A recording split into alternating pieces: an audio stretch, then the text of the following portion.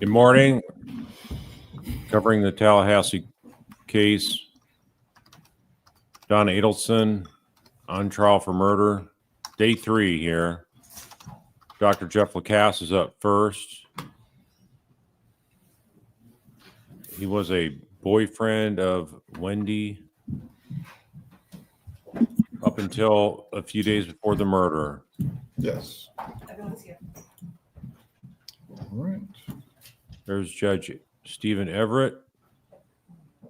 He presided over the trial of Charlie Adelson, Donna's son, 21 months ago.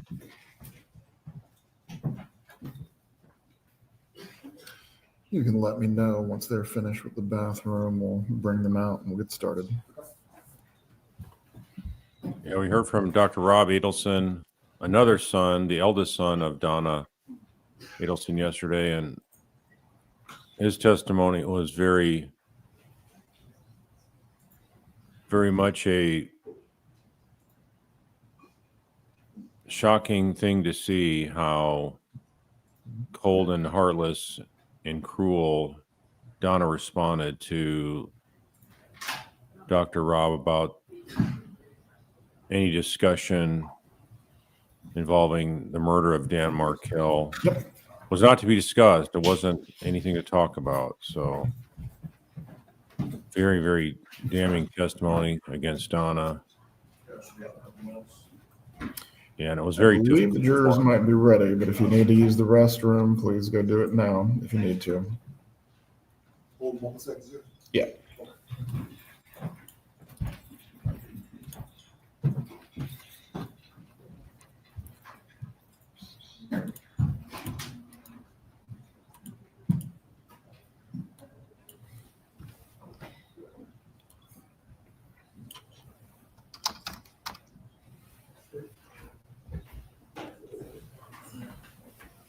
We got Brother John there in the courtroom.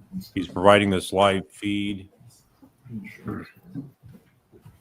I'm not able to enlarge the courtroom. As you can see, it's either myself, full screen.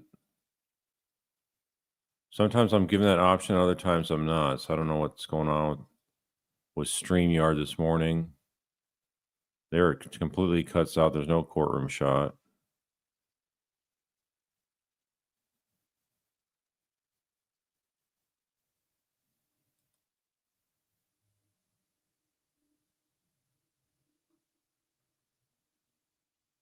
Yeah, Wendy lied again yesterday on the stand. One of the most obvious ones was being told in the squad car that Detective Isom was driving with her in the back was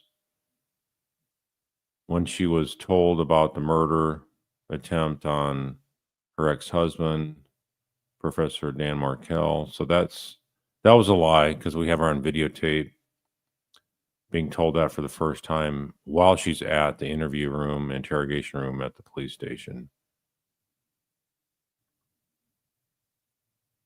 Thanks for Food is Love for your support doing the mod today. Yeah, his testimony was heartbreaking. That's a good way to say it. Highest integrity person you'll ever find. Yeah, he was amazing. The courage, integrity, and conviction the guy has.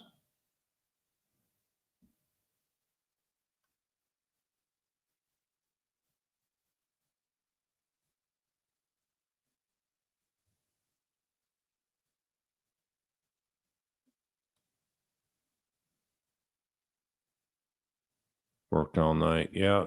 It's been a short night. I think all of us probably had more sleep.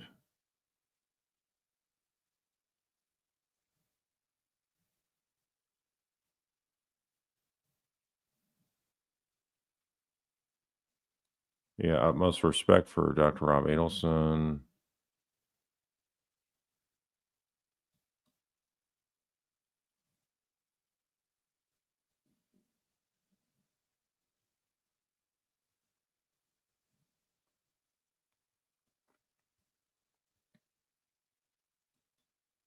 motivation is not enough to convict M and M or MM, but there's more than that with Donna sitting right there.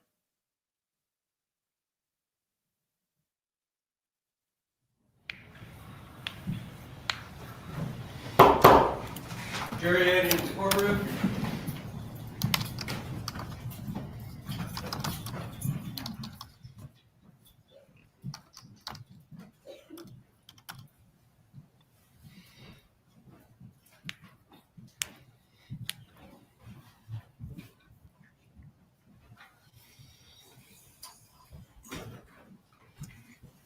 Everyone can be seated.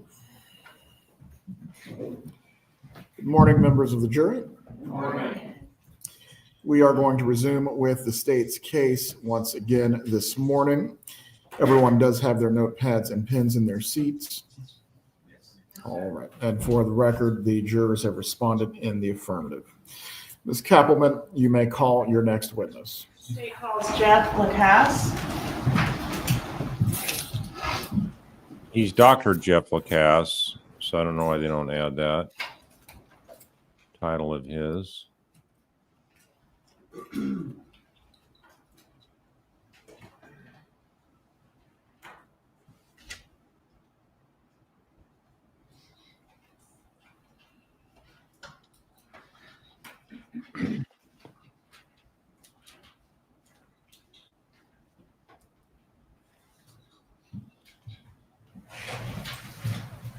There he is.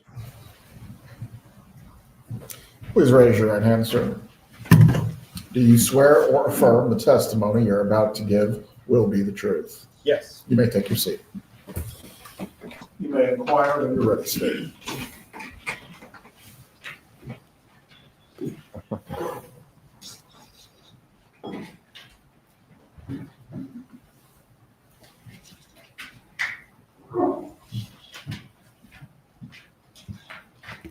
Sir, please introduce yourself and spell your name. I'm Jeffrey Lacasse, pardon me, Jeffrey How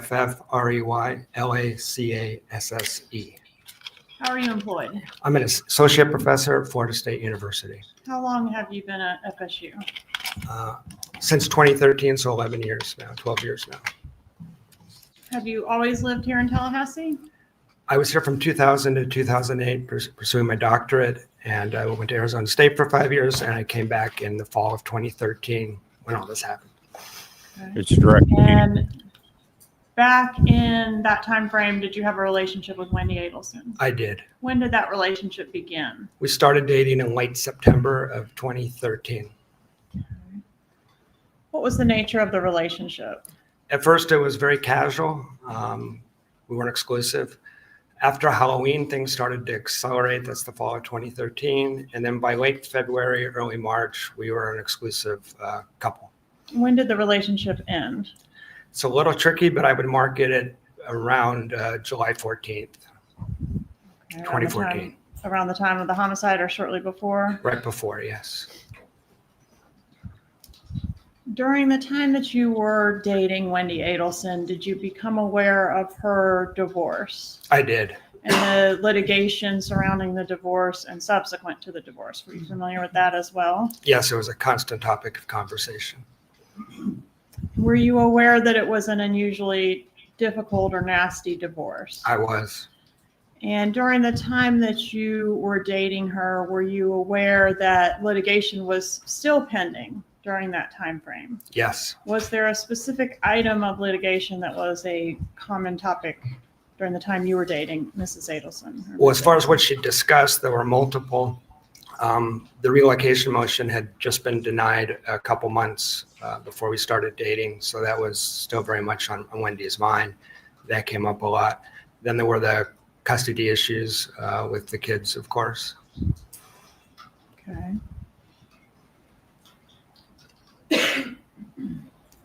Did you know Dan Markell? I met him briefly a couple of times.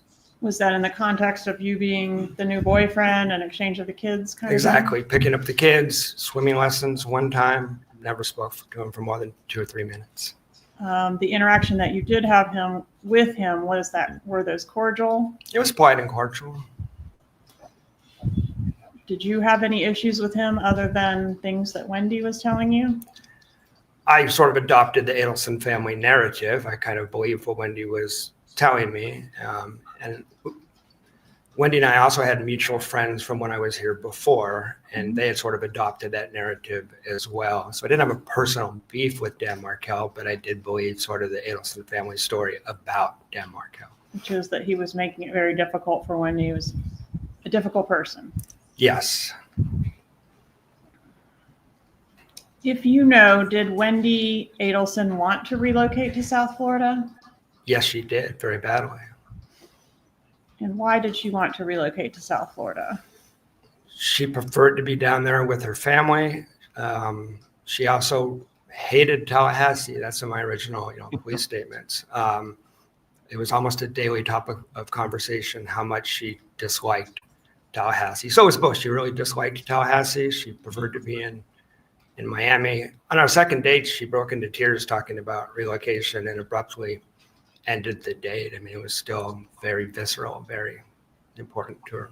All right, and that was shortly after the relocation had been denied, is that right? Yeah, that would have been last week of September, so a couple months after it was fresh then, yeah.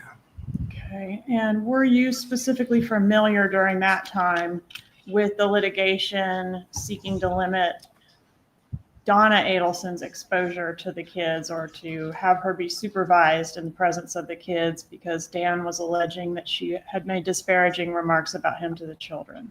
Yes, I was aware of that. How did you become aware of that? Oh, multiple ways. Wendy talking about it. And it's hard to remember which exact emails and motions I was forwarded. But definitely Wendy's talking about it for sure. And perhaps I was sent court materials. Okay, were you also shown things in her presence? Yes. All right, and if you know, did Wendy take that particular filing seriously? Was she upset about that or worried about that? Yes, every time there was a motion, they took it very seriously. And I'd reported to the police that it was disruptive on the relationship because every time something was filed, dates would get canceled. Wendy would be in a mood. Wendy would be upset. So when you say they took it seriously, who are you referencing? the entire family, but Wendy was the person I was having contact with. But it was known to me that the whole family was upset. Okay. And how do you deduce that it's a they and not just a Wendy? Is she in communication with the family? Is she relaying that to you? How do you know that? For multiple. Also speculation and opinion. Overruled. He may testify as to his personal knowledge. You're not to repeat, however, what anyone said out of court. Okay. Sure. So conversations with Wendy, which were consistent, and also observing the family dynamic, which was, I described to police as a family without boundaries, that sort of not having just a shared family life than your own. Stayed as to opinion.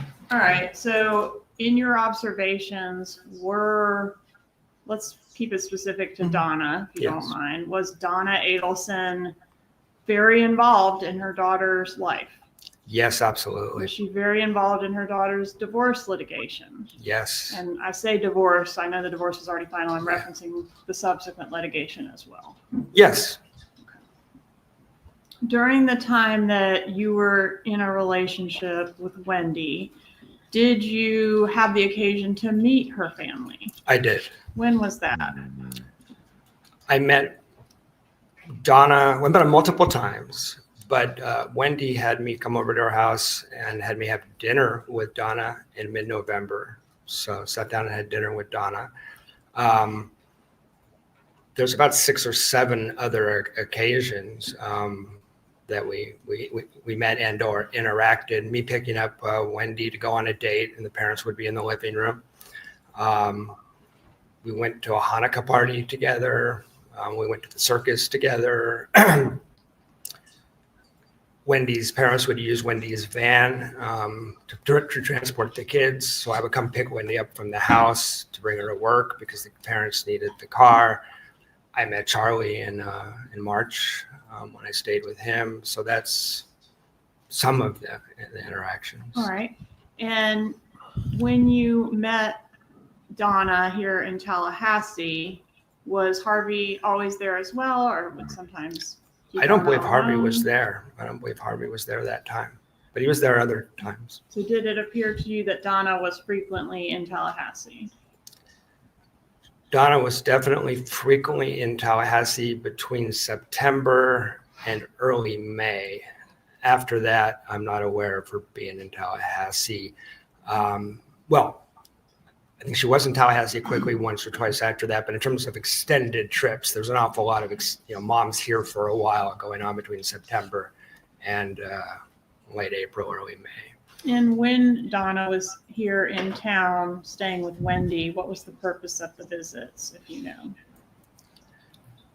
I think multiple purposes. The children was what almost everything revolved around. So spending time with the kids would be the main purpose that I was aware of.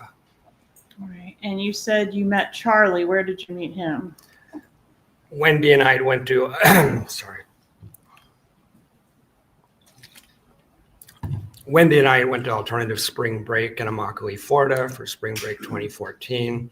After we were done with that field trip of sorts, we went and stayed with Charlie at his house for one night. So I spent one evening with Charlie Adelson. All right. And did you interact at all with Donna and or Harvey on that trip? No, they didn't attend. We didn't go there. Did you ever spend time with Donna Adelson in South Florida? No, All right. So the only times you met her were here in Tallahassee. that's correct. What were your interactions with Donna Adelson like? Just a few that I recall. Sometimes they were really quick because I was just picking Wendy up. When we had dinner, we talked for maybe 5, 10, maybe 15 minutes, but it was pretty quick and just getting to know the girl who I'm interested in, her mom. So it's just that kind of thing. She excused herself from the table after like maybe 10, 12 minutes, something like that. And so Was that a conversation where it was just the two of you seated at the table? it was Wendy, myself, and Donna. Okay. Just a getting to know you type thing. Just Okay. ended fairly quickly. What about Catherine Magbanua? Did you ever have an occasion to meet her? I did. She was at the dinner at Yardbird that myself, Wendy Adelson,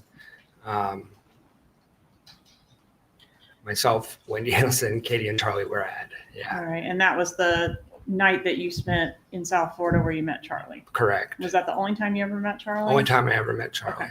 And do you know the date of that visit? I believe that's March 11th, 2014. And how was Catherine Magbanua related to the Adelson family? She was Charlie's new girlfriend at that dinner is how I knew her. Was it your impression or knowledge that this was the first meeting between Wendy Adelson and Catherine Magbanua? That was my impression. There was a lot of getting to know you talk type stuff. All right. At the dinner table, did the subject of Dan Markell come up? Yeah, I don't remember a lot of specifics, but I think it came up kind of briefly. There was a lot of talk about Wendy's book. I remember that part. And at the dinner table, did Catherine Magbanua's ex come up at all? Yes. Could you tell us about that? Yeah, that stood out because Katie mentioned that she had her children's father was always getting in trouble with the police and had a violent criminal record. I'm paraphrasing, but it was it sounded like not parking tickets. It sounded pretty bad, and it stuck in my memory for that reason. What happened after dinner? We went back to Charlie's house on Well Harbor. All right. And did Catherine Magbanua go back to Charlie's house as well? No. All right. So at that time, it would be just the three of you, Wendy, and Charlie. And Charlie's then roommate, Dr. Jerome Obid. Okay. And can you describe the residence there? Yeah, I thought it was a nice house. Had a hot tub, had a pool. Okay. Did you get in the hot tub that night? We did get in the hot tub for a while. Who all was in the hot tub? Myself, Charlie, Wendy, and Dr. Obid at some points. And people were in and out, but those were the four that were in the hot tub. And during that time, did Charlie Adelson make some comments against Dan Markel? Yes, he didn't like Danny. That might be understating it. Is that the most you can remember? Was the gist was that he didn't like him? I'm not downloading that exact quote at this moment. I remember he was fired up. It wasn't just like, I don't like Danny. It was maybe a overprotective brother anger sort of vibe to it. Okay.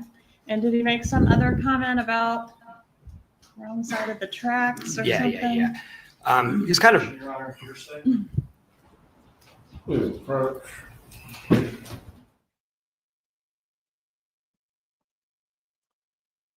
All right, so we're seeing more objections here by the defense with Dr. Lacasse, but he's doing great. He's a star for this whole trial. And him coming in as the first witness for day 3, he's really going to show Wendy's involvement. And by showing Wendy's involvement, you see that this whole thing is a Florida family plan that they hatched and thought they could get away with. There's John behind Harvey there, 2 rows behind Harvey. Again, we have a packed courtroom. Yeah, poor Jeff, he has to testify yet again, and there's still more testimonies he's going to have to give because of the slow, snail's pace prosecution.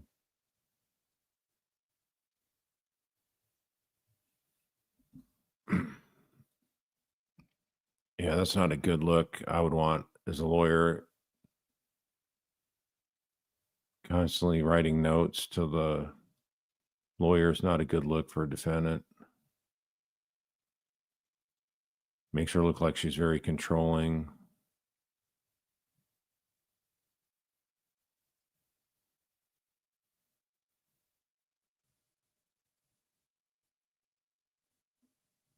Yeah, so we go back to back to the highest integrity guys you could find on the face of the earth.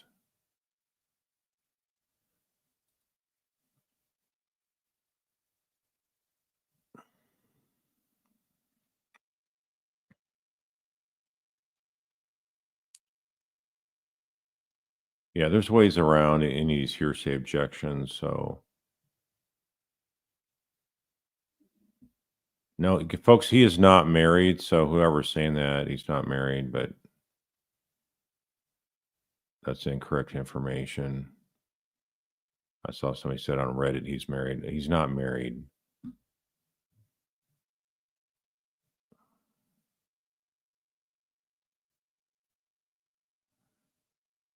Donna's not wearing her glasses this morning. Sort of looks nervous again, angry and nervous.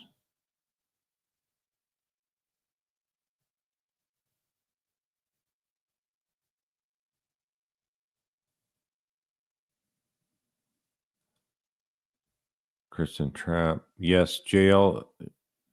Jeff Lacasse says he met Donna multiple times.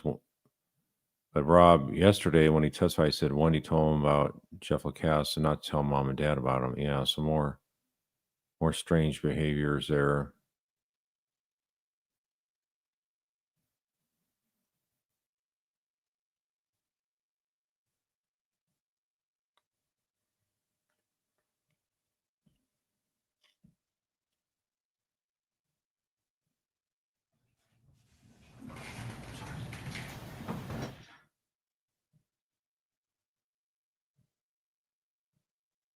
All this, we're having to go do another trial here, but another Adelson, all because she won't accept responsibility.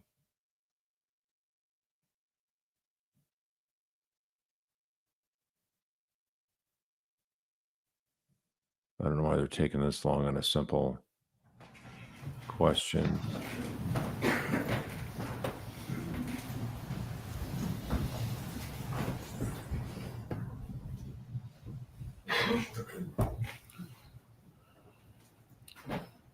Objection is overruled. You may continue with your line Yes. of inquiry, Ms. Koppelman. Good call, Sir, do you Judge. remember the statement that I was referencing? Yes, I do. There was a couple of statements in the hot tub. Okay. One was about the fact that Charlie knew people on both sides of the tracks, that he hung out with professionals, dentists, doctors, et cetera. But he also knew, was familiar, had social contacts that were in the criminal element. And he's kind of bragging, and he kind of specifically mentioned Cuban neighborhoods as a place where you would find that criminal element. I want to ask you about an incident involving, I think the context is assessing Wendy's oldest child for gifted placement. Do you Yes. know where I'm going with that? Yeah, I do. Okay, could you tell the jury, please? Wendy was looking to get her older son tested to see if he was gifted, to get him placed in school. This is spring 2014. And I was trying to put her in touch with some people that could do that. And we were talking about that, and she asked me when children develop autobiographical memory. Is your training or profession such that you have some knowledge that you could offer on that topic? Your Honor, he's not disclosed as an expert. And you'll need to establish a foundation as to why this testimony could be given by this individual, Ms. Koppelman. I'm not offering it for its truth, Judge. It goes to Ms. Adelson's state of mind and motive.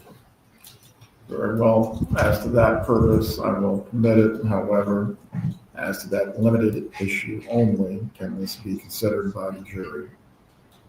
So, I mean, you're not an expert on children's autobiographical memories, are you? Not really. That's in some of the textbooks I teach out of, but I think I can keep it out of the scientific realm and explain it commonsensically, which is how I responded to Wendy. Children at age 2 have amnesia, which most parents probably realize. Between 3 and 4, kids start to develop the ability to retain memories. Jeff, this is expert testimony. As to a specific thing that goes to the state of mind of the individual you are testifying about, Mr. Lacasse, you may speak.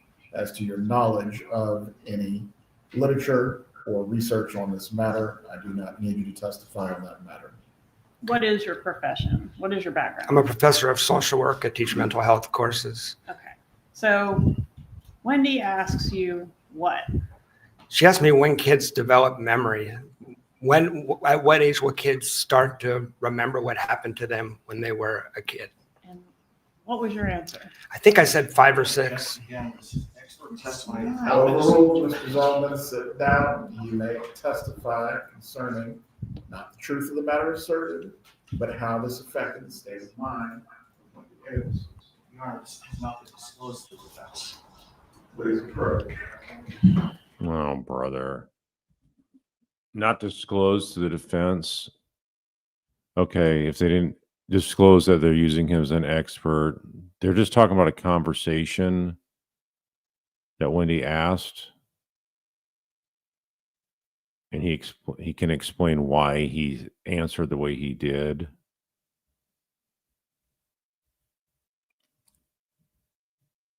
So we're just going to have more time wasted here.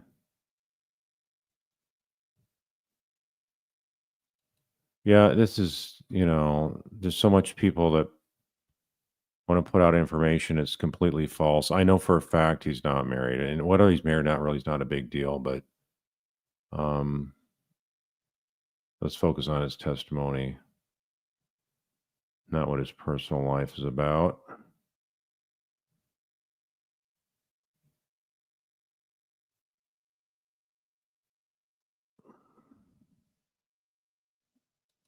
In the Jewish calendar is a month of Elul, a month of reflection and repentance. And that's got to be something that I can't understand. Donna thinks she's going to get away with this.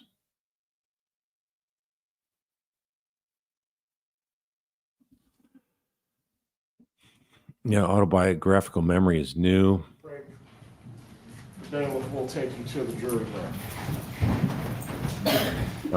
More. Mr. Lacasse, if you can step down, please. Step outside the courtroom doors. Don't discuss your testimony with anyone else.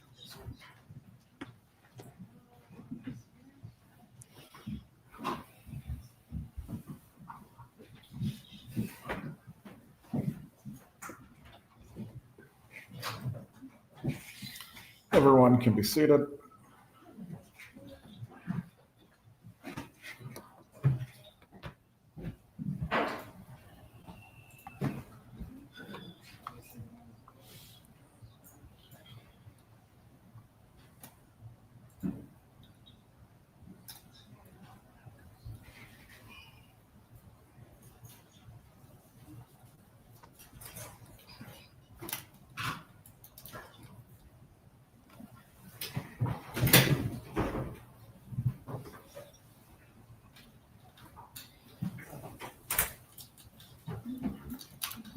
Yeah, that's why I believe. What could she get away with?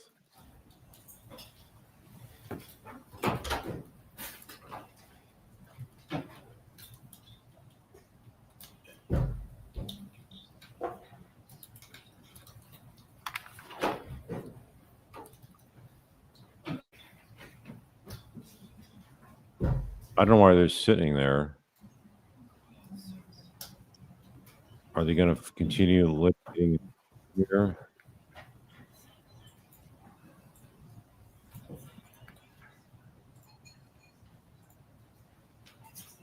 Yeah, John was there last year, or it was not last year, it was 21 months ago.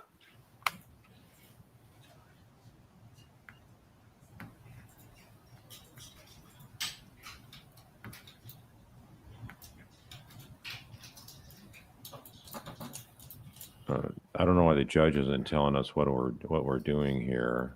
Does the jury just need a break? A restroom break? Is that what's going on?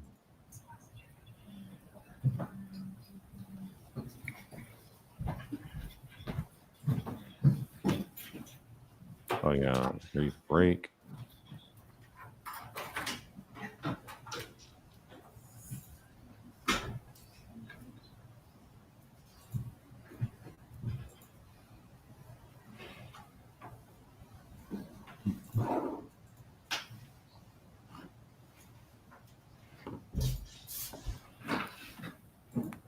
Ashley Kane, if I was a juror, I'd be asking why are you trying so hard to shut this man up because he knows a lot. Yeah, that's the problem when you have an attorney objecting. A lot of jurors will hold that against the attorney doing that because they feel you're trying to hide the truth from coming out.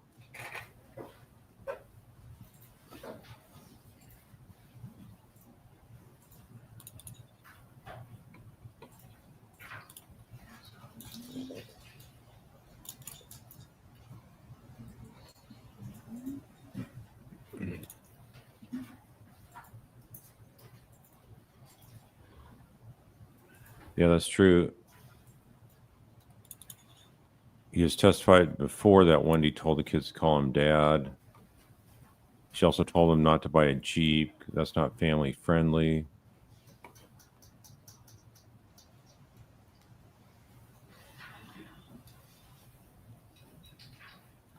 So once again, we got 14 jurors and one toilet.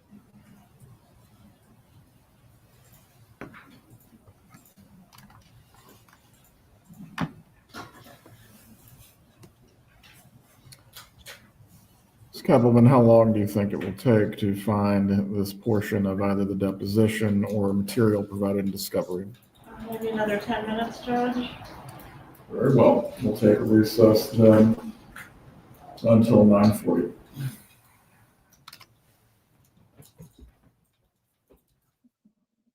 All right. So apparently Georgia is looking for something to prove she complied with discovery.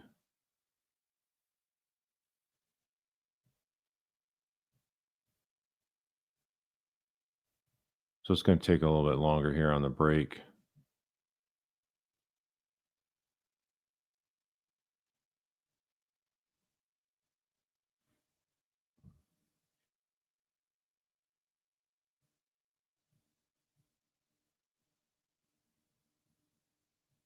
Yeah, they never designated Dr. Lacasse as an expert. It sounds like she is trying to get in some kind of expert type testimony. We've not heard this type of testimony from him before. So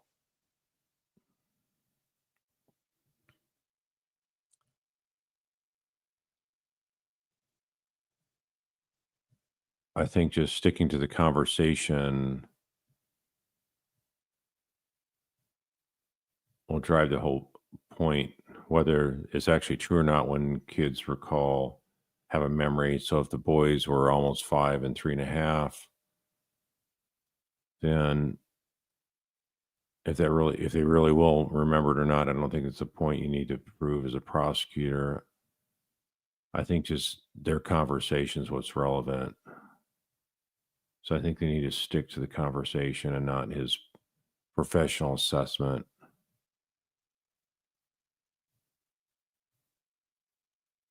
So I think defense is looking at it from the standpoint you're trying to go into the expert type of testimony and you did not disclose him as an expert. So if there's a deposition where he said this earlier and you're not trying to offer him an expert, then I think that's George's workaround for this.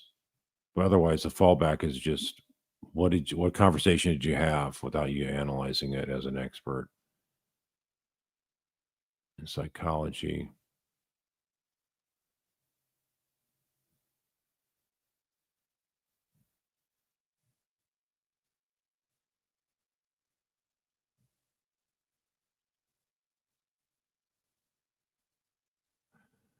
Yeah.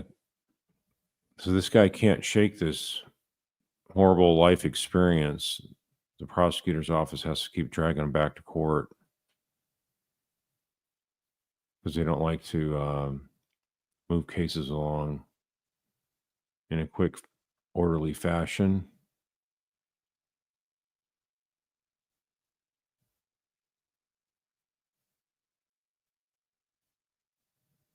Angie says you just skip over the question and move on. Well, I think it is. The conversation should be admissible. So I don't know why George is trying to have him speak something differently than he has in years previous.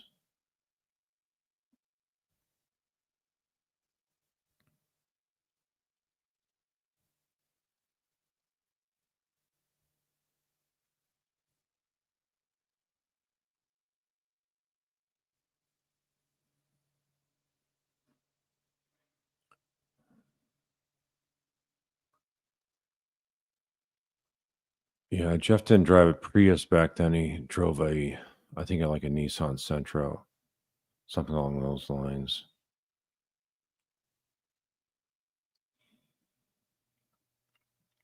My understanding is you would have a separate bathroom for the jury. So they're not using a public restroom that the others are using.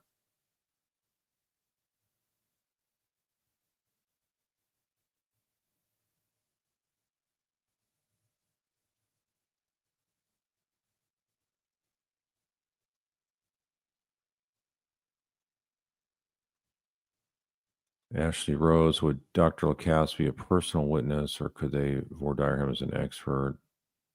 I would think those need to be kept separate. Well, if you're trying to offer someone as an expert or testimony as an expert, you don't have to offer them as an expert but they could talk about matters involving their expertise. So if you don't know if I'm an expert, you just don't have the court recognize them as an expert. So defense is trying to say that the prosecution is trying to bring him as a expert, sort of in a backdoor fashion. They didn't provide notice of that. But yeah, the cat's already out of the bag, Mary Smith. I agree with you.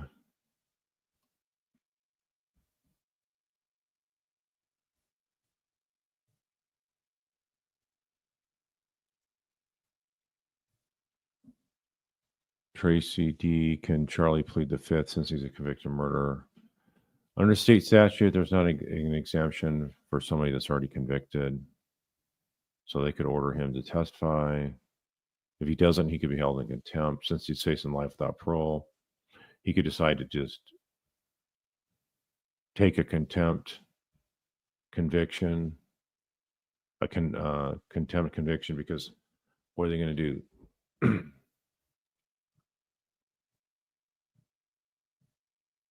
He's in prison for life.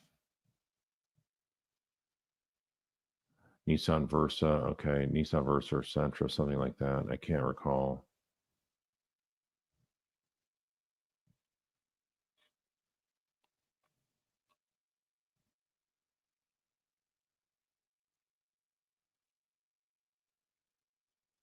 Danielle X, I think it was a strong circumstantial nature of the evidence. She, assuming mean Georgia, is adopting a strategy most likely to lead her to convict Wendy at the end.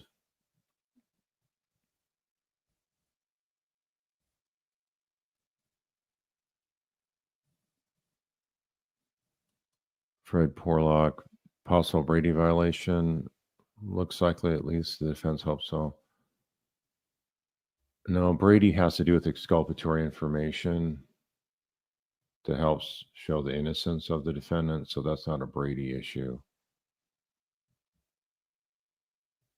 This expert psychology opinion of Dr. Lacasse.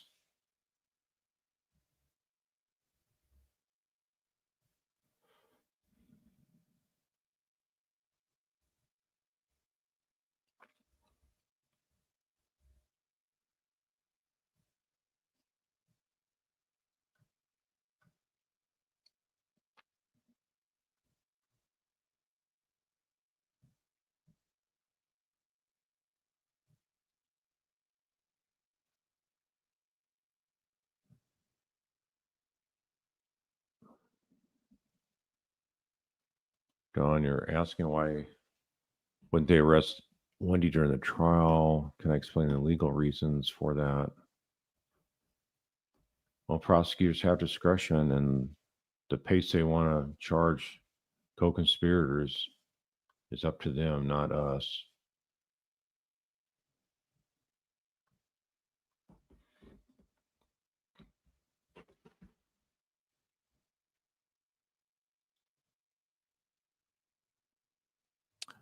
Dr. Monk's understudy, did the jurors eat lunch in the courthouse yesterday, or did they have free time to go out and to come back at 1:15? I'm not sure about that. They probably just order them lunch. Usually they just order them lunch. They don't let the jurors go out and about because then they're mingling with potential witnesses and the like.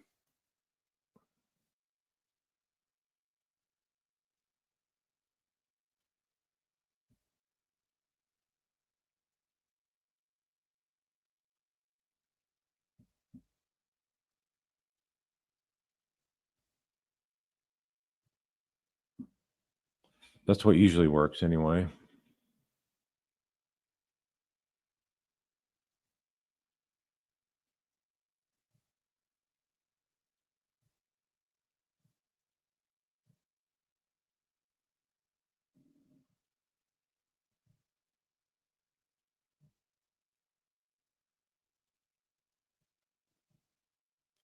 So someone's saying they have memory since they were 2 years old?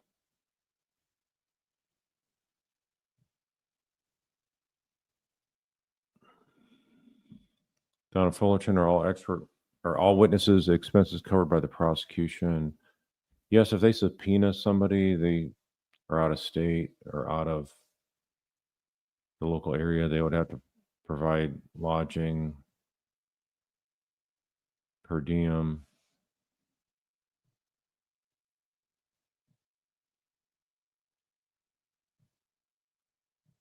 I don't know why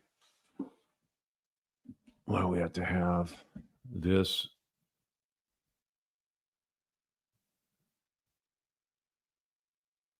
This is an issue of Georgia not being prepared properly.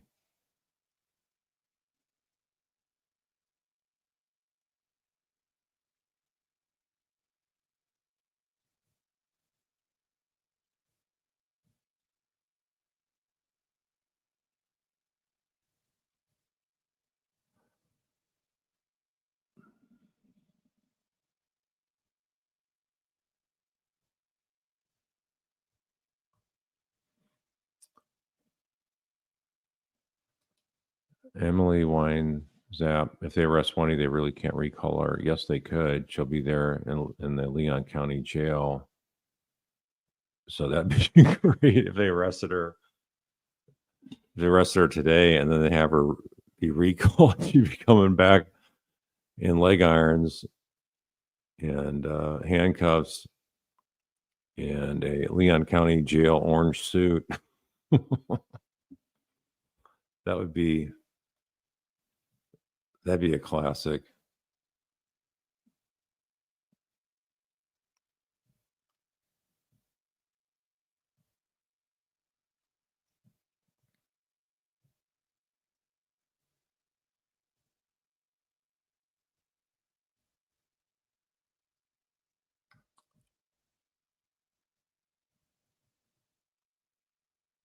Yeah.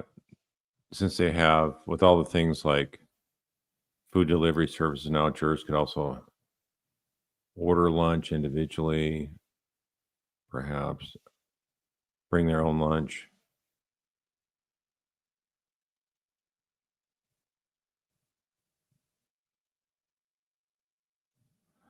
But then what if you have a late delivery of food?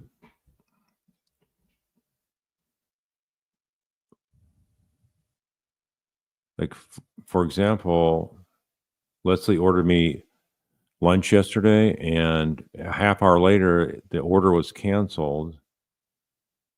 So she reorders from another place, and it took like almost an hour. So if they have something like that there, a juror could miss out on food altogether. So that's why.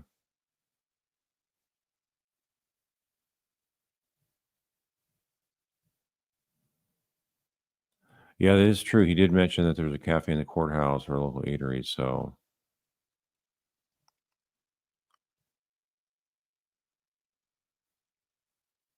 that is true. So they must not be bringing the food there.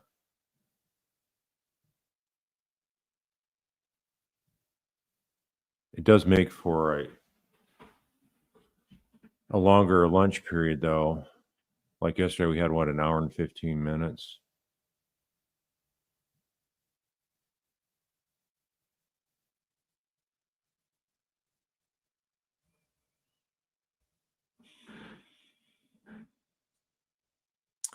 Sue Rooney, do the attorneys check social media for public opinion, or is that irrelevant to them?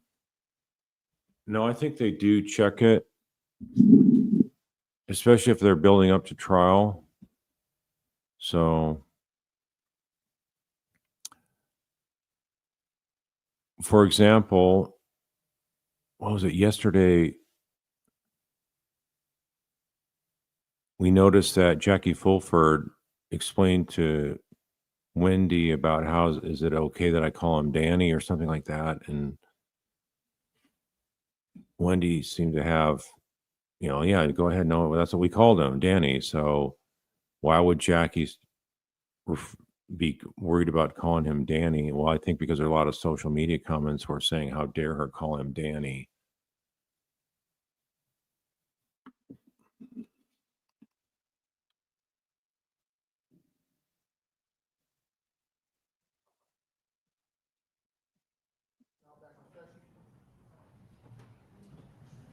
Everyone can be seated.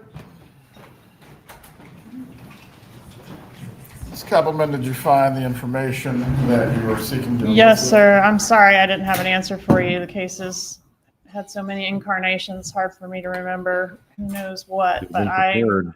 am conceding the violation, certainly not intentional. I did not find it. Mr. Rashbaum did not depose this witness, so I'll move on. Well, the defense requesting from the court to conduct a Richardson hearing. It's not intentional. I would concede that. There are a lot of materials in here. I would just, if the state's going to move on, I don't think we need to inquire further. Should I get the witness, Judge? One moment, briefly, so the record is clean on this topic. I will find there has been a discovery violation with regard to the testimony of Jeffrey Lacasse Come on on. the subject matter of what was discussed with Wendy Adelson concerning any issues as to the children's memories. I will find this was inadvertent, as there have been, I believe this Kappelman is the 5th or 6th trial in this, Only the 4th, Judge. excuse me, the 4th trial that has occurred under this set of facts, and there has been a multitude of discovery or interviews or depositions of this witness, but specifically as to this defendant being able to depose this witness on this topic that did not take place by prior counsel or current counsel. I will find it is trivial, and it has not had a prejudicial effect on the ability of the defense to prepare, since the state is conceding the matter and no further examination on this topic will take place. The court will give a curative instruction to the jury for them to disregard and not consider as evidence in this matter any testimony that has taken place concerning a conversation between Wendy Adelson and Jeffrey Lacasse as to the children's memories. You may bring in the witness. Yeah, 4 trials, and Georgia was unprepared on a point. So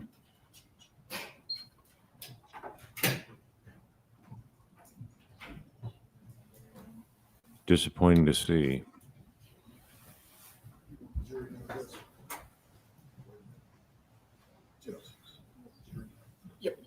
Like I said earlier, as a prosecutor, you better have Bathroom, but once they're ready, be able to link every single question you you ask can come back to the witness stand, Mr. Lacasse. to. A curative instruction, even though it sounded like they weren't asking for it, and it sounds like they're in agreement with that procedure. That's correct, Your Honor. I wouldn't know why you have an adverse. Well, there could be an argument that it draws more attention to the information, so I just wanted to make sure that their agreement was clear for the record. Mr. Zelvin, do you wish to have the curative or do you not?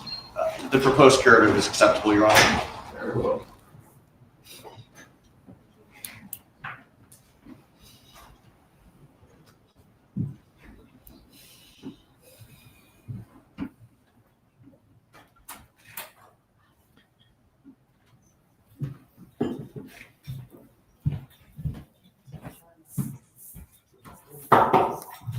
Jury entering the courtroom. So we had over a half hour wasted time just because the prosecutor wasn't prepared. Every question you ask as a prosecutor, you better be prepared for that to be objected. You better have thought through how are you going to overcome an objection and be able to anticipate what the defense would object to. So here, Everyone can be seated. Members of the jury, before the examination of this witness continues, I am going to give you a brief instruction. The last objection that was raised by the defense, it is being sustained. You are to disregard any testimony that has taken place by this witness concerning the issues of any statements or any conversation he had with Wendy Adelson about her children's memories. You are not to consider this as a part of the evidence in this case. You may continue with your examination. Thank you, Judge. they get it though. Around this same time frame, I guess we're talking about maybe March of 14, somewhere in there. Did Wendy Adelson, actually strike that. I'm going to move on to the coffee shop meeting. Familiar with that? The June 4th coffee shop? Yes, sir. June 4th, 2014. Did you have plans prior to that meeting to travel with Wendy Adelson over the time frame in which Dan Markell was ultimately killed? Yeah, that's right. And on June 4th, I had planned to see Wendy and the kids at her house that night. Middle of the day, she called me to sort of an impromptu meeting at Red Eye over on Thomasville. And she abruptly canceled our trip for reasons that didn't make much sense. When was the trip scheduled to happen? The 11th to the 17th. All right, so you would have returned home actually the day before the murder Correct. occurred. Okay. And did she express concern about not being home in time to pick up the children. Yeah, the reason she canceled the trip was I'm worried we're going to get strict. Sustained unless there is an exception. It's got one. Goes to motive, Judge. Overruled. Don't care if they go on a trip or not. All right, sir. So the reason for not going on the trip? The reason for not going on the trip was tied up on a couple of things. First of all the stuff going on with Danny was a constant refrain. But given the stuff going on with Danny, she was concerned that she might not be back in time, even though our flight was to land the day before. And it wasn't so odd to me. It wasn't winter. We're going through it. It's like LA to Atlanta to Tallahassee, leaving in the morning. I didn't see any real reason why that would be a problem. She would have needed to pick up the kids on July 18th, right? Yes. She knew that then. Their schedules were planned out for like months. Okay. So you would have returned on the 17th and she would have been picking up her children from preschool on the 18th. Yeah, I think 5 p.m. on the 18th, which is why, I didn't object. I just said, okay, I didn't make a thing out of it, but it didn't make any sense. And that, just for clarification, that conversation occurred on June 4th. It did. Okay. When was the next time you saw her after that coffee shop meeting? Yeah, so that was mid-afternoon, and in the evening, I had plans to go see her and spend time with her and the kids. And then she had contacted me that she wasn't feeling well and I should rush over there essentially. She had a stomach problem. So I got there as quickly as I could.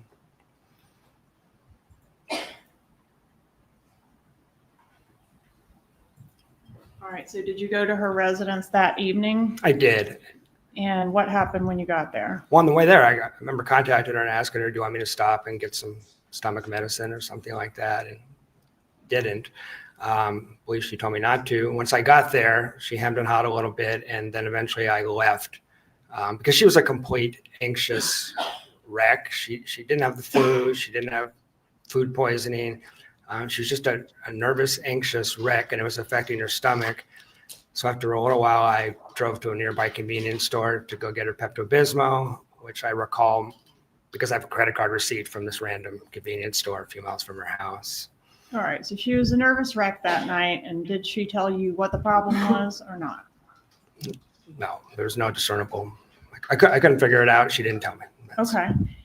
All right. Was there a time when you were over at Ms. Adelson's residence and you observed that her TV was broken? Yes. Okay. Tell me about that. When did that occur?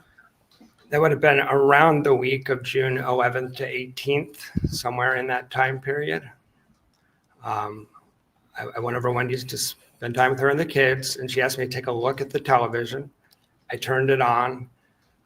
She said there was a problem with the TV. So I turned it on expecting to see input 1 flashing or, the kids pushed the wrong button or whatever. And what I'm looking at when I turn it on is a screen that's been partially shattered, that's been struck by an object.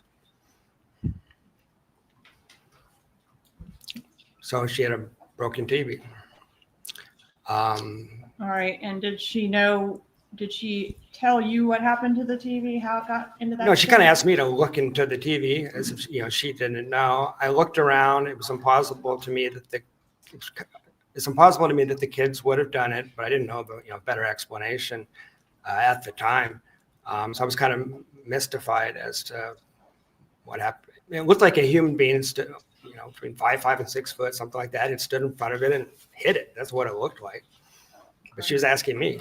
Okay, so it was like an impact mark, like a round impact with spider webs. Exactly. And then the pixels are distorted. Most people have probably seen this. So it's, and it wasn't completely shattered. You could sort of see what was going on the television, but it's not a TV anybody would normally watch. Okay. All right, so let's move away from the TV for now. Was there a date that you had with Wendy Adelson on, gosh, have I gone backwards in time here?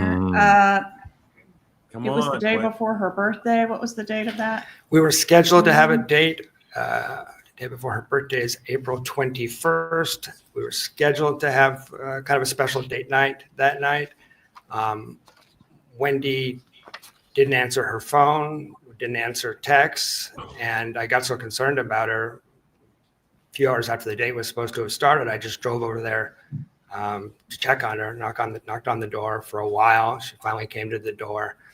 Appeared to be intoxicated, and not just on alcohol. I mean, wary-eyed. I'm not sure what substances, but it wasn't good. She wanted me to stay, and I was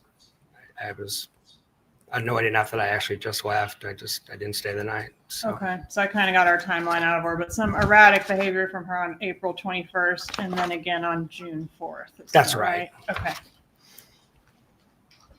What about crying in the I'm kitchen? gonna approach and show you a text message that was sent on June 28th of 2014. And I've marked it as States Exhibit 141. Have you ever had a chance to review this text message before? Yeah, you showed this to me last week. All right, and this message had never been shown to you before last week, right? Right. And it's been testified that this was from Wendy Adelson to her brother, Rob Adelson, but it concerns you. Yes. Is there anything factually incorrect in what Wendy Adelson is stating in that text message? Well, when she says, I haven't told mom and dad about me, I met them multiple times. It's impossible that they didn't know we were dating. For example, I was aware that Donna wasn't thrilled that I wasn't Jewish, so that doesn't add it. This doesn't make sense to me in terms of like seeing me for 6 or 7 months. So And in that text message, she's saying, that you're a secret boyfriend from the parents. Were you a secret boyfriend from the parents at that time? it's implausible. No, I don't think so. In fact, you'd met the parents several times. Yeah, and had conversations with them, limited conversations, but conversations. And the other part that's I think really significant is the kids talked about me constantly. I have all kinds of text messages and emails where Wendy's mentioning the kids are down in South Florida talking about me. Judge, at this time, I'd ask to move into evidence states 141. Any objection? Can I see that, please?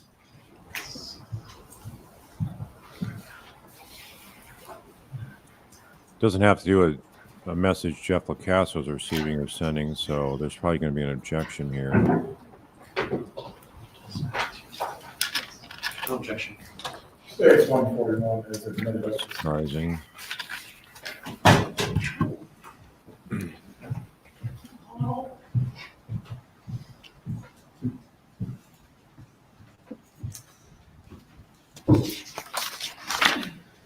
Okay, I want to draw your attention next to a disagreement that occurred with Wendy Adelson on June 29th of 2014. Do you recall that incident? I do.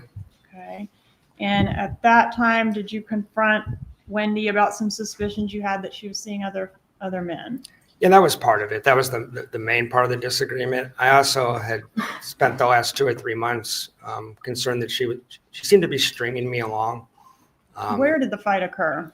The fight occurred in Gainesville. Okay, and I say fight, it was a verbal It was disagreement. verbal disagreement, and argument's not even the right word. We just exchanged words. Yeah. Okay, and did that exchange of words lead to an awkward drive together back to Tallahassee? It did. A very awkward drive back to Tallahassee. And that was, It's the morning of 29th or 30th. It was the 30th, the morning of the 30th. morning of June 30th. Yes. Okay. And after you parted ways, once you returned back to Tallahassee on the 30th, what was the status of your relationship over the next couple weeks? Yeah. Well, we left that, when I left on the 30th, when he was clear that it wasn't over, but it wasn't great that we'd had this exchange either. So over the next couple of weeks, we had phone calls, text messages, video chats with the kids. My take was, seems like it's probably going to be okay, but I didn't know for sure.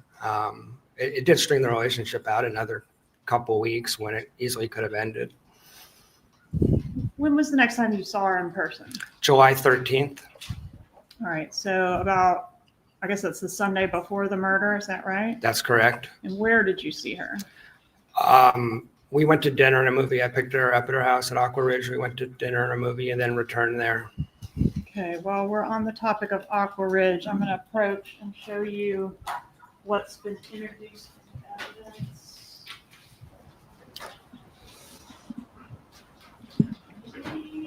Is that in evidence, Ms. Diggin?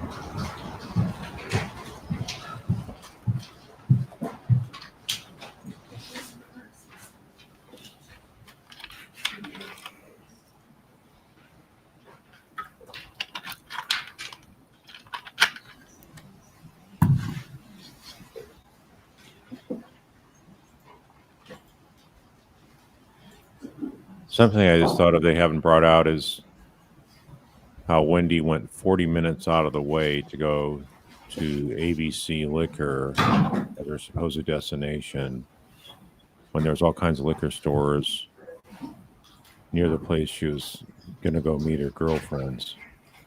That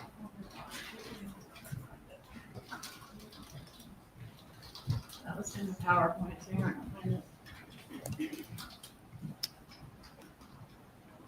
All right, we'll circle back to Aqua Ridge. So we're on the disagreement, didn't see her for a while, saw her on July 13th.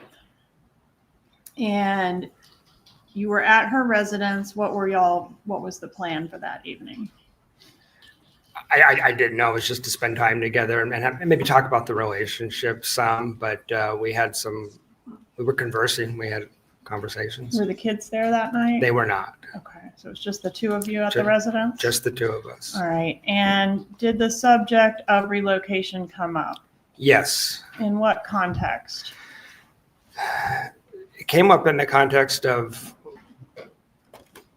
whenever Wendy got back from Miami, she was always very upset about the fact that the relocation had previously been denied. I mean, it had been legally denied, but she wasn't over it. It was a constant refrain about how much she hated Tallahassee. So we're talking about the future relationship. And I'm asking, are you going to be here? Because with the constant complaining about how hard it was on her parents to transport the kids and just the constant complaining, I was just thinking, is she even going to be here? Is it worth trying to push forward in the relationship? And she said the only way that I'd ever relocate is if something would have to happen to Danny.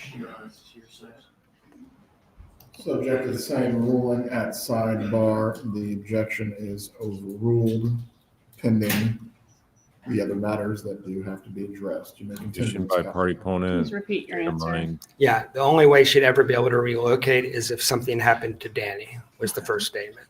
Okay, and did she mention anything further about something Well, happening to Danny?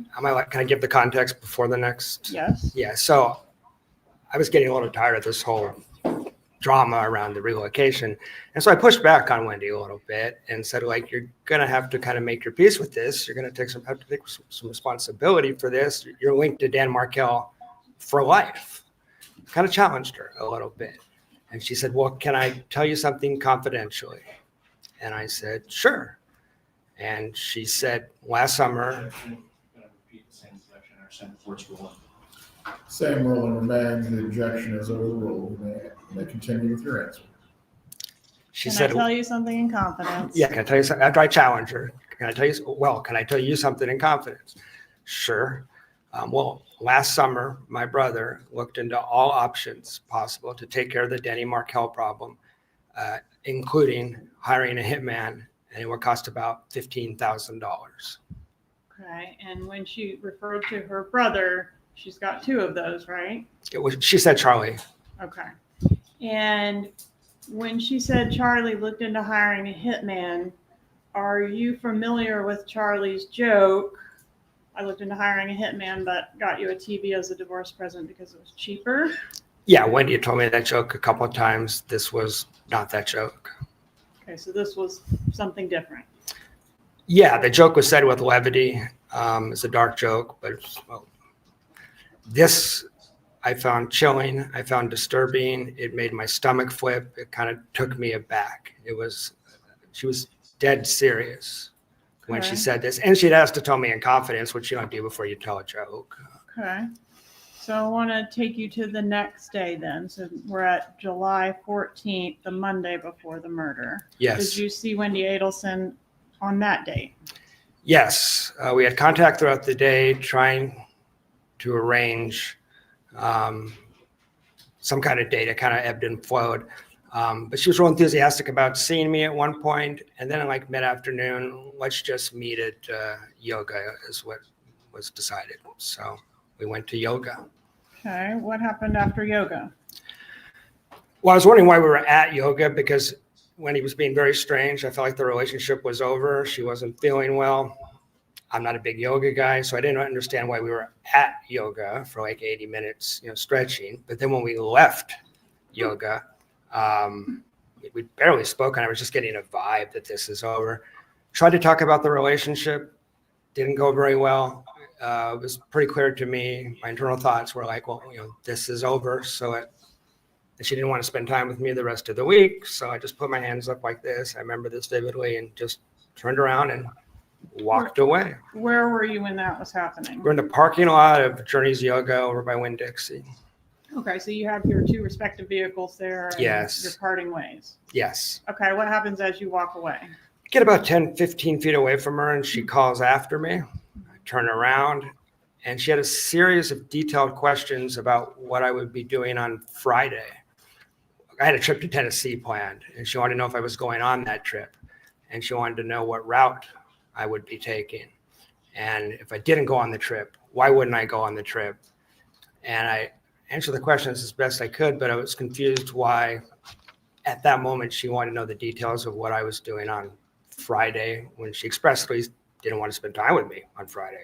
Okay, and we now know that Dan Markell was murdered on Friday. Yes. Right? If you had taken the trip as planned, which is as you reported to Wendy that day, what would your route have been? I would have left my house at about 11 a.m., which Wendy knew. I'd related my plan to her earlier in the relationship.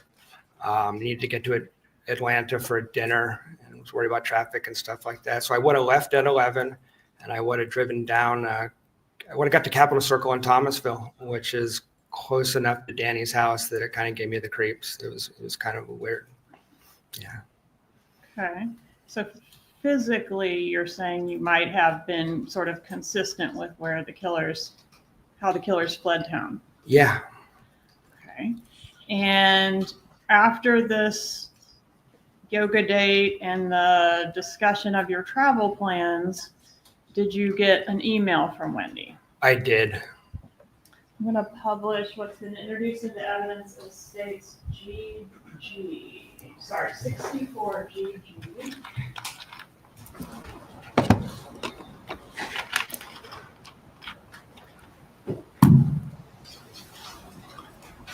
Is this the email she sent you after the yoga date?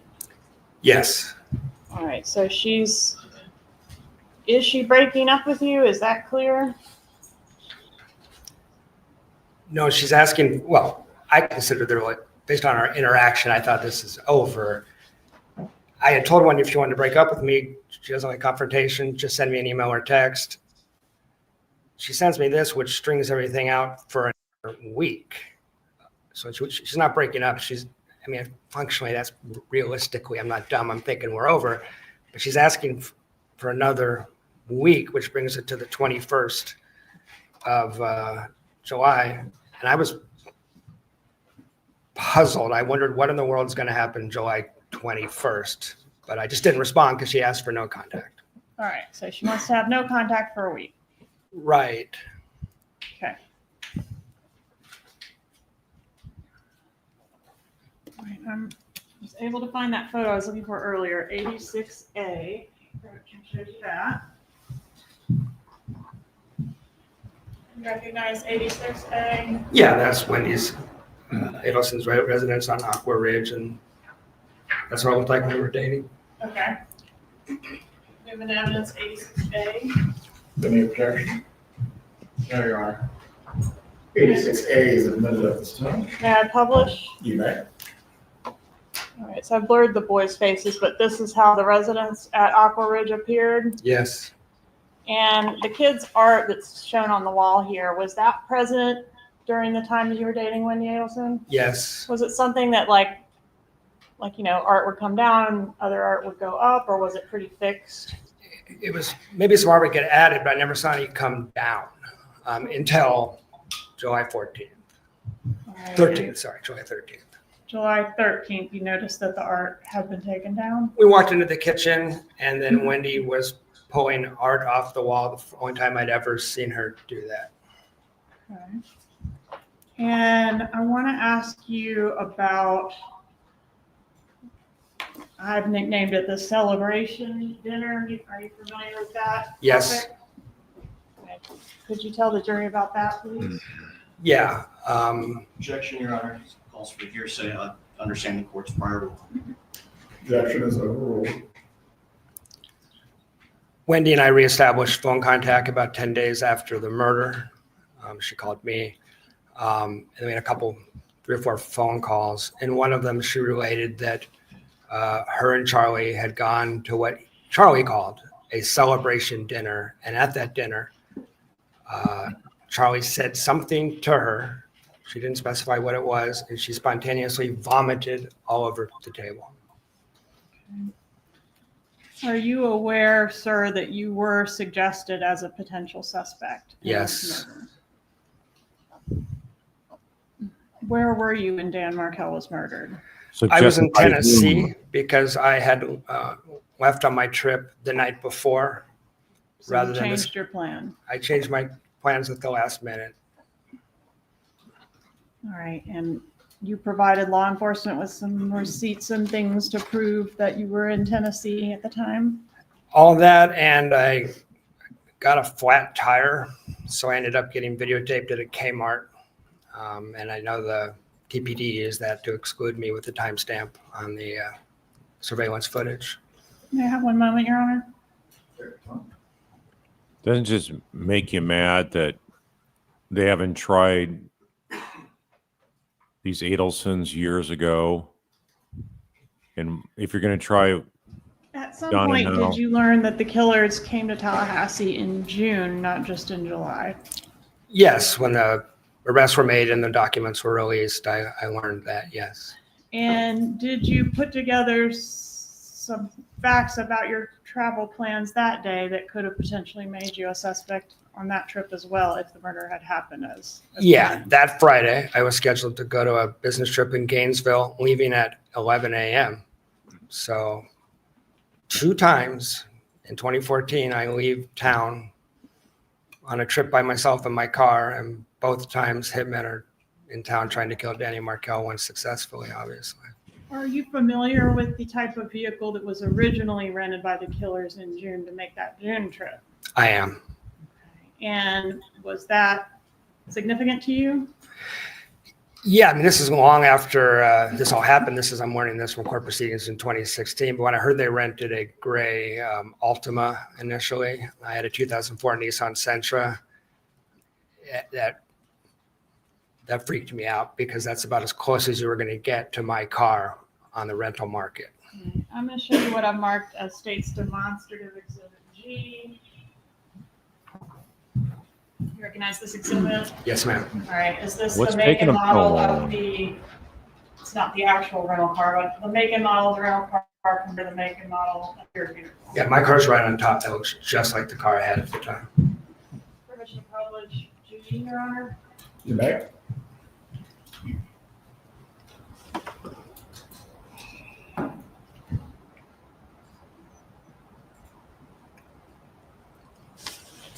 I have Haven't one seen more that word to before. confirm, please. good point for Wendy's trial. Well, what's taking y'all? Cross-examination. Yes, Your Honor, just a moment. Wendy frames him twice. All this information that Jeff's sharing. She didn't talk about how the kids had to watch the broken TV screen. She said she was going to come back to the TV, but then she never does.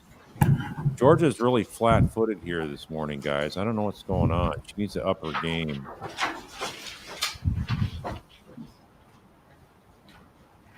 She has a scripted list of questions to ask. How did she not know this?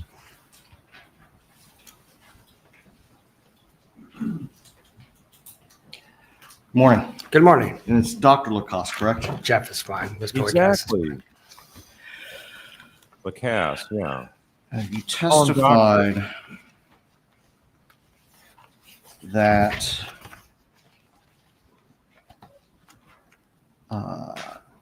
it was your understanding that my client, Donna Adelson, was aware of the motion that the state has called the grandmother motion. Yes. Okay. Do you know how she took that? Who's she? It was Talking about Donna. I'm hearing this stuff from Wendy. Okay. Um, Well, do you know how she took it? I mean, I wasn't there to observe her reaction. The whole family was upset about every one of these motions, was my impression. Information coming from Wendy. Okay. And so the only person that you spoke with about how the family took things was from Wendy. Putting Aside from Charlie in the hospital, aside from Charlie in the hot tub, it was all through Wendy. That's correct, sir. isn't it true that you found Wendy? Let me find the exact quote. She didn't bring up a lot of details about the relationship, like telling the kids to call him dad, the Jeep scenario. Don't Did buy you a find Jeep. Wendy to be a deeply deceitful person?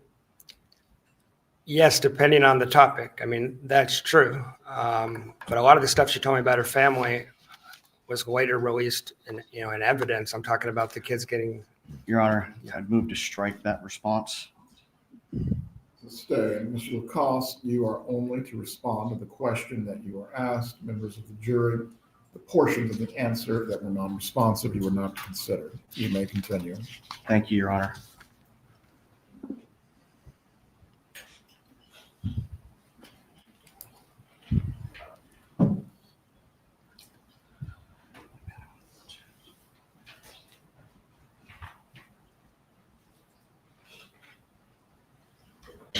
You yourself do not have any personal knowledge as to how my client, Donna Adelson, took the grandmother motion, do you? No.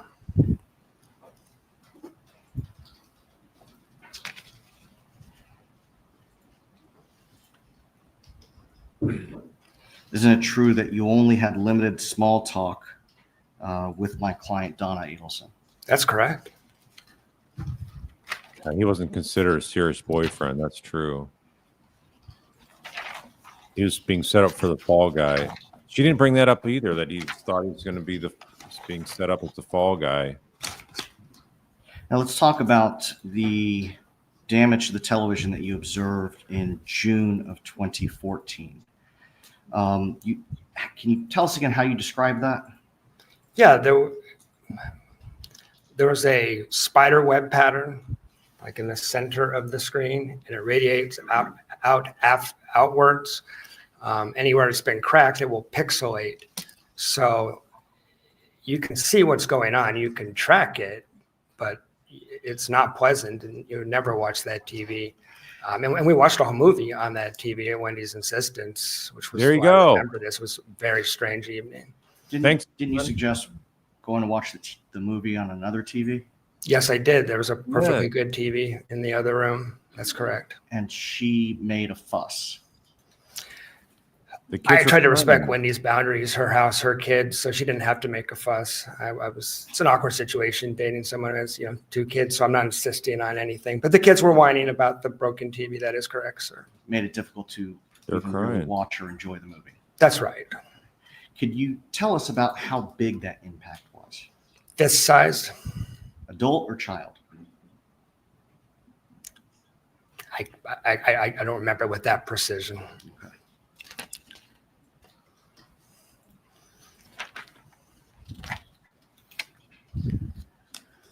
You So they're trying to help. testified about a statement that Wendy Adelson said to you on July 13th of 2014 that she wanted to say to you in confidence. Yes. And it was that her brother looked into hiring a hitman. Her brother, Charlie. Her brother, Charlie. Yes, sir. That's correct. Not Donna. Just Charlie. Just a moment, Your Honor. So it's like the defense is helping point fingers at both Wendy and Charlie being involved in this. So that's what they're trying to do, is show that there's a little distance there, enough distance to these murderous plots that Donna was not a part of it. It was Wendy that had something to do with it, and Charlie had something to do with it. So they're bringing out more of that kind of angle. Instead of saying all the Adelsons are innocent, but yet the way Fulford was crossing Wendy, it seemed like they were trying to make it look like Wendy wasn't involved in it as well. But then later on, towards the end, they act like she might be involved. So they're sort of not having a consistent theme here throughout. But Nothing further, Your Honor. Redirect examination. No, Your Honor. You may step down, Mr. Lacasse. so there, he Please made a call good your next point. witness. June Umchinda. Umchinda, that's the girlfriend of Charlie's, former. Can talk about the money, the way they packaged money, cash. Yeah, they had to watch something about a dragon. TV was unwatchable. Kids were crying because Wendy made all four watch TV movies. So those details Jeff Lacasse testified to earlier, other trials. But Georgia dropped the ball on that, but thankfully Zellman picked it up, presented it to the jury.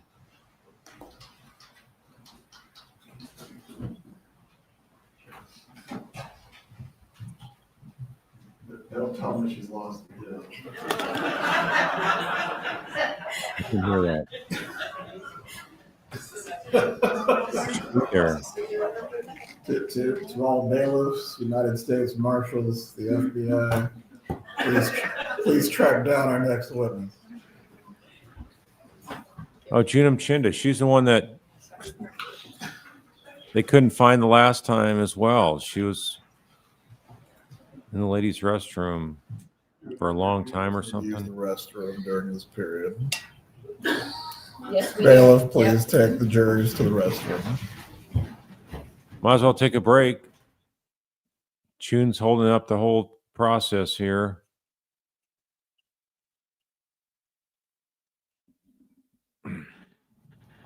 Yeah, so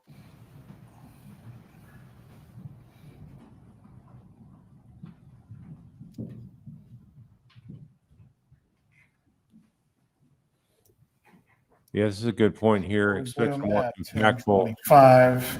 Mrs. Adelson, if you need to use the restroom, the bailiffs will assist you at this time. Yeah, Georgia didn't drive home the points of how he was really set up, and felt like he just narrowly was able to dodge a major bullet of being falsely accused, or else being the person that a jury could find and defense could argue that he was the killer to have that reasonable doubt, but because he had such a rock solid alibi, that's not possible. But if he didn't have a rock solid alibi, then guess what? He could have been targeted by the defense as being the murderer, Professor Markel. What do you all think? Those of you that are very familiar with this case, do you guys agree that they could have brought out more details?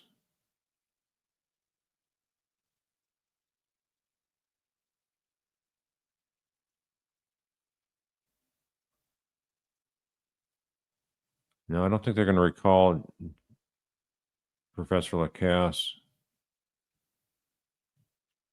It just, the jury's got to be wondering the same thing. Why hasn't Wendy been arrested? What's going on?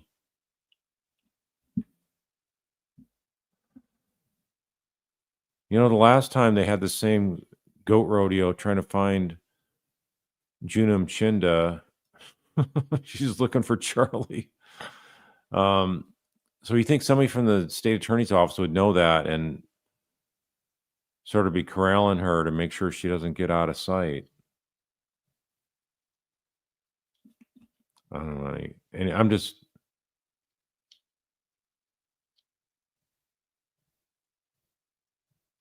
Georgia, she had this. So she's flat on Dr. Lacasse. She's got this. She tries opening the door to some line of questioning she hasn't gone down before, but then that causes a discovery violation. And then you have to have a curative instruction for the jury. So yeah, it's a much shorter line of questioning. I just don't get it.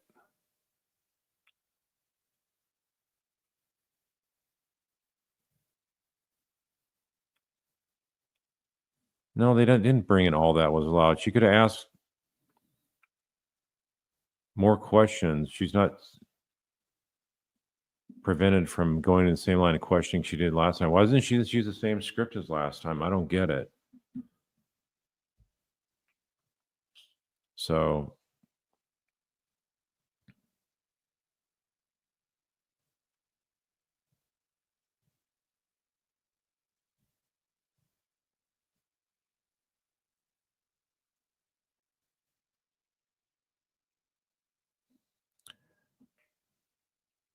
hey, Mr. Swampy, Wendy Coyley brought up Lacasse in her very first statement to police. She clearly was setting him up as a suspect. Well, it wasn't actually her that brought him up.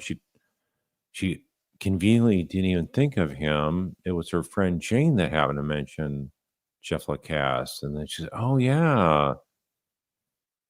Yeah, you guys need to look at Jeff Lacasse now that I think about it. It never dawned on me he could be a key suspect.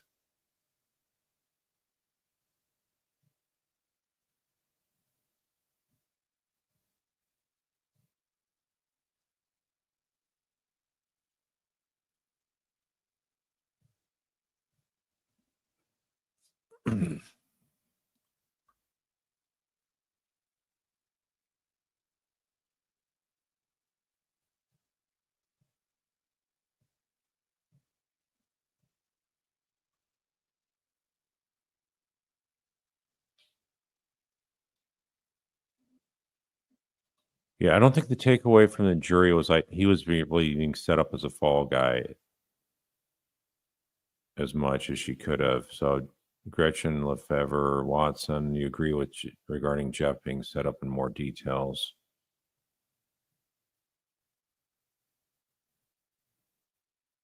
So, how much was he being set up? Being told all this jerking around stuff like that. Maybe it sounded like it was unstable, but she's also totally love bombing him with these other things that I said earlier, like don't buy a Jeep. That's not good for hauling us as a family.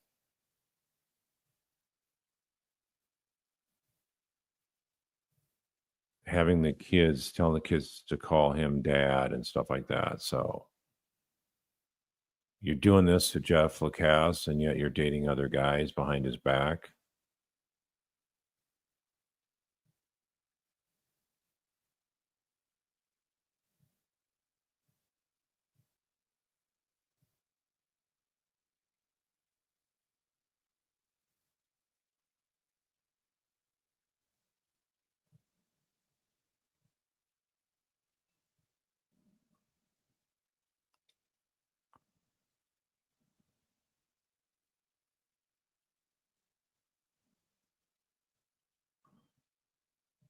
Yeah, I just don't agree with cutting corners on as a prosecutor, cutting corners and well, we got enough, and just sort of let your foot off the gas. That's weak advocacy, in my opinion.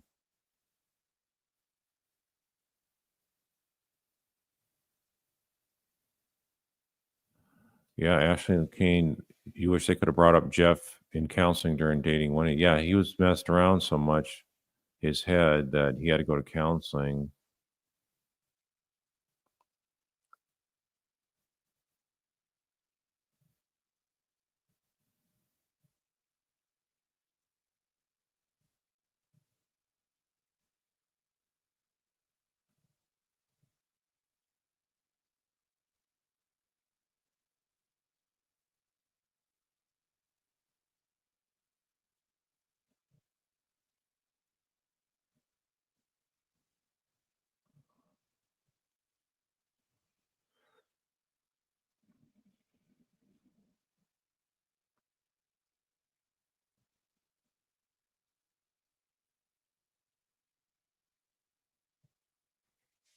Yeah, saving things for Wendy. Okay, is that going to happen? That's why they're going light on Jeff Lacasse details. Well, hold on. Have we found our witness?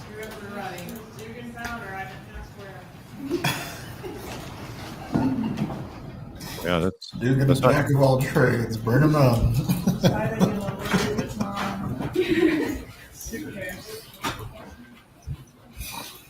it's not Dr. Cass's fault. Prosecutors and ask the right questions. Oh yeah, I remember that. The judge asked her if she enjoyed her tour of the courthouse because she said she got lost, I think.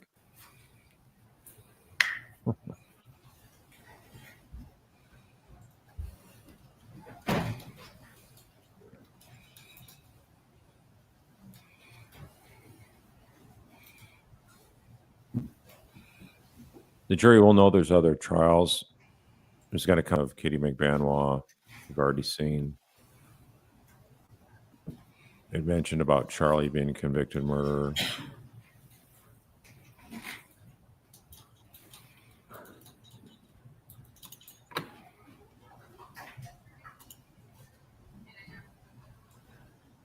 I think Georgia got rattled by the 30-minute deposition search for the child memory comments. Well,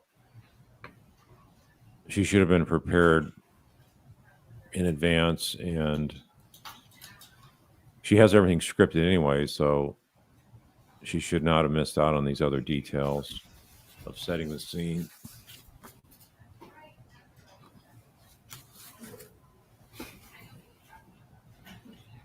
I think Georgia didn't press Lacasse too hard because we can connect those things with Dunn who's up front. But they're co-conspirators.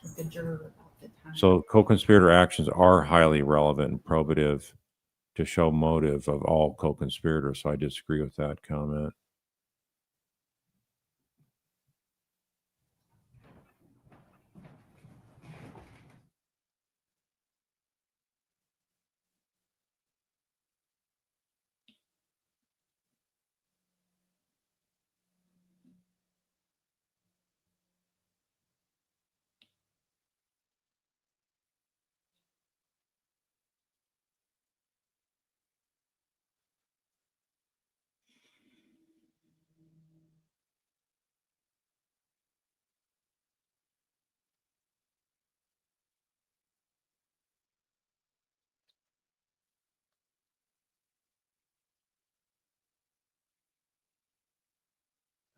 Yeah, June had mentioned that she was at Donna's house, and Donna said she felt like Danny was haunting her or something like that. And that got kept out of Charlie's trial. I've not seen that happen here. The prosecutor just is not going to ask that. It's really not relevant.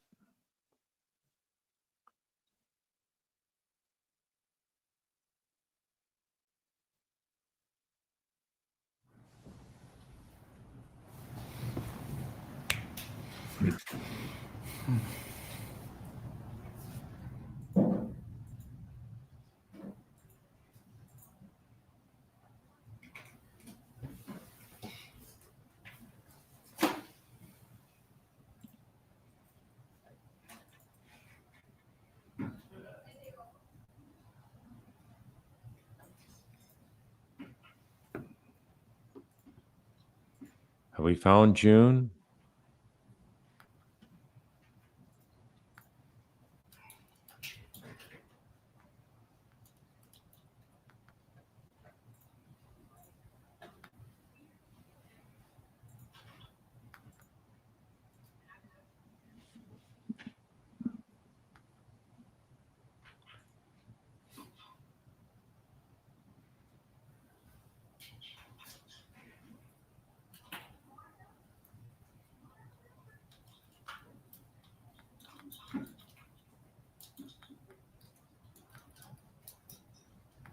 Yeah, Cole told us a lot more, but I guess we don't want to know those details if we're the prosecutor.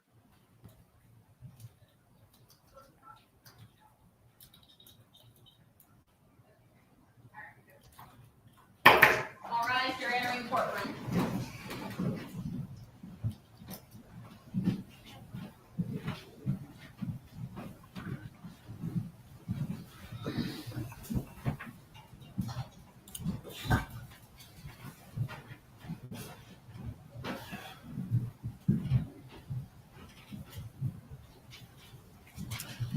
Everyone can be seated. You may bring in the next witness.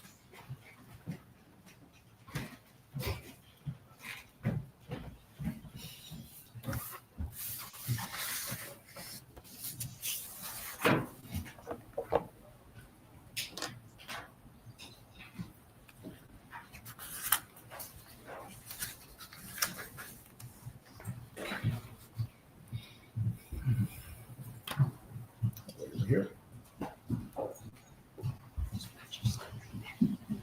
Please raise your right hand and be sworn. Do you swear or affirm the testimony you're about to give will be the truth? Yes. You may take your seat. Please speak loudly and clearly so you can be heard. You may examine. Hi, what is your name? Hi, my name's June Umchinda. Will you spell that, please? The first name is June and the last name is Umchinda. Where do you live, ma'am? I live in Boca Raton, Florida.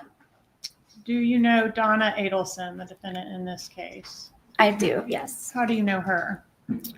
I was Charlie Adelson, her son's ex-girlfriend at one point.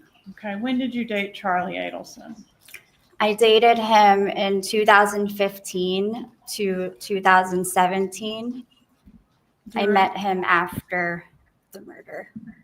Okay, do you recall what month in 2015 you began dating It Charlie was Adelson? October. And then broke up in what month of 17? In June. Okay, can you describe for the jury what the beginning of your relationship with Mr. Adelson was like? Well, in the beginning, him and his family were not being investigated by anything. So it was just a normal relationship we had. Everything was great. Did you describe it as a fairy tale? I did. Had you met his mother? I have. How many times did you meet his mom? Not more than 5 or 6, I would say. And when you met her, was that at family events or what type of events? Some family events and some weekends or dinners or just get-togethers. Did you notice during the time you spent around Donna Adelson that she was very involved with her grandchildren? I did notice, yes. How close was she to Charlie Adelson? They were very close. They worked together. At times, Charlie worked at many offices, so when he was at his office, yes. Okay, because there was a family business as well that he was a part of, right? Yes. And Donna Adelson worked at that business. I believe so at times. Okay, and did they speak on the phone daily? Yes. Did it seem like Donna Adelson was in control of the family? In control, like, can you describe? Like the What do you matriarch of the family. She was the one that everyone looked to be in charge. She played a motherly role, yes, in the family. Did you meet Wendy Adelson? I have. And what about her children? Did you meet them? I have, yes. Were you and Charlie Adelson living together during the time that you were dating? Not officially. I had my own place, but I had a key to his place, and we were together 24/7 since we met. So, basically living together. yes. During what you've described or previously described as the fairy tale phase of your relationship with Mr. Adelson, was he suffering from any anxiety issues? In the beginning, Yes. just stress from work, the normal day-to-day. Okay. Did he come across as angry during that time, the fairy tale phase? No. Okay. During that portion of your relationship, what did you know, if anything, about the murder of Dan Markell?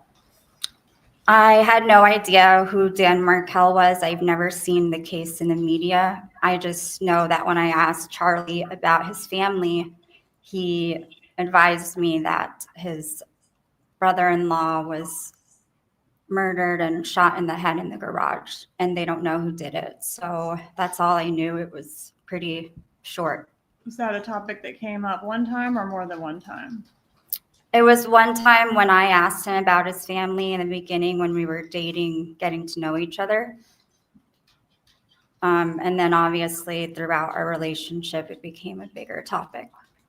Okay, but during the fairy tale phase, was it a topic that would come up regularly, like what's going on with the investigation and wonder who did it, that sort of thing? So the fairy tale phase, that was before the investigation, before they suspected him or his family. So no, it did not come up, just that one time. Okay, and did you previously say, did you have a law enforcement interview in this case?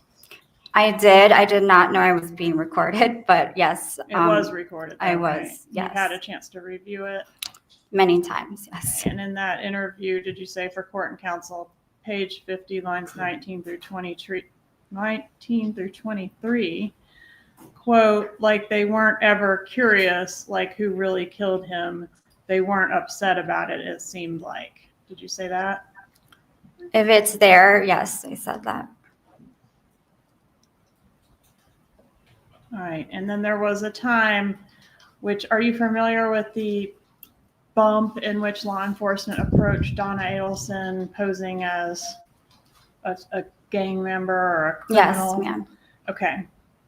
And in that, after that bump, did everything sort of change in your relationship with Charlie Adelson? During and after, absolutely. Okay. And that law enforcement operation that I'm referencing occurred April 19th of 2016. Is that something that he reported to you? Were you aware that that happened with his mom? No, definitely not. He didn't say Not anything? during the time. Okay. When did you learn about that? I might have even learned about it from 2020 or something when we watched it, or he told me later on Okay. after the fact. So although you were inseparable at the time it happened, he didn't mention it to you? No.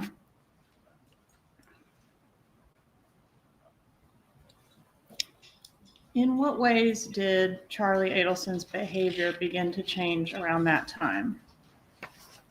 Around that time, I noticed he wasn't sleeping. He was up in the middle of the night. He was very extra stressed and anxious, worried, depressed. Overall, he became depressed over time. Right. And at some point, I guess you learned through the media that Charlie was under investigation for potentially having a role in the murder of Dan Markell. Is that right? I learned from a reporter that thought I was Katie that came to the house, yes. And do you know around what time that was? I believe it was like May or June when Luis Rivera got arrested around that time. Okay. And once you Or learned, I'm sorry, Luis. Oh, we got a freeze there. No signal. Okay. Let me jump to another channel.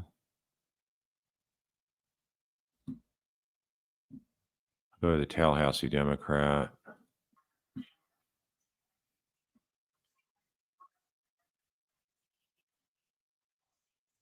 know around what time that was?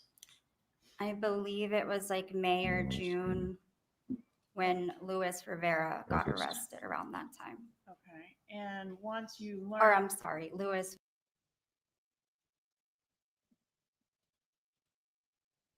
Sorry, folks.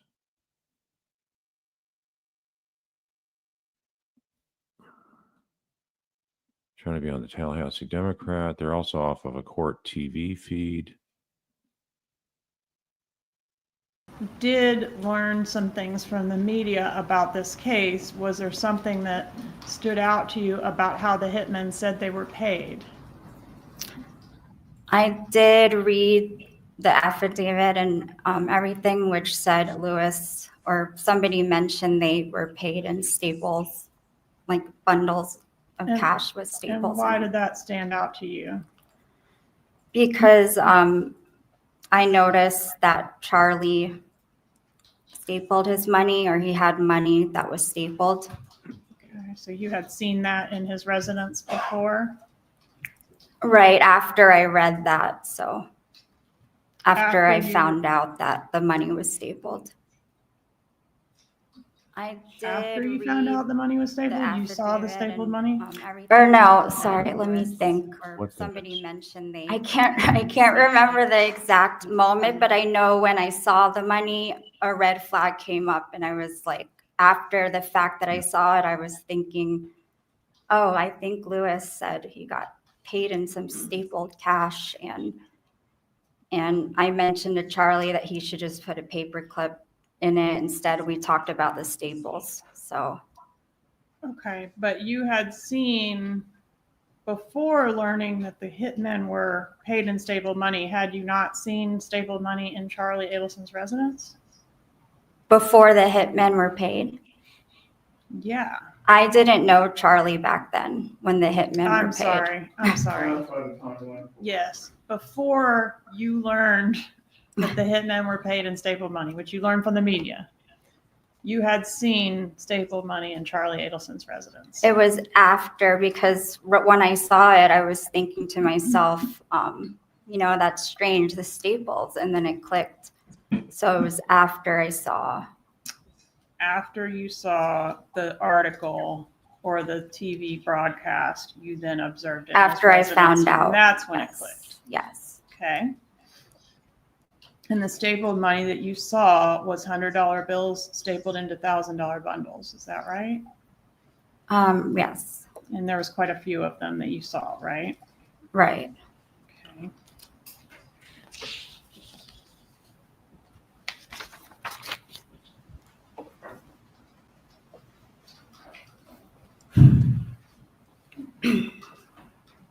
During the time between, I guess, the few weeks before that article was published, so between what we now know was the bump and when all of this came to light, did you notice Charlie beginning to communicate more with Catherine Magbanua?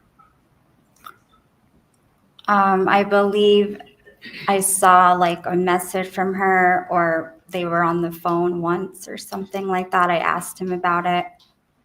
Okay, did you previously in your law enforcement interview indicate that you saw him going back and forth with Katie on the calls, like, and I said, oh, why do you guys talk so much?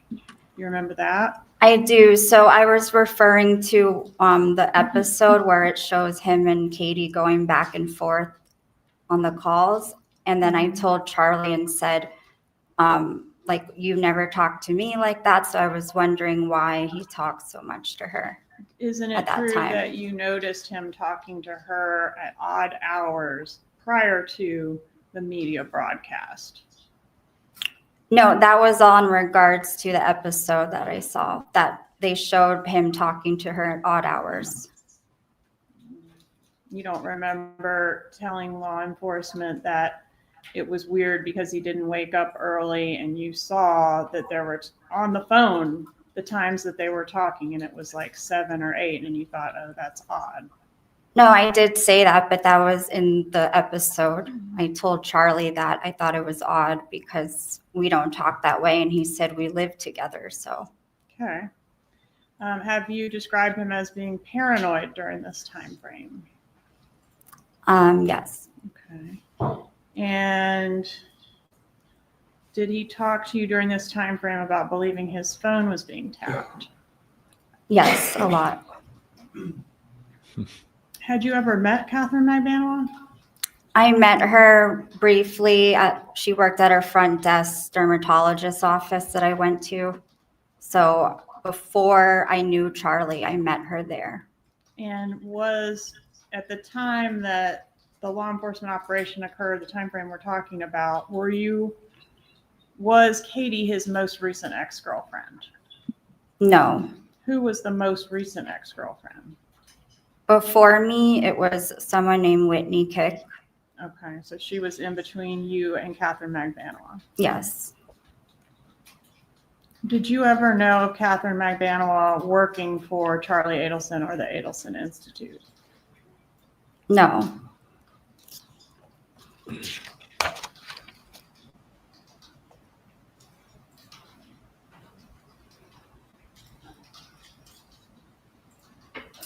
All right. And then when you mentioned you were still with him at the time that Magbanua was arrested, did his erratic behaviors get better or worse at the time of her arrest? It was worse. Okay. And can you describe those behaviors for the jury?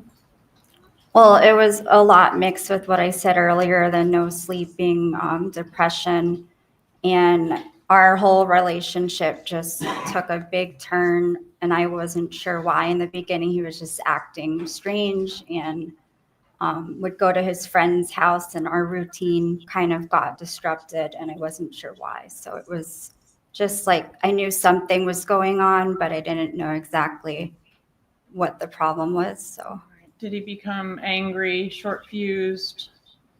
at certain times, he would. Okay, and I'm particularly talking about this time frame around Katie's arrest and just after that. Uh-oh, trick chair. Around the time right after Katie's arrest, is that the time frame where these behaviors escalated? Right, yes. Okay. And did, particularly when the case or the investigation came up, is that something that would make him angry? Not really angry. He had different emotions every time it would come up. So And was one of those emotions anger? at some point, sometimes, yes. And did you say he would get really red and screaming and take random walks, just acting like a crazy person? He would at times, yes. Did he get a second phone and maybe a third phone during that time? I saw one more phone that he got and then it disappeared. So it was just a short period of time. He had another phone. At some point during this time frame, did Charlie Adelson begin communicating with you via WhatsApp? He did actually when he went to Asia because it's like, I guess you can talk to anyone in the country on WhatsApp. So he thought it was easier that we spoke there. Was he only communicating with you via WhatsApp when he was in Asia, or did he do it when he We came just back? developed the habit after he got back. We just spoke on there all the time.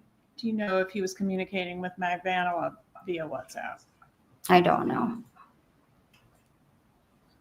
Did he start keeping a bag of clothes by his bed around this time? I saw him keep a change of clothes one time or a few times, yes. Did he sleep with a gun around this time? He always has guns around because he has his license to carry. So he didn't physically sleep with the gun, but he has one in his nightstand and all over the place. So What about Wendy Adelson? Did you notice an issue between Charlie Adelson and Wendy Adelson during this time frame? I wasn't too involved with them, but I did notice one time they got into an argument. All right, and did he tell you it was a fight about this case? He just said that it was something about the case. Yes. Okay, do you remember exactly when that was? Sorry, Um, that's not a relevant issue. so- Not exactly. I don't know if I should guess or not. but- No, please don't. So was there a time frame where Wendy and Charlie were not speaking because of some type of a disagreement about this case? Yes. What about Donna Adelson? Did her behavior change at all around this time frame that we're talking about? That wasn't allowed. So I wasn't around her a lot, but when I did see her, yes, she was upset. Okay, and did you describe her as a mess? Yes, if it's there, yes. What does a mess mean? Just like mentally upset and physically drained or not their usual self. All right, was she crying when you saw her? At a point in time, yes. And did Charlie Adelson advise you that she was taking painkillers for stress during that time frame? Yes. And was there a time when you were on the balcony of Donna Adelson's residence and she made a statement to you about Dan Markell? We were speaking about Dan because the case was such a big thing at that time, yes. Okay, and what was the statement she made? Well, her life was crumbling down in her family's life. So she said everything felt like Dan was haunting her from the grave or them. I don't know. Whatever it says there. She feels like Dan's back from the grave, like haunting her or something. In reference to that, yes. I don't, yeah. No further questions. That time it came out, haunting her from the grave. That's Thank you. something I could have sworn was Okay. I recall Rashmam objecting to that and the judge agreeing that Kevin stays out. So surprising to see Georgia ask that question. That Donna says she's being haunted from the grave by Professor Markell.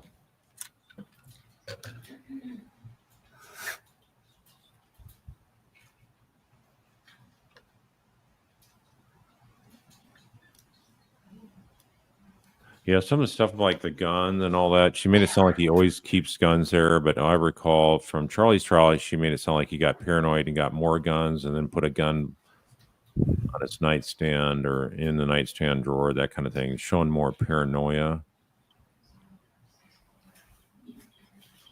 So I'm surprised Georgia would bring up the haunted by the murder victim. That's just not relevant. It's more prejudicial than probative. Surprised she did that. Judge, can I ask one more question on the defense is thinking? Go ahead. Did Charlie Adelson make a statement to you about Captain Magbanua's breast augmentation? After the 2020 episode, he made a statement and joked about it. Yes. What did he say?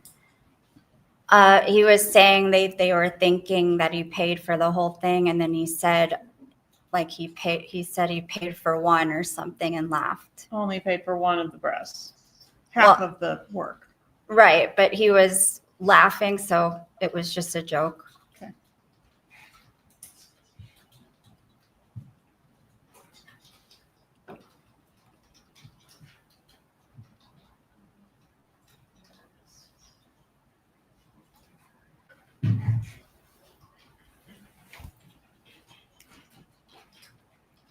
Come on, let's go.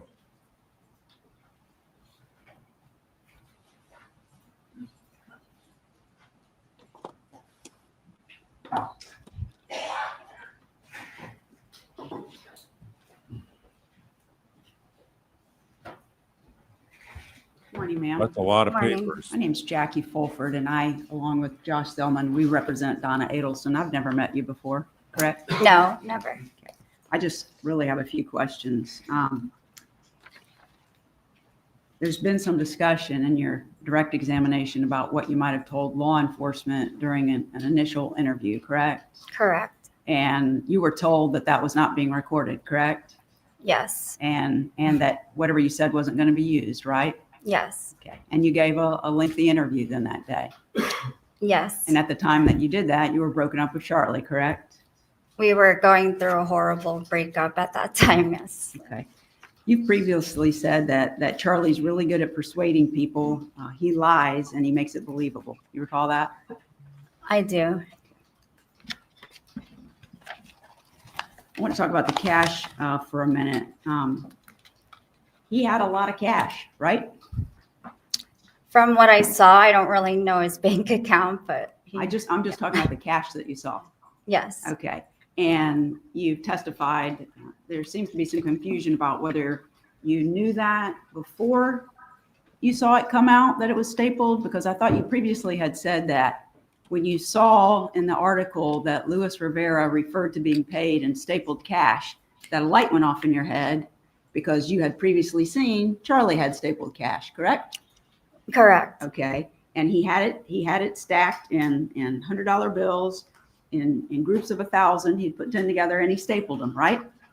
Right. I didn't see him staple them, but you they saw were that it was- stapled already. You saw that it was stapled, Mhm. correct? Yes, And he had a safe in his room that he kept money in, he did. and it was a very large safe, correct? He had guns in there too, so it was large. And I think at one point you told law enforcement that it was about the size of a refrigerator, right? Right.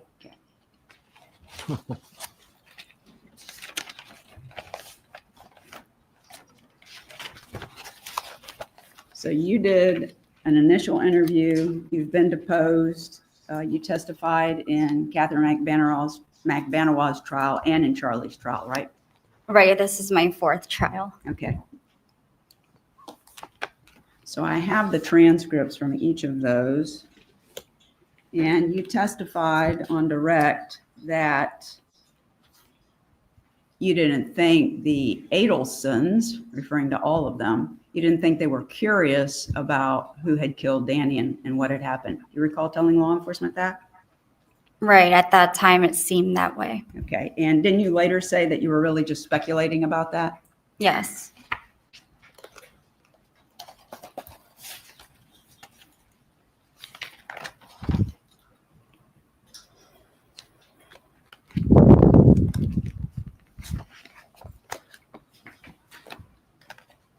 When you testified, let's see, when you testified in Katie Magbanua's second trial, referring to this statement about attributing to Donna that she said those words about Danny coming back from the grave and haunting her, in Katie's second trial, you actually kind of came off of that, didn't you?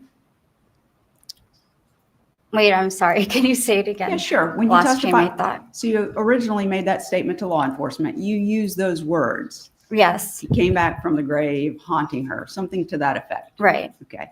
But when you testified in Katie's trial, didn't you say that those weren't the exact words that she said? She was just very upset, and to you it came out like that. Didn't you testify to that? What's the page and line? Let's see, it would be page 1196. Well, it starts at line 3, the questioning, but the answer is lines 14 through 16. I don't know, like if they were those exact words, I think she was just so like stressed out and upset that that's how it came out. That's what you testified to, correct? If it says it there, I don't remember Katie's trial because it's been a while, but if it says it there, then that's what I said. And you were testifying under oath then, correct? Every single time that you've given these, I'm sorry. You were under oath, correct? I'm sorry. Please answer out loud to all questions. Just don't nod your head. Oh, okay. Because the court reporter can't put down that you're nodding your head. Oh, okay. Okay. So the answer was yes, you were under oath. Yes, I think if it says that, then yes. Well, you took an oath here today before you started testifying, correct? Yes. And the other trials, you did the same thing. You swore to tell the truth, right? Right. Can I have just one more moment, Judge? This whole thing about nightmares, all that, how's that relevant?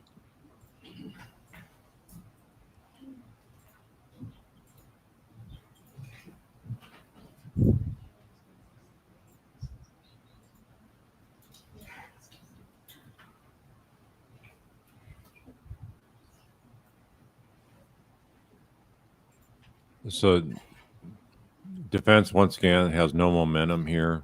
Any redirect examination? No, Your Honor. Is the witness released? Yes. You may step down at this point. Thank you. Have a good day.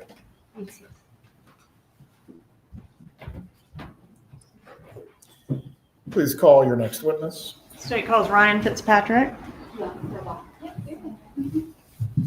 All right, Ryan Fitzpatrick, former work partner of Charlie.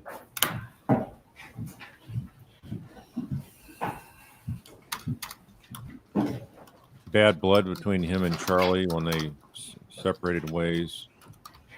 Charlie, I think, sued him for running off with some of the company money. Did it look like June is going back to be a spectator now? I saw somebody in a red dress go by. There's Ryan.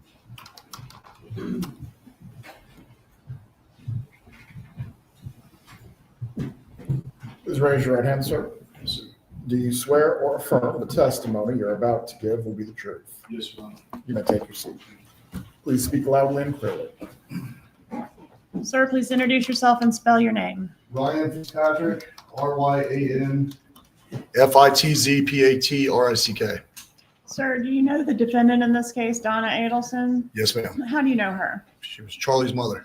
Okay, were you friends with Charlie? Yes, ma'am. What was the time frame that you all were friends?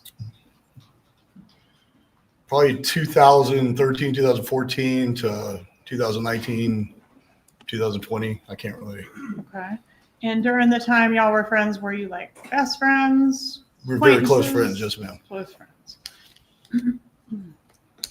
And based on your knowledge of Charlie Adelson, was he really close with his mother, Donna Adelson? Yes, ma'am. And also with his sister, Wendy? Yes, ma'am. Okay. How did they feel about Dan Markell, if you know? I'm going to check. So they haven't laid a foundation as to which person. They doesn't describe anything related to my client. objections, please sit down. I'll re-ask the Sustained. question. How did Donna Adelson feel about Dan Markell? Didn't like Dan. Okay. And Charlie, did he have a lot of girlfriends? Yes, ma'am. And was Catherine Magbanua one of those girlfriends? Yes, ma'am. She was. Is that somebody that you ever met or hung out with? I believe once or twice in passing, but didn't, like I've testified before, didn't pay any attention to Charlie's girlfriends. Okay, so she didn't stand out to you as anything special among the crowd? May have looked like the others, but no, didn't stand out to me at all. Are you familiar with Charlie Adelson's practice of how he keeps his cash? Yes, ma'am, I am. And how is that? Stapled money, 10-100 equals 1,000.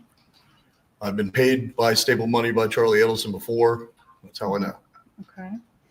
And when the murder of Dan Markell occurred, was that during the time frame that you were really close with Charlie Adelson? No, ma'am, it was prior to us growing closer as friends. Okay. When you did grow closer as friends, did Mr. Adelson mention the murder to you?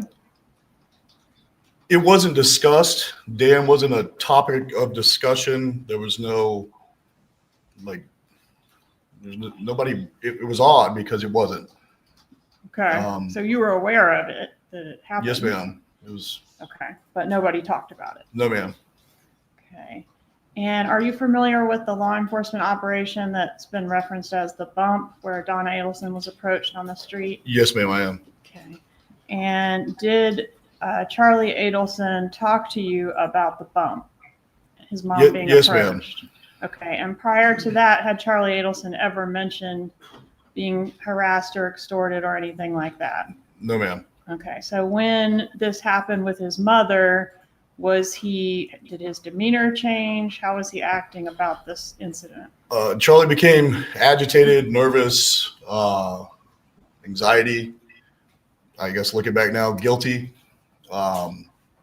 just abnormal. Okay. Did he ever make a statement to you about murder? He made the statement at one time that you could get away with anything if you keep your mouth shut, and implied murder.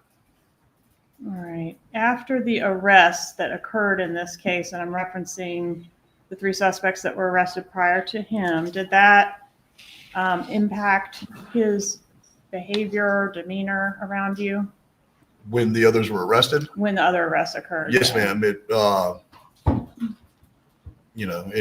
That behavior continued to increase. Okay. So he was anxious, would you say? More needy. Charlie talked a lot, and In he talked a lot general? about it. Yes, ma'am. And he talked a lot about what? Those arrests? Charlie would talk about something repeatedly, almost to help himself believe something, or to talk to you till he was blue in the face, until you were almost so tired of hearing it that you're like, oh, okay, and you believed it. But Okay. it was nauseating. It's tiring. He was a talker. Yes, ma'am. All right. Is it fair to say that Charlie was not stressed out at all about the murder or anything related to this case prior to that law enforcement operation? From my understanding, yes, ma'am. And after that operation, based on your observations of him, he became very upset and worried about this case. Yes, ma'am. Good No further distinction, questions. Georgia. Cross-examination. It helps negate the fact that there never was a first extortion attempt via Katie. So that's a good point to bring up, Georgia, in case it's raised by the defense. Or you bring it out through Charlie later. That's his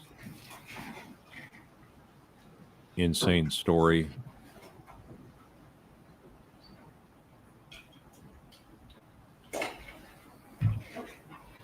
Yeah, Donna's directing her attorneys how to defend her. Not a good look before the jury, see? She has to get approval from Donna, it looks like.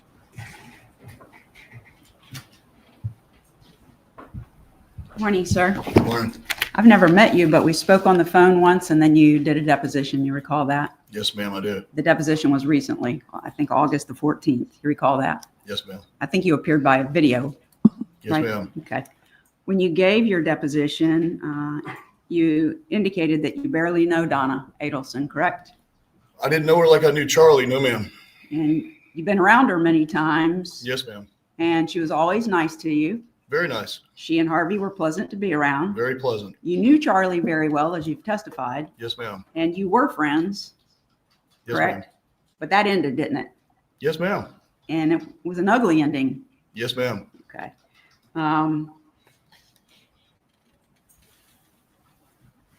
You said you were very good friends with Charlie. Were you familiar with the cash that he kept in his house? Yes, ma'am. Did he keep it stapled? Yes, ma'am. Yeah, $100 bills, 10 of them, so 1,000 at a time. Yes, ma'am. He had a safe in his house, and that's where he kept his money, correct? Yes, ma'am.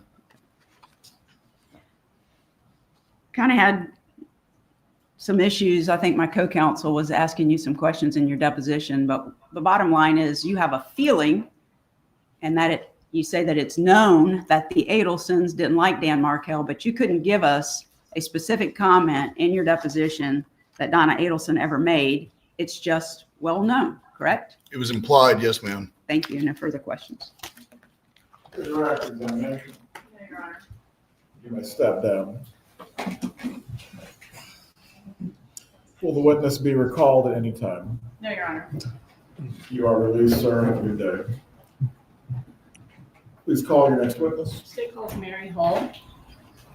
Yeah, we're going to need to speak to her first. We were provided with some information before today or to report. Okay, I'm here to provide legal Hold analysis. on, stop talking. Please take the jurors to the jury room.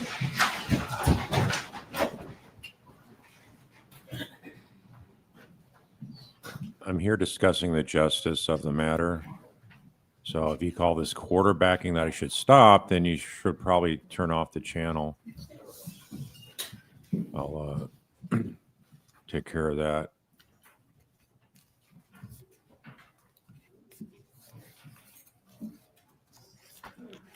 I'm trying to promote justice for the Markels. If there's a topic that needs to be addressed, please ask to approach, but no gratuitous statements need to be made in front of the jurors.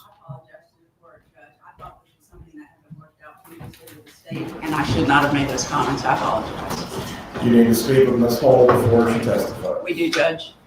State need to be heard concerning this. Yes, sir. Very well. How long will it take to speak to Ms. Hall at this time? It should not take long, but maybe 15 minutes, Judge. For scheduling purposes, I think for direct, maybe about 45 minutes to an hour. I'm not sure about cross, so whatever the court would like to do with that. Right, let's put the jurors then on early lunch. During this time, the defense can speak with Mrs. Hall about any topics that you need to prior to her examination. Please bring the jurors out so we can put them on the lunch break. Mary Hull is the next witness. She's going to talk, I believe, about financial records of the Adelsons. So that's what John's showing us here. Thanks, John. That's fine.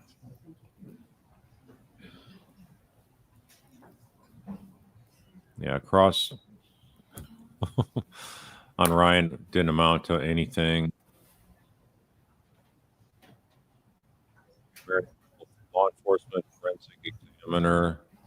financial examiner. Rostrom had a motion, I know, previous to keep out the financial records of all the Adelsons combined. So Charlie and Wendy, he wanted that segregated and separated from Harvey and Donna. So we may only hear records on Harvey and Donna.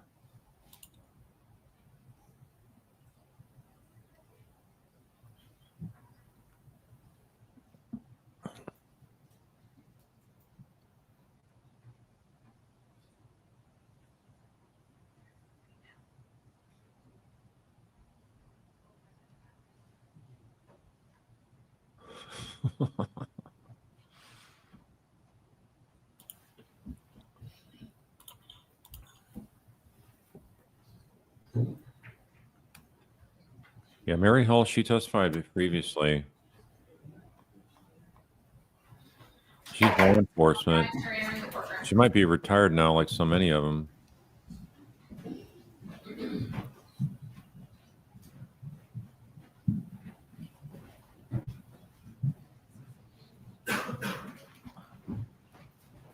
You haven't heard when Charlie's going to testify yet. Everyone can be seated.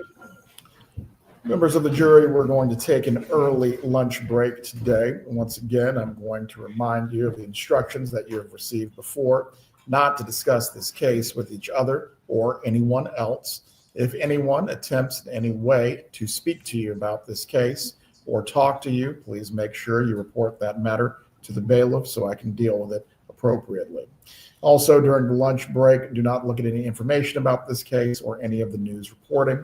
Again, you may eat together if you choose to do so, but the only prohibition is discussing this case. We will get started again at 12:35. Please make sure you have reported by 12:30. Enjoy your break. We'll resume at that point.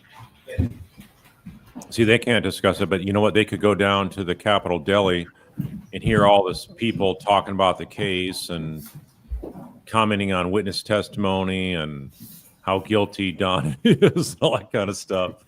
So that's the problem when you allow jurors to go outside the courthouse or go to the cafeteria in the courthouse, is that they can hear it, get a Everyone can be local seated.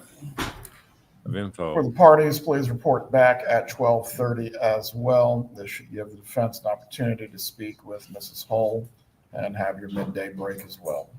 Does anything else need to be addressed? Oh, just one thing, Judge. The state is going to present a PowerPoint presentation during Mrs. Hull's testimony, and I do have an objection, a hearsay objection to slide 38.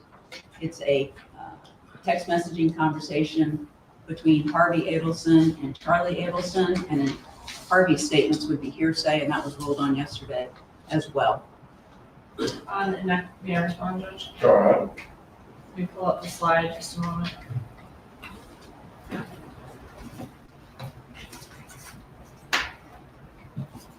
And it was also a statement before the conspiracy judge on December 14th of 2012. So Judge, I believe the court has seen this before, but I can also provide the court with a copy. Slide 38 is a text message exchange between Harvey Adelson and Charlie Adelson from 2012, where they are discussing having a large amount of cash.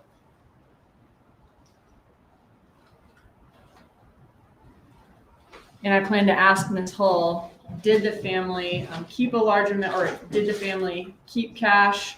Did they have access to a lot of cash? Did they have, did they give cash discounts at their dental practice? And this is an example of them taking whatever cash that they did receive and keeping it as opposed to depositing it in the bank. And so I do think that it's probative and more probative than it is prejudicial. I believe the objection is hearsay, not that it's probative. Okay.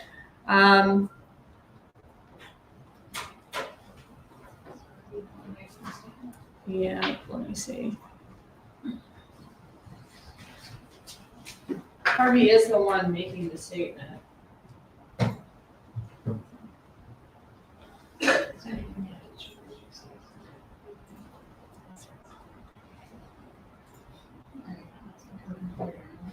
Yes, I'm saying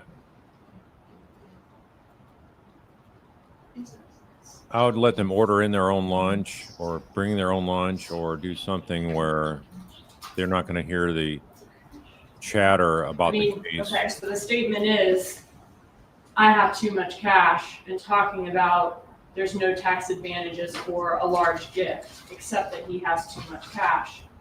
But we're not proving it to prove he has too much cash at that time. We're using it to prove this family keeps a large amount of cash outside of, banking institutions. They have a lot of cash, and that would be relevant to them having a large amount of cash at the time that these payments were made. So you're not offering the statement for the truth of the matter asserted, but rather a separate claim. Not for the truth of the matter asserted in these messages, but rather the fact that they had cash in general and kept cash out of banks. And that is for the truth of the matter asserted, Judge. She's trying to use this, a hearsay statement from a person who's not a party to this litigation. There's an argument in Charlie's trial, but here, this is not about Donna. And they say they're not using it for the truth of the matter asserted, but then she turned around and said, we're using it to prove they have a lot of cash. So if they are using it for the truth of the matter asserted.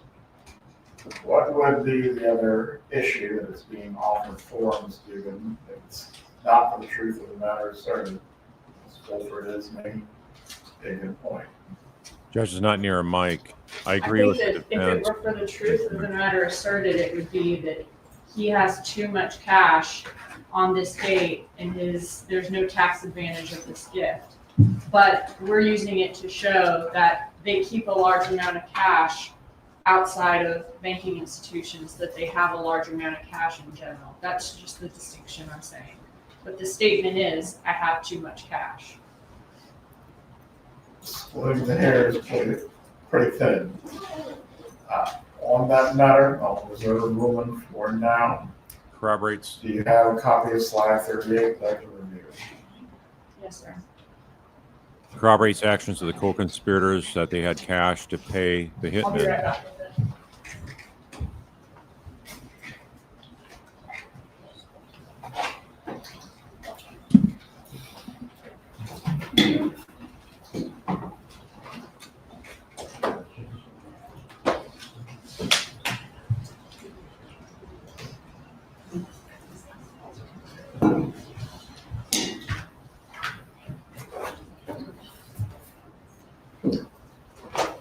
Yeah, I think the jury gets that they have a lot of money available. So once they get Mary Hull to testify to the millions on hand of assets, jury will understand they made a lot of money. I think mostly in real estate, they had a lot of rental houses, rental units, rental complexes.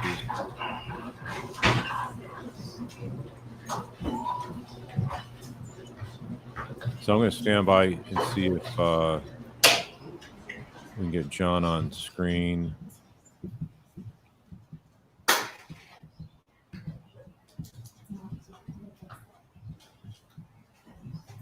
Send him an invite.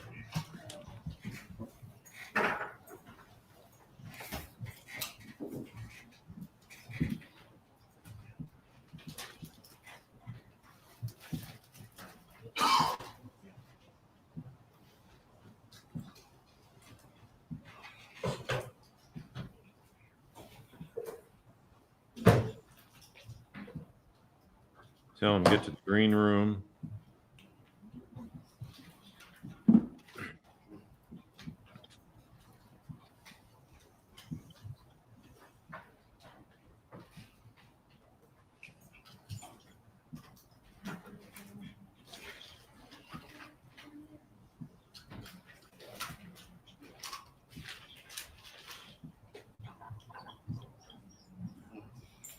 Hello in Dugan, you can have your slide back. Scotland.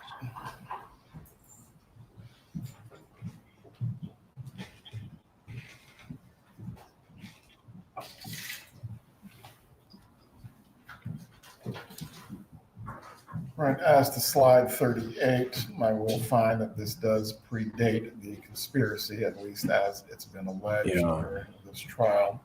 Additionally, as to the discussion of cash and it flowing from one party to the next between the two Adelsons, as to that, it cannot be offered for the truth of the matter asserted. It is hearsay.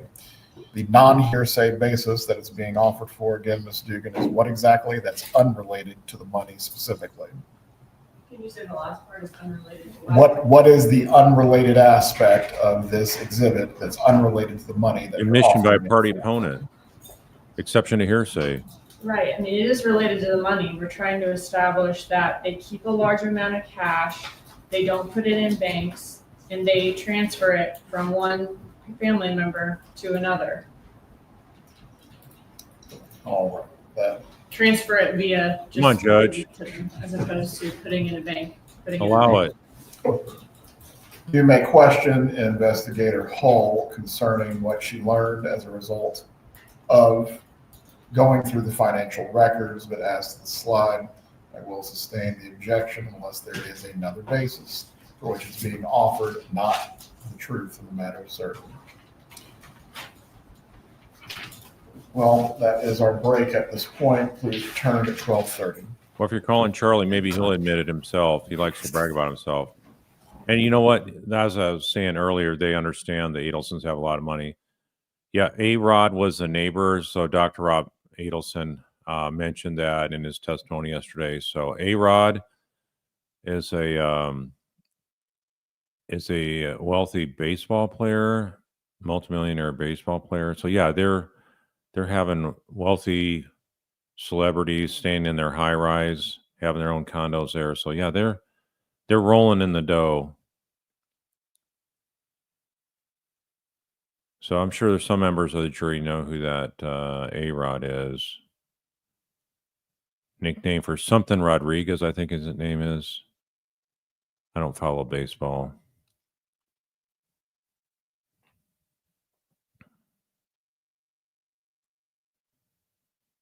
Martin is permissible for prosecutors to show videos of police interviews in court rather than only a transcript. They could do that if they want to impeach somebody. If the judge allows it, normally you have the witness just look at it to try to refresh their memory. So showing a video, it's like everybody can see it. So it's sort of a different method for doing that. But if they do not adopt a statement that they previously made, then you should be able to bring in the video. But just bringing in videos of what people had said previously is not the way we normally try cases in America.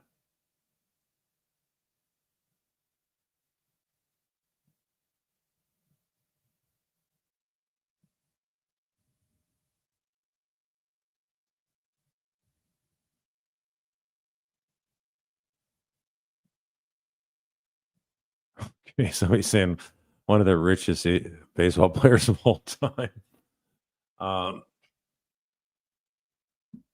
Dennis Crossman, was this cash issue bad for the prosecutors? I don't think it's going to hurt them if they can't get it in there. It's a nice to have and not must have type of thing to bring in.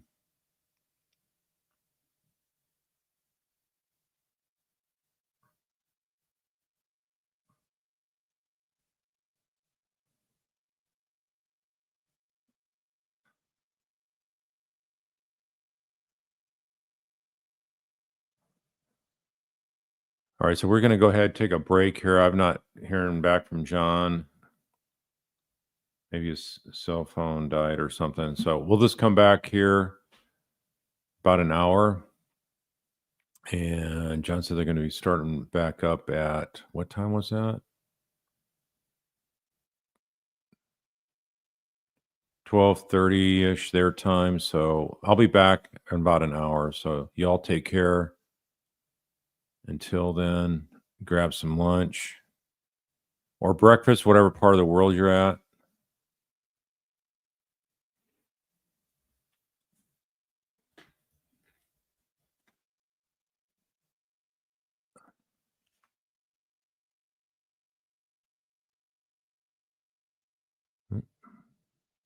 Okay, be back in a little bit.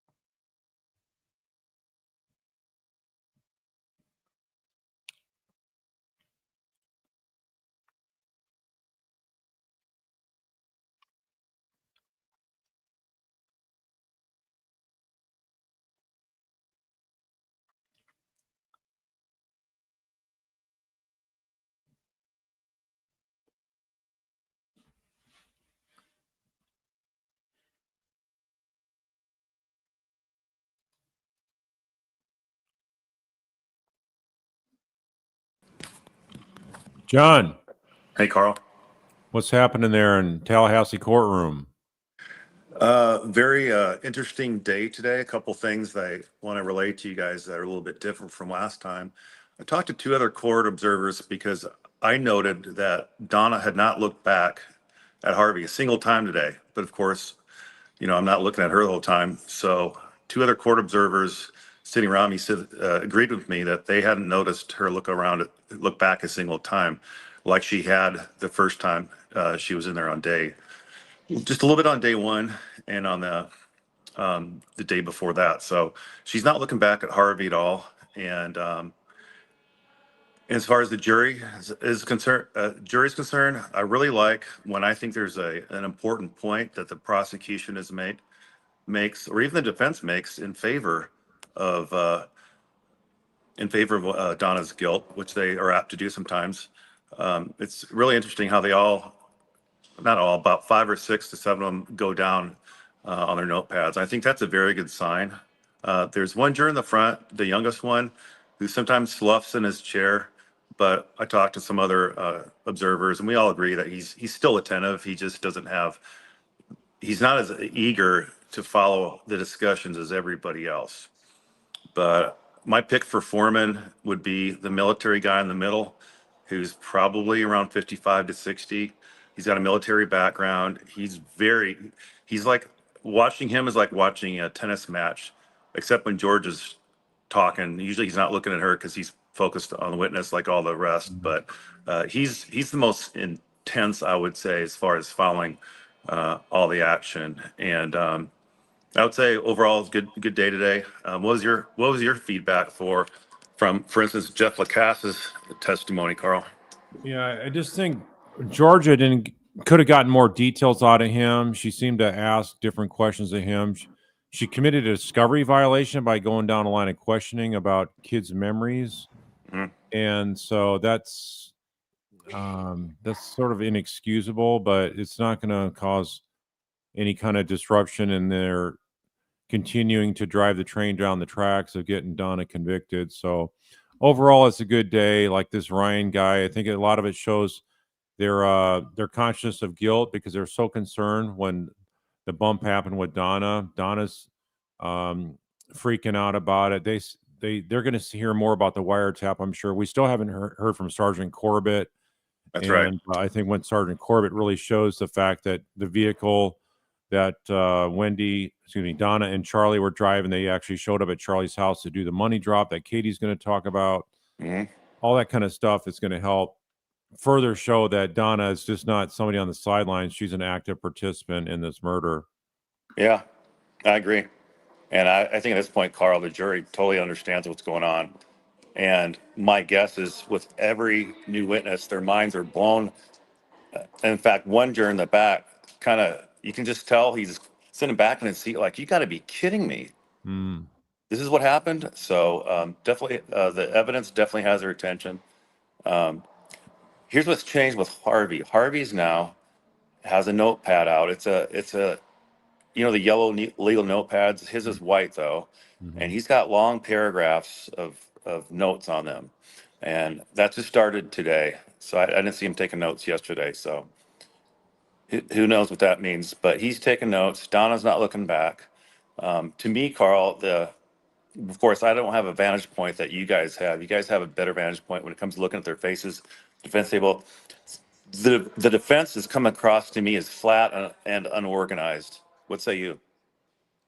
Yeah, I mean they're having gaps. They don't want to have a defense attorney should not want to have gaps. As soon as the prosecutor's done with their witness, they should be coming up there to the lectern and be ready to fire away questions. I mean, you saw Jackie Fulford come up with all these clips of deposition transcripts, and I've never seen that before. They're just like loose. They're not even organized. They're not tabbed out. Mhm. It's like this is a murder case, and you're coming up there like with all these reams of paper with depo transcriptions loosely attached. It doesn't feed itself well to being organized, and there's a lot of gaps in some of their questioning.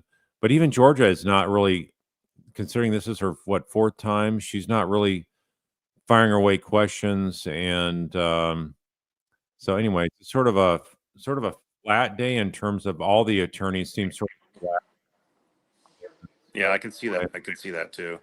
Anyway, but they're doing what they have to sell tell the jury that Donna was definitely involved in this. So here, let me take this banner off. So I think they can get this case moving along less than I was originally thinking. Defense is not objecting as much as I thought they would. Mhm. So it's going very well for the prosecution. I have no doubts. The jury, like you're saying, that's my take on it. The jury gets it. They understand Donna was involved, and the prosecution's just doing their job. If you gotta drive home all the connecting dots on the evidence. You don't want to leave some fruit on the tree. Yeah. My guess is, Carl, also the jury is probably wondering, why isn't Wendy at the defense table? Why isn't Wendy up first? Yeah, that's what I've been saying this morning. That it's really sort of frustrating to sit here, hear all this information about Charlie and Wendy, and it's like, okay, Charlie's already convicted, but what about Wendy? Why isn't Wendy there at the defense table? Why hasn't this Absolutely. happened before? Totally agree. It's really, this trial is not only an indictment of the Florida Adelsons, but it's also an indictment of Jack Campbell's office for dragging their feet. Yeah, So, totally agree. that's why a lot of this stuff is sort of like, really, maybe they're sort of, it seems like Georgia's sort of flat. Maybe she's flat about it because she's sort of tired of trying these cases, and they're losing some momentum in terms of their zeal, but they gotta be zealous to go after Wendy still. The question is, when are they going to get the courage and conviction and tenacity and go after Wendy? I mean, think about it, Carl. The Markells could right now have been enjoying the boys up in Canada for a week or two or a month or whatever, and instead the poor Markells are being dragged down again to Tallahassee, and there's a possibility they could be dragged down 2 more times. So I just think it's not considering the Markells really at all. They have enough evidence, like you preach all the time. It's just really sad to see them being pulled through this. Yeah. Yep. So I think we're going to have Sergeant Corbitt today. Have you heard any rumors on what the next witnesses are? None at all. Mm-mm. Um, And I no. Mary I stand corrected. Hall. Mary Hall, she's been waiting for a long time in the waiting area. So Mary Hall is up next, and she's going to be talking, of course, about the financials of the Adelsons. Yeah. Well, I think she's going to be restricted perhaps to just that of Harvey and Donna, not including Charlie and Wendy.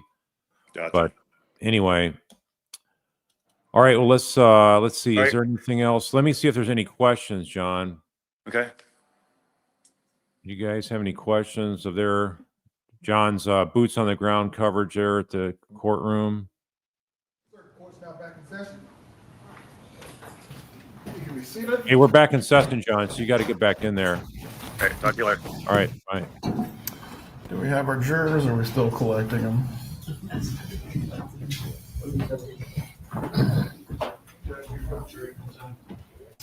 Go ahead. Shortly after we began the lunch break, I received a new PowerPoint from Sergeant Corbitt. I forwarded it to my experts for them to review to see what the changes are. Ms. Dugan just advised me what some of them are. I need to email the expert to see if it changes anything. I don't yet know what my expert's going to say. They're trying to review it right now. Ms. Dugan, concerning this change in the PowerPoint, this is the demonstrative or what the state is seeking to admit? This is both. And I advised defense that my understanding is the only change being that Sergeant Corbitt, there was one slide that changed, and I think it changed in defense favor, but I need to double check that. And then the rest is just some slides we took out that I didn't feel like we needed. But he has a copy of the presentation we sent in May and this one. And it's also my understanding the defense has several objections to some of the communication in the PowerPoint that they've had since May. And so we may need to speak to the court before Sergeant Corbitt testifies. Too late. All right. Concerning this exhibit, and at this point, I'm going to refer the parties back to the scheduling order, specifically the portion of the order that dealt with if things are not timely raised, they can be deemed as waived. Mhm. Are these matters going to any constitutional issue of evidence that were obtained in violation of the defendant's rights? I don't believe so, Your Honor. As the violation, or as these matters would not be constitutional in nature, why should they be heard now if they were not previously raised, the deadline that was given in the prior scheduling orders?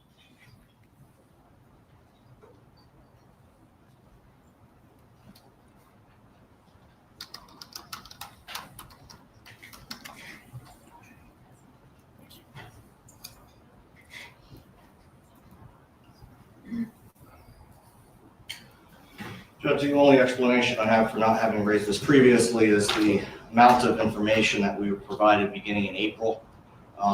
And several continuances were granted to accommodate you on that basis.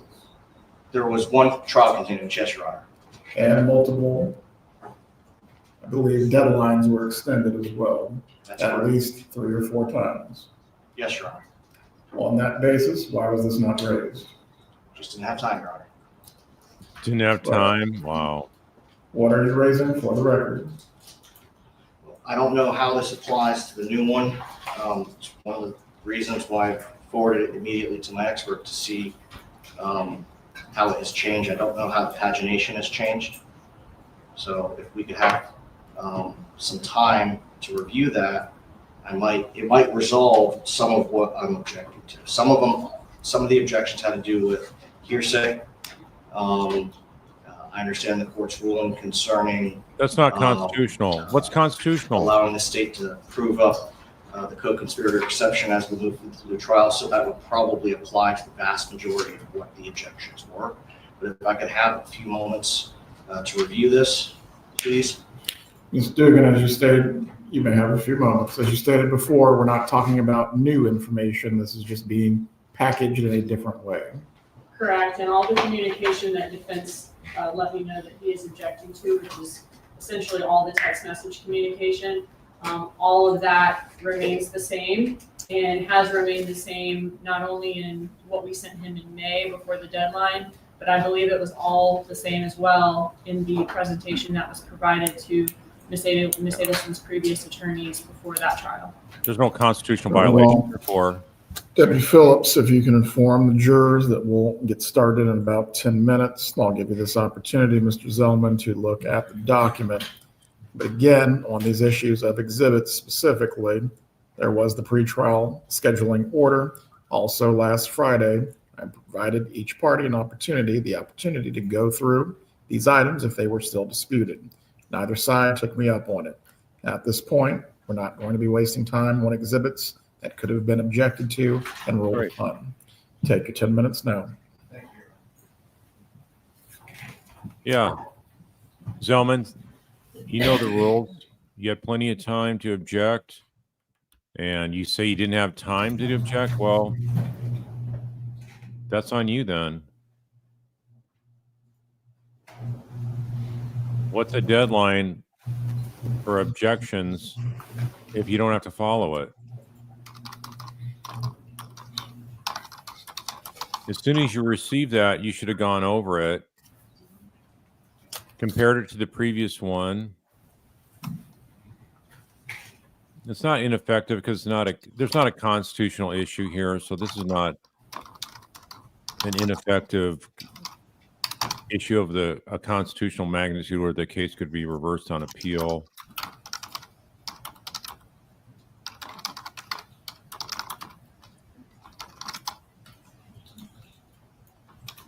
I wish the judge would have been more intimidating against Zellman doing this so late. And said, you know the rules. There's no excuse. We're moving on. You waived it. I wish it'd show what Donna looks like when.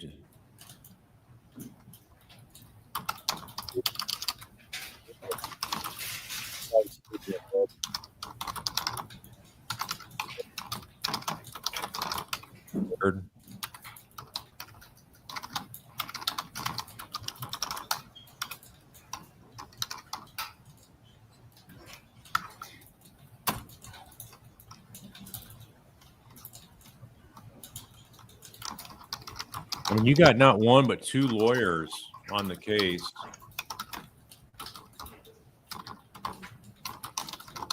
Inexcusable.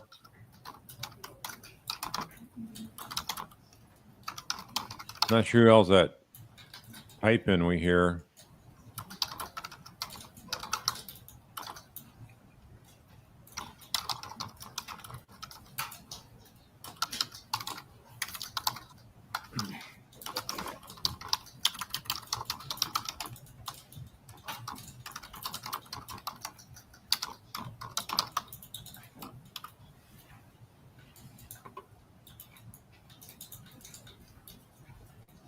Lackluster. Yeah, I mean, he's a good guy. He's not a slimy defense attorney. I don't see him as that at all. And so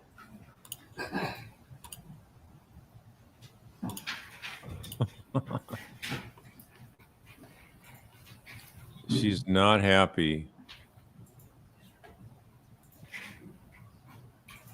Somebody's wearing shorts in the courtroom. I'm surprised they let him come in there.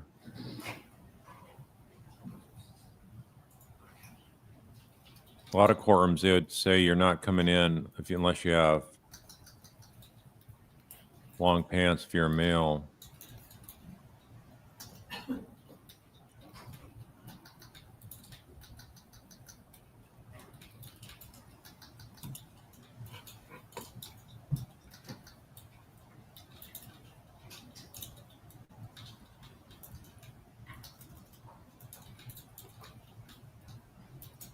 No, it's not the judge typing. I don't think he's typing with one hand there.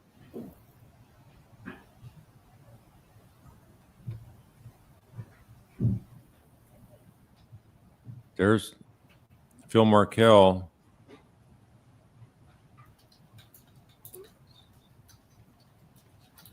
Having it be such a taxing strain on him to have to see this. Each Adelson being prosecuted one at a time instead of rounding them all up in one shot.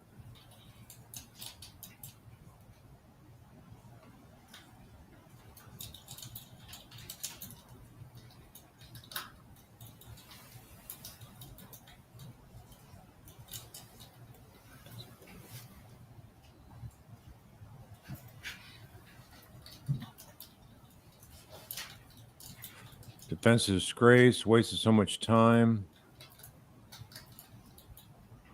Love this judge. Compare this judge to Karen Reed's judge.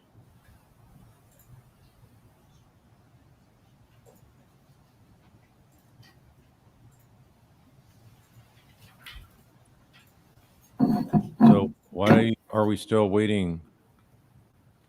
Oh, judge has a Yeti too.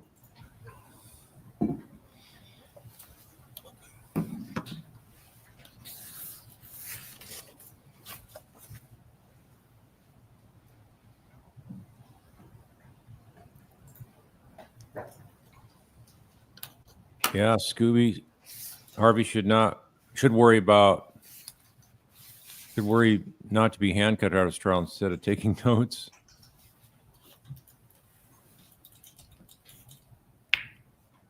I don't know what's taking so long. I mean, so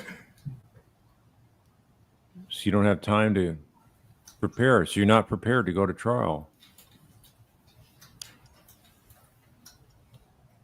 When did you know you're going to object?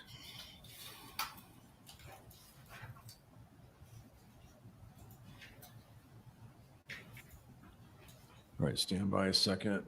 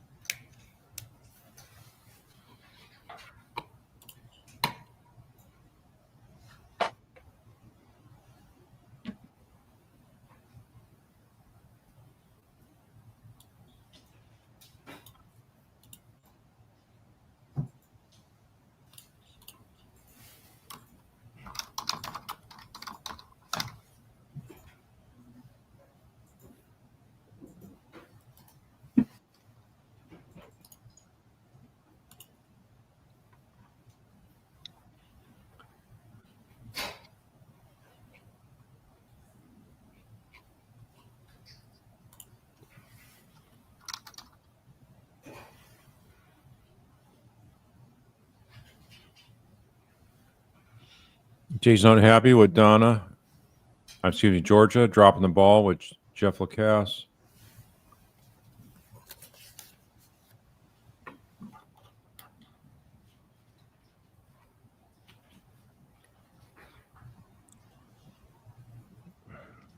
Yeah. Any attorney would love having a judge like Judge Everett. No corruption whatsoever. Calls it balls and strikes as he sees it. Has no agenda but justice.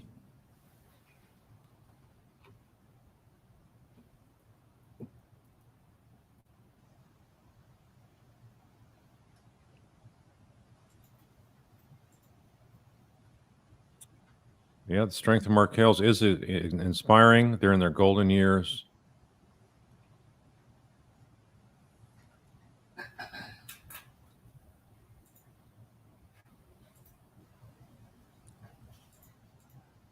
Act 36.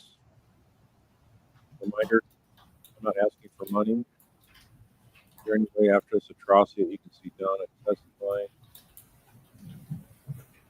Yes, I can see her testifying. She's thinking she's going to save the day.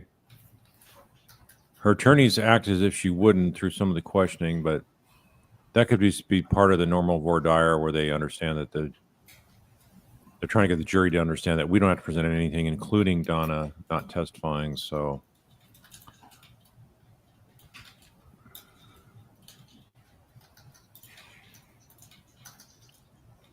yeah, when I was talking about a Jeep, about Jeff Lacasse being told not to get a Jeep, I think it was more the 2-door version, not the Unlimited, which has 4 doors and I think a 3rd row back seat.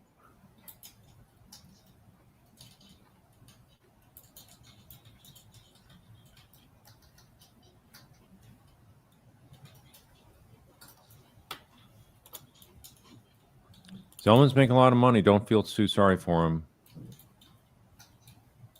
That's interesting. Many open seats in the afternoon. Mr. Zellman, have you finished reviewing the additions to, or the changes to the exhibit that the state intends to offer through Sgt Corbitt? Still trying to locate some of them, Your Honor. Have not yet heard back from my expert as to their review. Who is cross-examining Ms. Hold? I am, Your Honor. Very well, and you can continue your search while the examination of Ms. Hold is taking place. At this point, we do need to move forward with resuming the trial. Yes, sir. Thank you. Please bring in the jurors.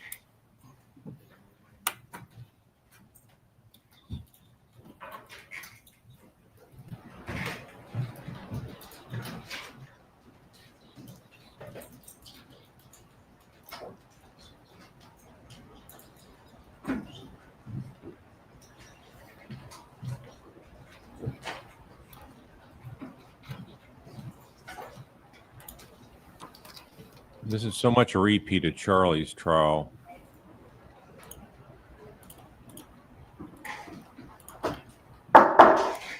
Jury entering the courtroom.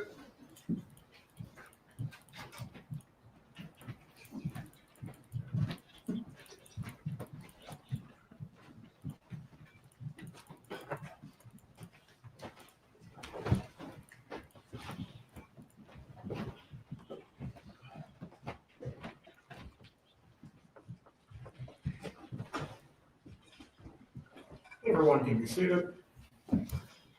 Members of the jury, I hope you had a restful midday break. At this point, we're going to continue with the state's case. Ms. Dugan, you may call the state's next witness. Couldn't hear the name. Gary something, it sounded like. Or Mary Hall. I guess that's it. Mary, not Gary.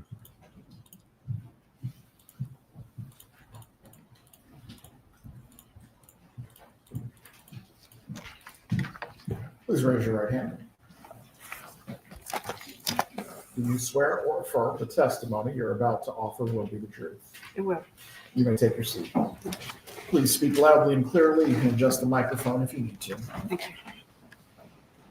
Good afternoon. Will you introduce yourself to the jury and spell your name for the court reporter, please? Yes, my name is Mary Hull. Maryhull, Where do you currently work? the Executive Office of the Governor in the Chief Inspector General's office, And where did you work when you first became involved in this case? the Department of Financial Services in the Office of Fiscal Integrity. And what was your role there and in your current job? Currently, I'm an auditor. In the position in DFS, I was a financial investigator. All right. And were you a financial investigator with DFS back in the summer of 2016? Yes. Okay. As a financial investigator there, did you investigate economic crimes? We did. It was a criminal investigative unit for the state of Florida.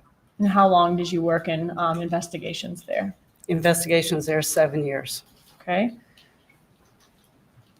Can you tell me a little bit about your education and your experience in order to be a financial investigator? Sure. I hold a Bachelor of Science degree in finance from Florida State University.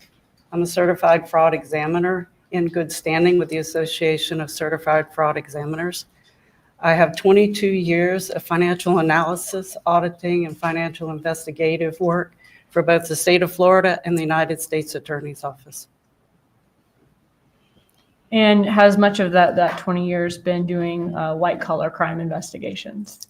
10 years I did white collar crime investigations to include money laundering, contract fraud, identity theft, and embezzlement.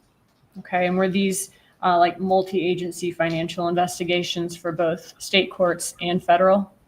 There were several that were multi-agency investigations. I did both state and federal at the same time. But I also worked at the United States Attorney's Office for 3 years, and we did all criminal economic crime there. And what's your specific area of expertise? Is it forensic accounting? Yes, I do forensic accounting, which is a very detailed analysis of financial records to be used in court. You mentioned that you're a certified fraud examiner. What does that mean? You have to take special training to actually be certified to do financial crime. And are you in good standing with the Association of Certified Fraud Examiners? I am. While a financial investigator, did you also receive in-service training? I did. As a criminal investigator, additional training in search and seizure requirements, the handling of evidence, the chain of custody protocol, as well as witness interviewing techniques. And have you ever testified in court about your analysis of financial records? I have. About how many times? 21 times in court. Okay, those are all my questions as to this witness's qualifications, Judge. The defense wishes to retire the witness. Is there any objection to her ability to provide an opinion in the field of, I believe this is for Forensic accounting. forensic accounting? No objection. Members of the jury, the witness will be permitted to testify today in the area or provide an opinion in the field of forensic accounting while she testifies today. You may continue. Sneaky, shifty. You mentioned that you first guilty. became involved in this case when you were working for DFS back in 2016. What was your role? What was your responsibility? So I looked at all of the bank records, specifically was my first look at the records to analyze and detail everything that happened in those accounts. Could you speak up in this hall and we're having problems here? Right. I did all the financial analysis for the bank records, as well as I did some iCloud records and emails and other documents that would come through DHSMV records. Okay, so did you look at a lot of different records in this case to see to see what the banking habits were, whether there was any spike in cash, and whether there was any link between the parties? Yes. I want to ask you about first kind of go through several of the things you reviewed in this case, and then ask you questions about your review. Did you review States Exhibit 68, which is going to be the Adelson Institute's subpoena response? Yes. Okay. And that was in reference to Catherine Magbanua's employment? It was. And were those records from September of 2014 to 2016? That sounds correct. May of 2016, in fact. Yes. Okay. Did you also review State's Exhibit 75, which is Dr. Rudner's records for a breast augmentation for Catherine Magbanua? I did. Did you also review 76, State 76, which is Broward dermatology records for possible Magbanua employment from there? Yes. Okay, and are those records from July of 2015 to March of 2016? Yes. Moving on to Department of Highway Safety and Motor Vehicles. Did you review State 69, which is going to be the records for the Lexus acquired by Catherine Magbanua, and 77, 78, 79, and 80, which are vehicle and motorcycle records for Sigfredo Garcia and Luis Rivera? I did. Did you review bank accounts for the Adelson family? I did. Does that include accounts for Harvey Adelson, Donna Adelson, Wendy Adelson, and Charlie Adelson? Yes. And I won't go through all those accounts, but did you review checking and savings accounts for them, personal and professional accounts for them, as well as investment accounts? That's correct. And how many total investment accounts did you review? I believe there was 24 total investment accounts. Okay, so a lot of different accounts you reviewed for each person in the family. Yes. Okay. And were several of those accounts that more than one family member was on at a time? Yes. Did you also review credit cards for the Adelson family, specifically States 111 and a portion of those records, 111A, which are Capital One and Amex records for Charlie Adelson? I did. Did you also review States 110, which is Adelson Institute bank records from Regions Bank? I did. Did you also review States Exhibit 106, which is going to be a checking and savings account for Luis Rivera from Chase Bank from 2014 to 2015? Yes. Did you also review States 107, a Bank of America records from Garcia's account from 2015 to 2016? Yes. Did you also review State 74, which is employment records from Coastal Masonry for Sigfredo Garcia from 2009 to 2014? Yes. Did you also review States 108 A and B and 109 A and B, which are Bank of America accounts and JP Morgan Chase accounts, respectively, for Catherine Magbanua from 2013 to 2017? Yes. Did you also review States 82, which are copies of 44 checks from Adelson Institute deposited into Magbanua's bank account? Yes. Did you have an opportunity before court today, so you didn't have to do it now, to review all those records that we just talked about to assure yourself that they were the same as the one you reviewed? Yes. Okay, and did all of those records that you reviewed come with a certification attached to them, certifying them to be official records from each respective company or business? Yes.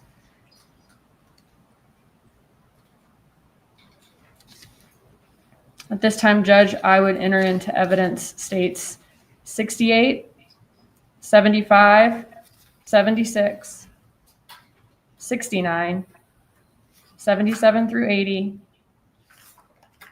106, 107, 108 A and B, 109 A and B, 110, 74, and 82. Any objection to the items being offered? Just real quick, Judge. Go ahead.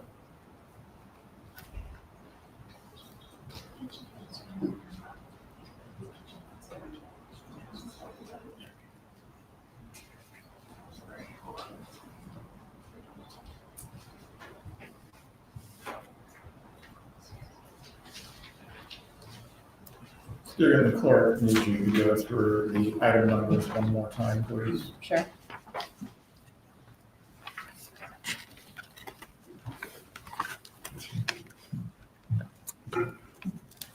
So we're going to have 69. One moment. What does that sound?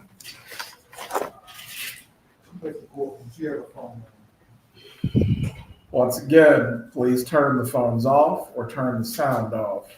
I don't expect to hear any phones in this courtroom. You may continue, student. 68, 69, 74 through 81, 82? I'm sorry, let's hold off on 81. So 74 through 80, 82,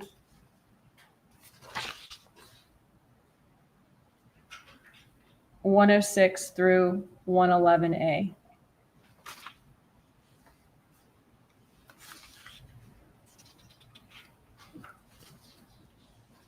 Fulford, does the defense have an objection to these items being admitted? I got out of number order. Can you just give me 1 more second, please?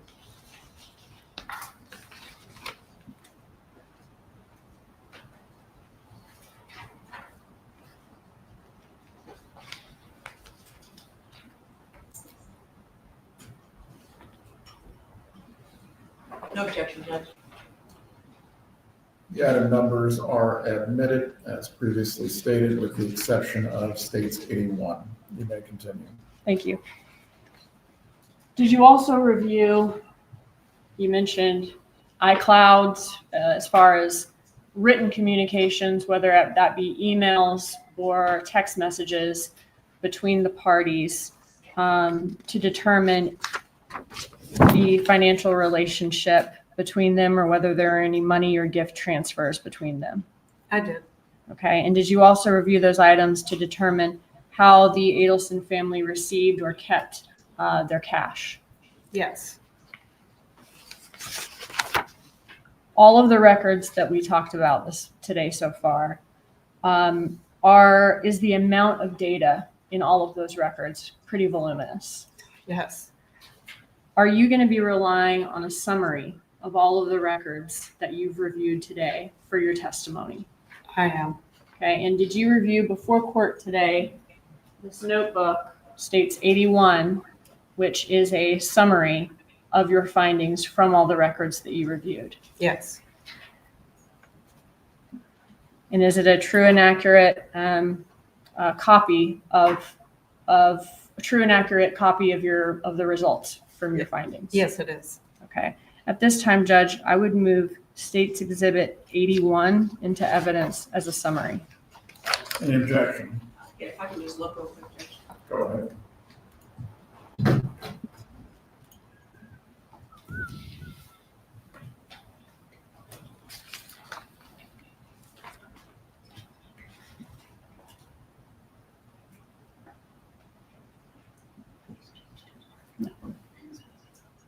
Yes.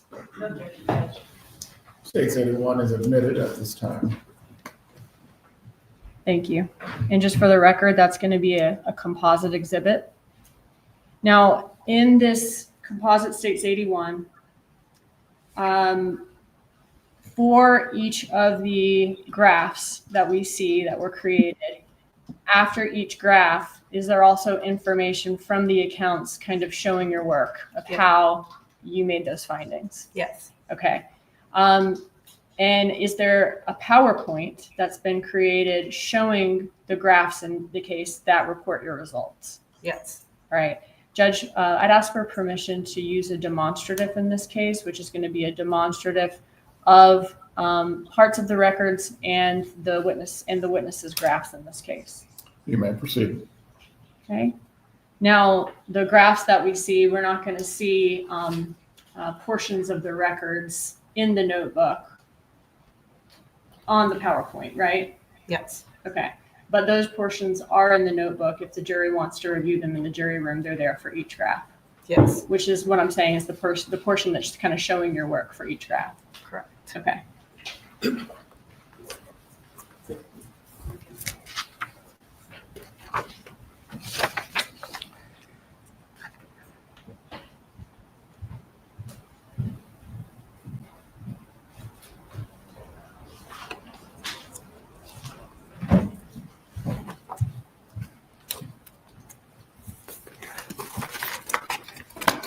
All right, so you mentioned that one of the set of records that you looked at was Department of Highway Safety and Motor Vehicle records for some of these subjects.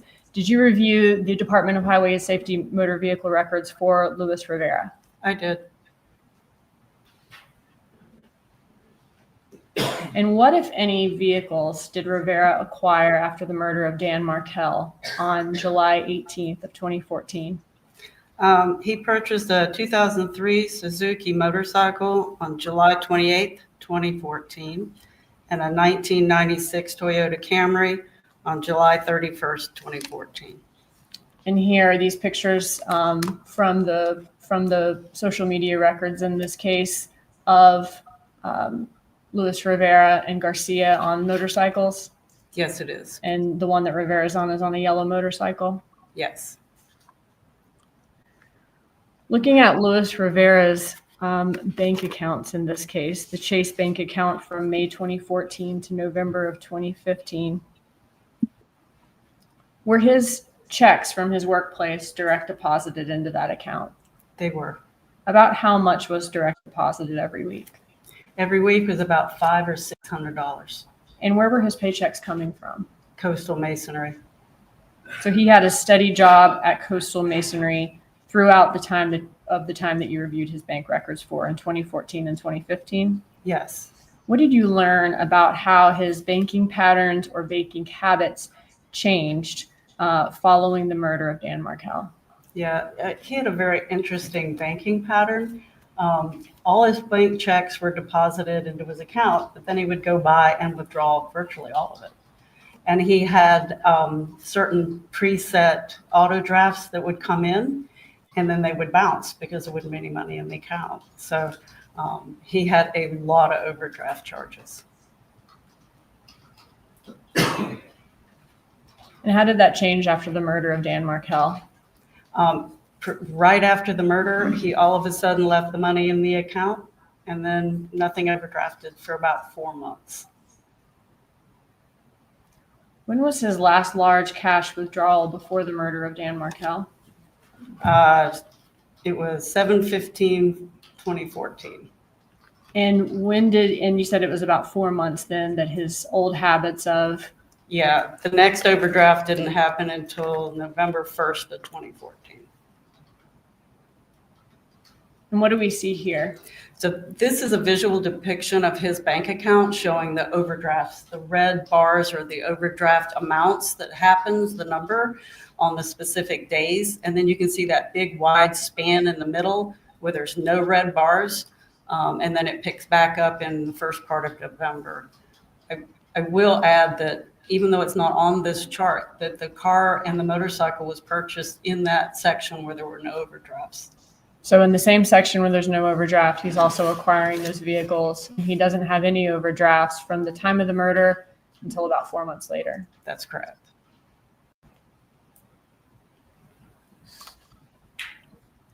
And could that be indicative of him having another source of cash during that time?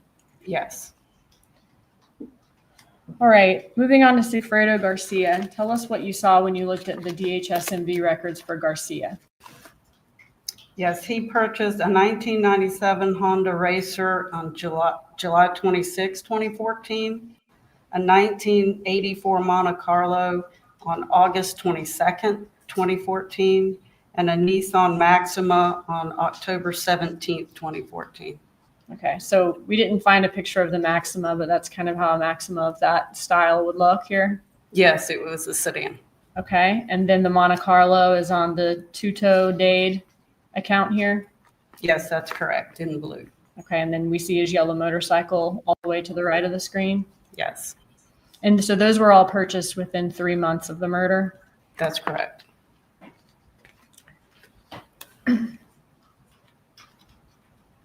And can you tell us about Garcia's bank accounts? There was not a bank account located during the time or shortly after the murder. He did have one. Let's see. From June 15th to July 16th. Okay, so from June of 2015 to July 2016, he established a bank account and maintained it. Yes. All right, and during that time, was he having paychecks being direct deposited into that account? Yes. From what company? He was employed at Rapid Capital Funding at that time. Okay. But before of June 2015, there were no bank records that we could find to review for Garcia. There was no account located for him. All right. And did he work regularly in 2014 around the time of the murder? Actually, his employment record, at least with coastal masonry, was very sporadic. He worked 2 months from February of 9 to December of 2009. And April 2010 to July 2010, he worked 3 months. October from 2012 to August 2013, he worked 10 months. And April of 14, he worked 1 month. Okay. And we have no record of him being employed at the time of the murder. No. So both Luis Garcia and Luis Rivera and Garcia both worked for Coastal Masonry. Rivera's job was consistent and steady, and Garcia's was more sporadic. Correct. All right. For Catherine Magbanua, did she already own a car according to the DHS&B records at the time of the murder? She did. And what type of car was that? That was...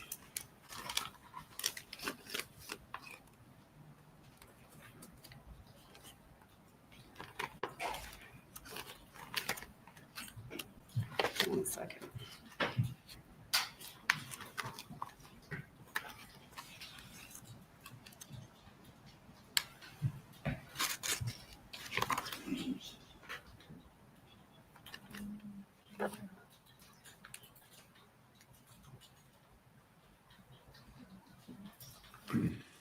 I wish Sarah would speed up the questioning.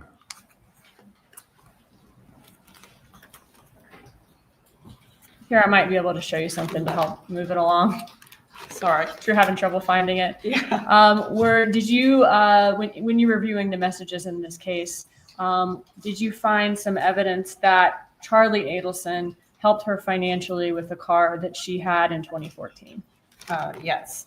Okay. And was that car, in these messages, did they refer to this car as her needing to get it fixed? The parts alone are expensive, and she's asking, I need a loan, buddy. Frowny face. That's correct. Okay. And does she say, just imagine if I took it to another mechanic? Yes. All right. Did Charlie Adelson in the messages have a mechanic that was a friend of his that he would refer people, especially Catherine Magbanua, to? He did. And was that person named Sully? Yes, it was. And does Charlie Adelson then respond, LOL, you'll be fine. I got you. I just texted Sully my CC. That's correct. And she says, stop paying for S word. She misspells it on your card. Yes. And this was in November of 2014? It is. Okay. So he's offering to give her the loan she wants and is texting Sully what appears to be his credit card number. That's correct. All right. In May of 2015, are they still discussing her car repairs? Yes, they are. And it says it's a must. Okay. So in this one, she needs her time. He says you need your belt changed. Just bring it to Mazda. And does he offer to take care of it for her? Yes.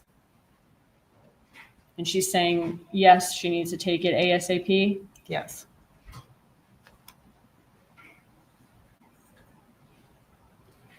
Katie thought she could What milk did we this see here in November of 2015? the rest of her life. This is a text message exchange about him paying for the repairs for that car. Okay.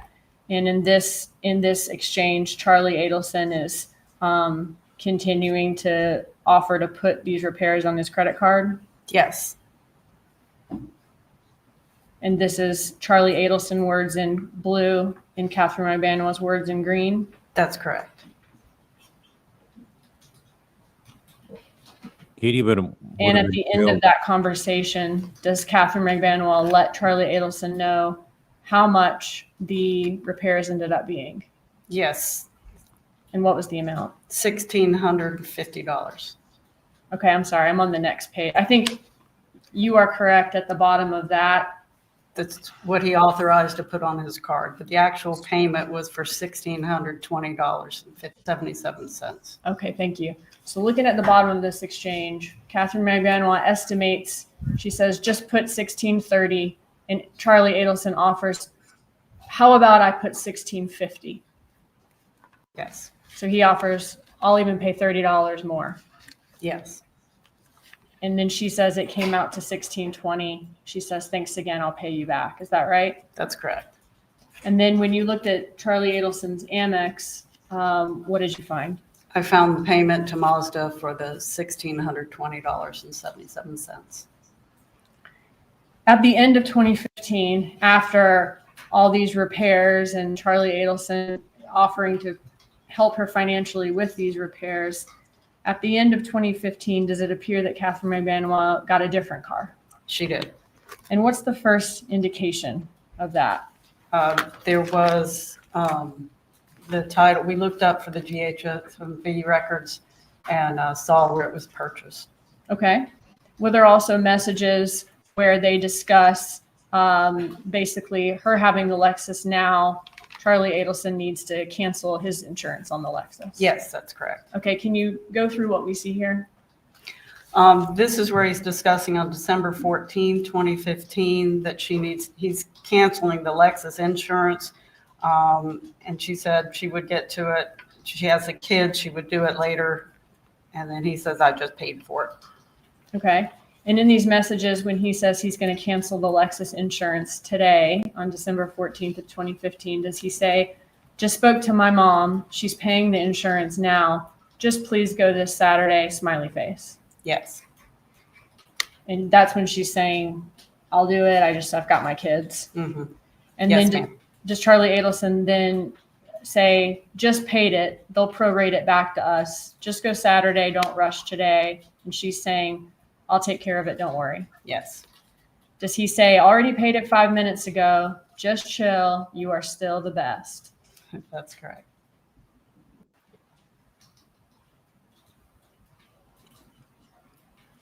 You mentioned the DHSMV records in this case. What do we see here?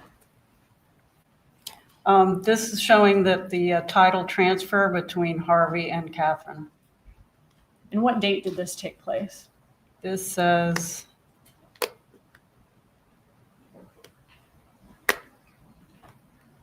Let me see if I can zoom in a little. January 23rd, 2016. On the right-hand side. Right here. Yes, January 23rd, 2016. Okay.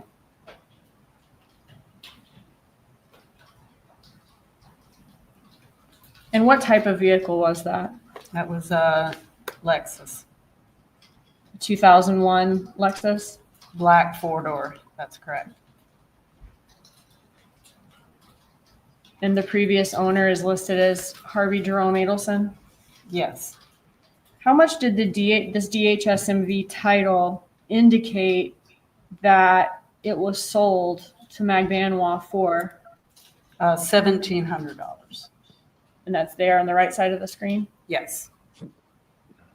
Were you able to find any record of payment from Catherine Magbanua to any of the Adelsons for this vehicle? No. Did you search all her accounts? Yes. Was there any check, or maybe she just withdrew that amount of cash? Was there any cash withdrawal for that amount? Nothing that correlated. Were you able to find any deposit into, if she, let's say she already had that cash at home, any deposit into the Adelson's account for that amount? No.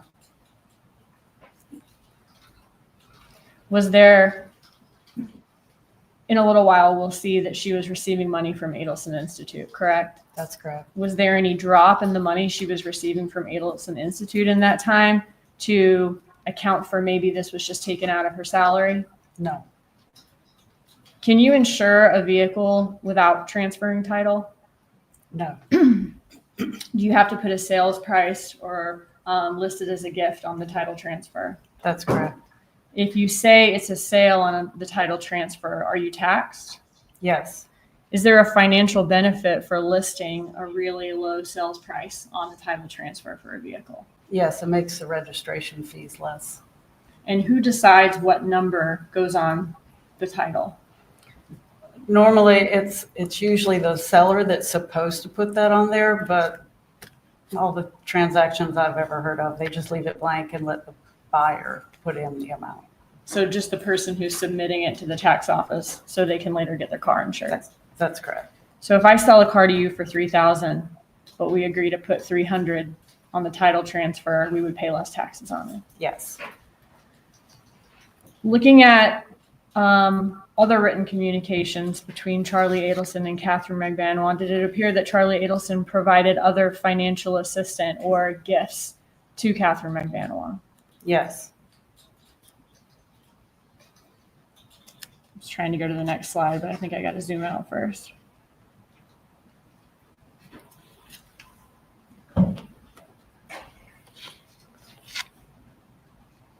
What do we see here in Charlie Adelson's Amex records? So this is a purchase of airline tickets for Catherine Magbanua on March 6, 2015 for a flight to Santo Domingo, and that was $970.74. And the passenger name is there at the bottom, Catherine Magbanua? Yes.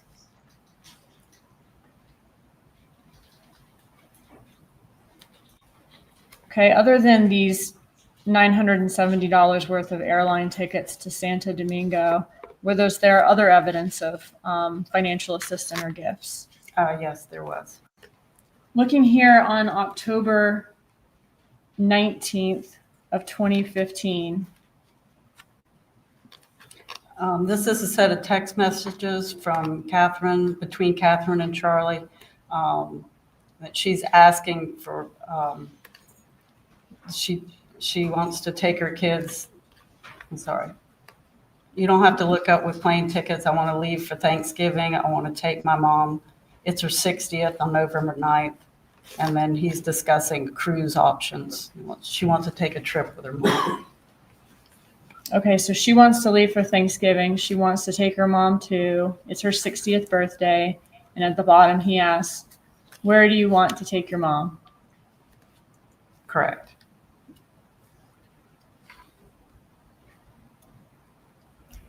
This is a continuation of the text messages where she says she wants to do something nice for her mom, and she may have days off on Thanksgiving. Does she offer the fact that maybe I'll rent an RV and drive cross country? She does. And then what does Charlie Adelson offer to do about halfway down this page? To get her a cruise for her and her mom.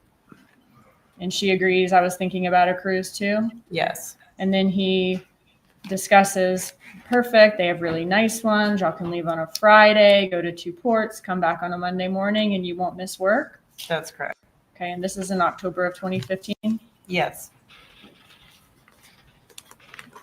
And then does he continue to offer in that text messages, I think it would be super cool for you to go with just you and your mom from Friday to Monday on a Norwegian cruise. It leaves Friday at 4, comes back Monday at 7. Does that work for you? Let's look at dates. Is that right? Yes, that's correct. Yeah, it's not So televised. that exchange, Sure. Magbanua mentioned something she might want to do. Charlie Adelson is the one offering to do this. Yes. These are pool cameras. This message from May of 2015 is Catherine Magbanua saying she has a lot of things to pay for. She needs a little help because of her kids' tuition and stuff, and she had to stop her weekend job. She says, I hate asking. Pool camera guys sleep He at the says, I pool. will lend you whatever you need. That's correct. And then shortly after this text message exchange on May 20th, what do we see in the bank records? We see an ATM cash deposit for $1,400 into Catherine Magbanua's account. And was that a large amount of cash for her to deposit for her? Yes. There she is hitting up with all these financial demands. She'd have been buried in the Atlantic. These are some of the bigger items, but was there also, he would give her teeth whitening. He would give her, pay for meal plans for her, offer her rides in fancy cars, or her ability to lend or borrow fancy cars from him throughout these years. Yes, he had a lot of supportive activity of her. He would have cut it off at some point by killing her. Throw her Looking at overboard. these records from overboard. Dr. Rudner's office. Did Catherine Magbanua have a breast augmentation surgery in October of 2014? She did. And looking at this record here, how much was that breast augmentation surgery? The total credit was $4,608.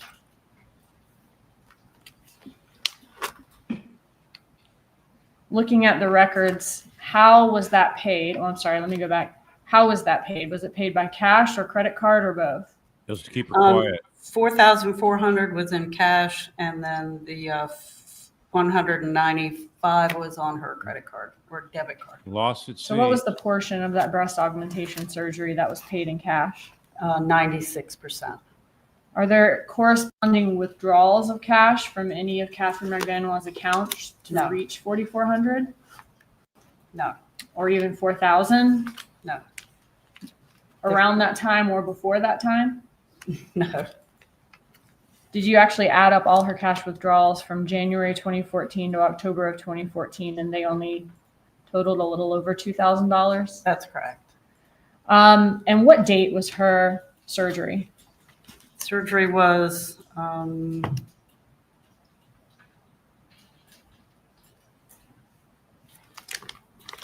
looks like it was July. It was October Of 2014? 2014. October 18th, 2014.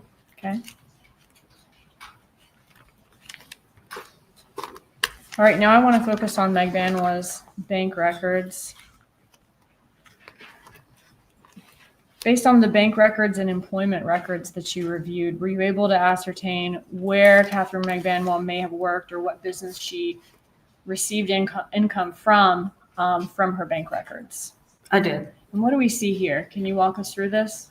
So from the summary of the bank records, I was able to show through her deposits, her checks or employment that she had.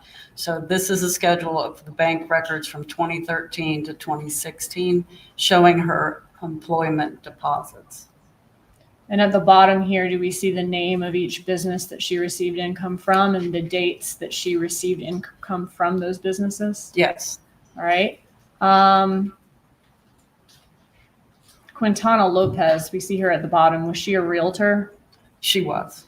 And we see another name, Jerome R. Obed. Was he a dermatologist who was a friend and former roommate of Charlie Adelson? He is or was. Okay. And when, according to this, when did she work for Adelson Institute? The first deposit that hit her account was October 7th, 2014, and the last one was May of 17 of 2016. Okay. And that's when she received checks from Adelson Institute. That's correct.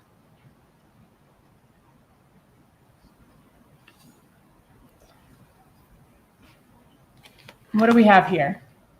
So this shows the horizontal bars show her employment time frame, and then the murder and the bumper also showed on as a time frame. When was her last check from Sophie Dental Care, the dental company she was working at before the murder? The first part of July 2014. Okay, and then she didn't have any more checks or didn't receive any more checks from them after that point? That's correct. Is there any record of her being employed anywhere at the time of the murder? No. And you said she began receiving checks from Adelson Institute about a little less than 3 months after the murder? That's correct. And she received checks from them until the last check was dated in May of 2016? That's correct.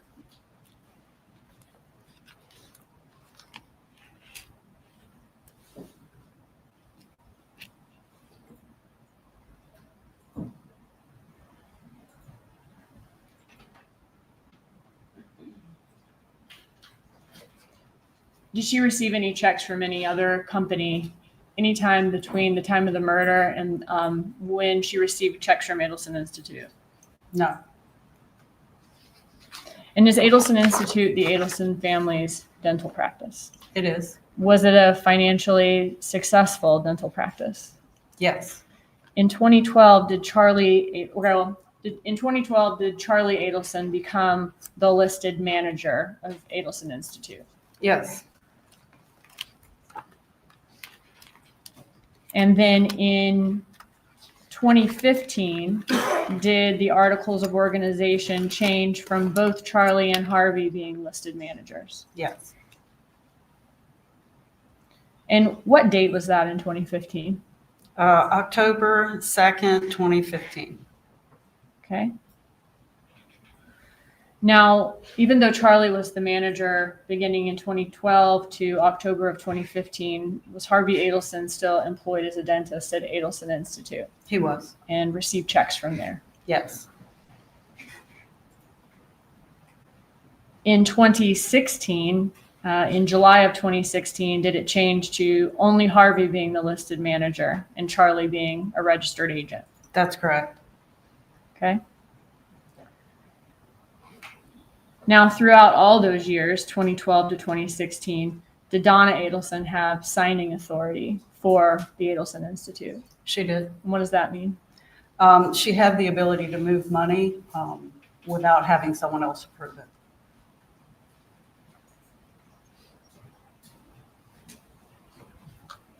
Was there evidence from Charlie Adelson's iCloud in reference to how or why Magbanua began receiving income from Adelson Institute? Yes, she was saying that she needed to show employment to get not only health insurance for her kid, but an apartment that she wanted to rent. Okay, so looking at this text, is this a text from June 24th of 2014? It is. So this is about maybe 3 to 4 weeks before the murder of Dan Markell? That's correct. And in this text, does she say, baby, I'm going to need help on the employment info. I have to send to DCF for my kids' INS. Could that be short for insurance? Insurance. Also, if I have to end up moving later on, I need to show I'm working for you or else I won't be able to get an apartment. Does she say that at 12:33 p.m.? She did. And what does he say back at 12:36? No problem. No prob, short for no problem? No problem. Okay. And is this a time when his mother is signing authority there That's correct. and he's manager? Yes.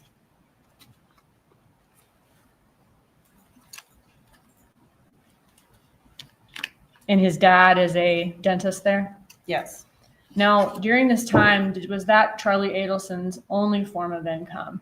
Did he also have income from his other work as a periodontist? Yes. Okay. Would he receive income from other dental practices where he would travel around and do specialized work for them? Yes. And was that a successful periodontist practice? Very successful. I want to ask you about this text message. She says she needs employment to send to DCF for her kids' insurance or if she moves later on. In order to rent an apartment, do people sometimes have to show proof of employment? Yes. In order to get public assistance, health insurance, do people need to show they're employed, but they don't make above a certain amount of money? That's correct. Did you review checks from Adelson Institute to Catherine Magbanua? I did. And in what accounts did you find those checks? They were deposited into Catherine Magbanua's, sometimes in her checking, but a couple of times they went into her savings. Okay, and they were coming out of Adelson Institute's business account with Regions? Yes. How many total checks were there from Adelson Institute to Catherine Magbanua? There was 44 checks.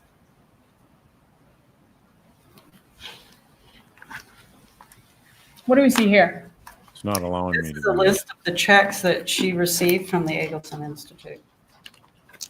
Okay, so this is a summary of the checks. It is. Okay, but in evidence, as we kind of went through earlier, all of this will be back there in case the jury wants to see specific things. But 682 is a copy back and front of every check. Here it is, that Catherine Magbanua received from Adelson Institute. That's correct. Okay. All right, so in the summary here, what's included? So it's the first row, just a number. The second column is a date, the date that it was posted to her bank account. The second column is a date of the check was written, and the check number, the payment amount, and what was in the memo column. Were all of these checks deposited by Catherine Magbanua into her account? They were. And who were each and every one of these checks signed by? Donna Adelson was signing the checks. Okay, are these examples of 3 of the checks in the exhibit? It is. Okay, but she signs all 44? She does. And you did say that she did have signing authority for the business during those years? Yes. In addition to signing these checks for Magbanua, did Donna Adelson also sign all the other checks to the Adelson Institute employees, their front desk people, their hygienists, the dentists, Yes. all of the people who work there? Yes, Was she the person who did payroll every month? that's correct. And looking back at this summary, you mentioned Adelson was listed as manager again in October 2nd of 2015. Looking at this chart here, would that be just between number 20? Nobody can. The pool cameras don't show it. Time he worked there. Yes. Okay. So about 3/4 of the second chart we see That's right. for all those checks that were written. That's correct. And for both of those charts, Donna Adelson had signing authority. Yes. Who else had signing authority at Adelson Institute when these 44 checks were written? There would have been Charlie and Harvey and her.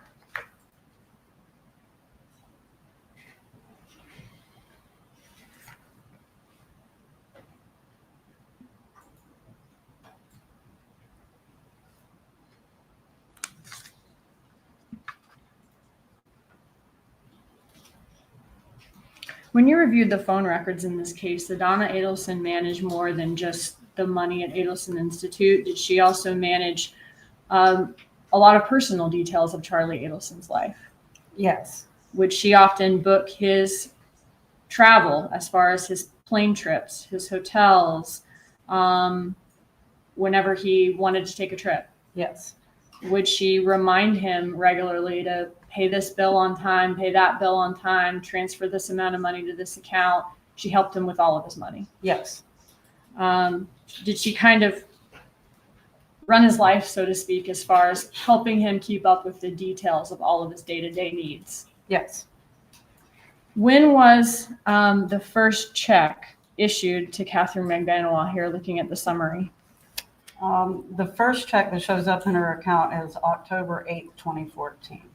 Okay, and what was the date on the check? Meaning the date that you're assuming that that's the check, that's the date that it's written.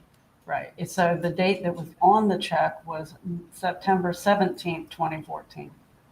Okay, and was that almost 2 months to the day from the murder of Dan Markell? It was. Was that, I guess, about 3 months after she asked to be employed by Adelson Institute? Yes.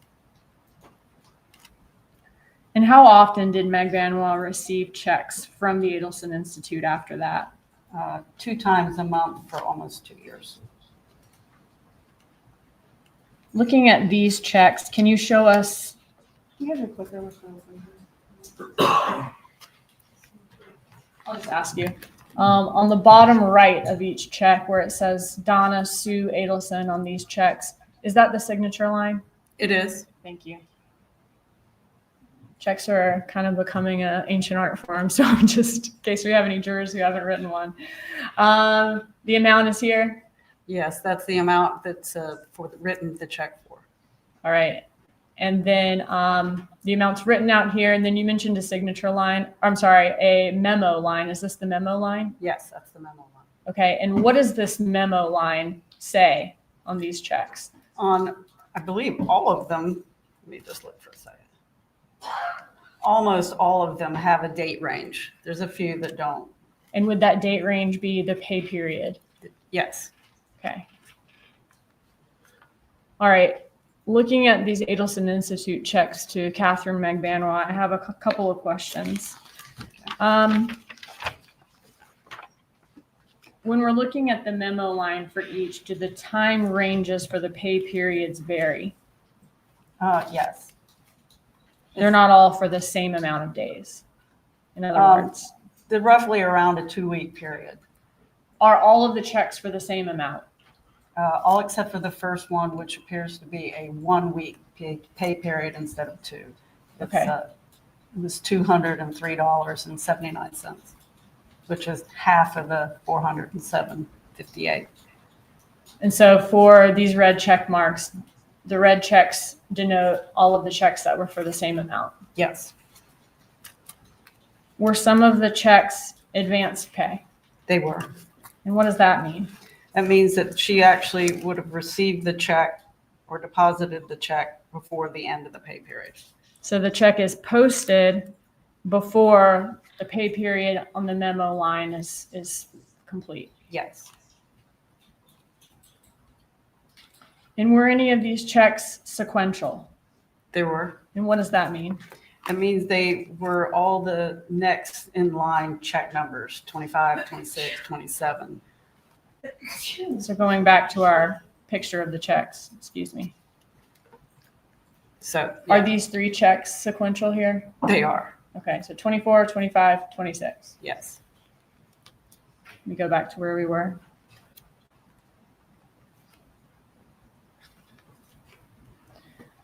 Since they were sequential, were they dated all at the same time, showing that they were written at all the same time? No, they just have the sequential check numbers. How many sequential checks did she receive in a row?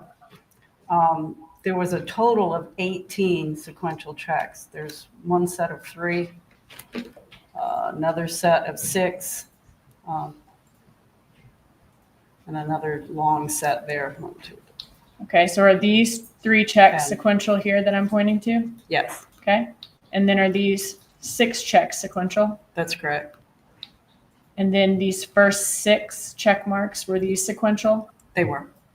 And then the final 3 here, checks that she received, are they sequential? They are. So this isn't 9 sequential checks. It's a set of 6 sequential checks and then another set of 3 sequential. That's correct. Okay.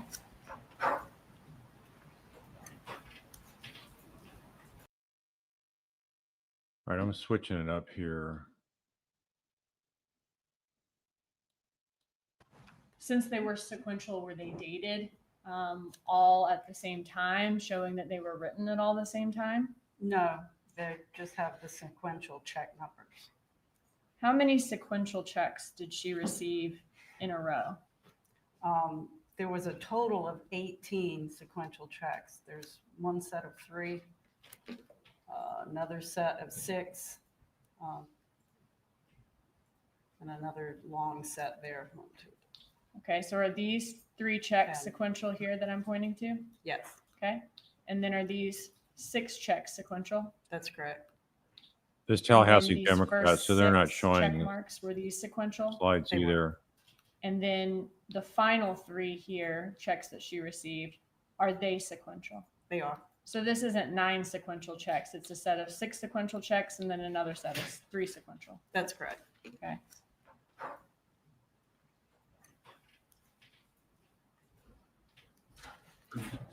We talked about the ones that were sequential. Are there also a lot of the checks that are not sequential?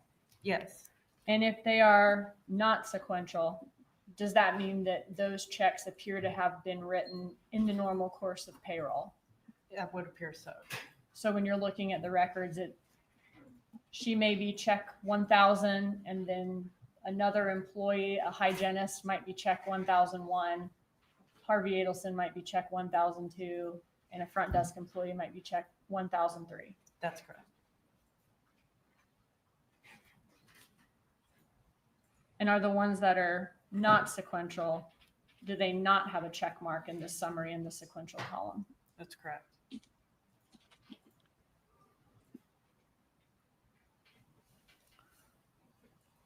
For this last column, Catherine Magbanua, known schedule.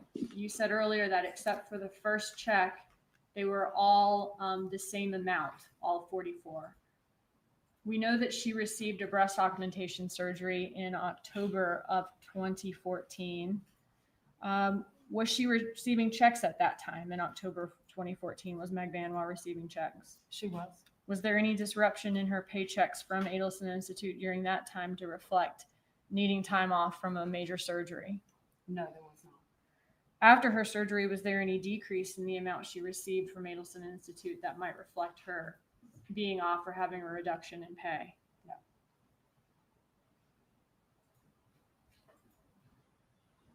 Does the the date range in the memo section appear to be every 8 to 10 days, kind of like the other ones do?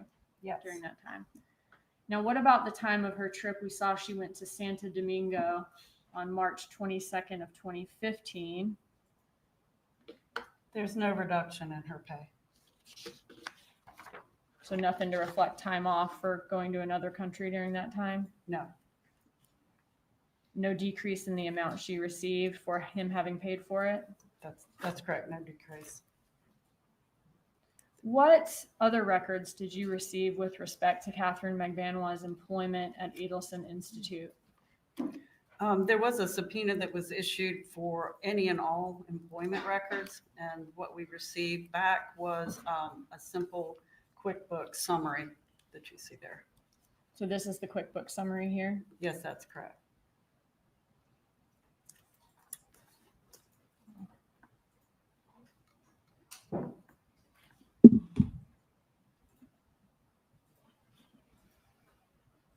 Did the subpoena ask for any and all records of her employment from Adelson Institute? It did. Did the records, did they come with an employment application or timesheets or W-2s or tax filing records, performance evaluations, anything like that? No, A job Sarah should be- description? no, Sarah should be Just the talking QuickBooks twice sheet. as fast, that's correct. in my opinion. What time period does this sheet cover? This covers from the September 18th, 2014 to March 31st of 2016. In your time doing forensic accounting, have you seen subpoenas for any and all employment records? I have. When a person has been employed with a business for 2 years, do you usually see some of those things I just listed out? Yes. Okay. So was it a surprise to you to just receive this QuickBooks printout? Yes. What was the date of the last check according to Adelson Institute's QuickBooks records that they handed over to law enforcement when they received the subpoena? It's at the top, March 31st, 2016. Okay, so according to their records, the last payment they made to her was on 3/31 of 2016. That's correct. When you looked at Catherine Magbanua's account, were there any additional checks after March 31st of 2016 that were paid to her by Adelson Institute? Yes, there were 3 additional checks that did not show up on the QuickBooks records. Looking at this graph, is this the 3/31/16 check that was dated and posted the same day? Yes, And so these would be the 3 checks that were deposited after March 31st? yes, Does the date, do these 3 dates reflect the dates on those checks? Written? The dates Yes. written. And these would be the dates that Magbanua posted them to her account? that's correct. And the date range appears that her working period there were these 3 lines. That's right.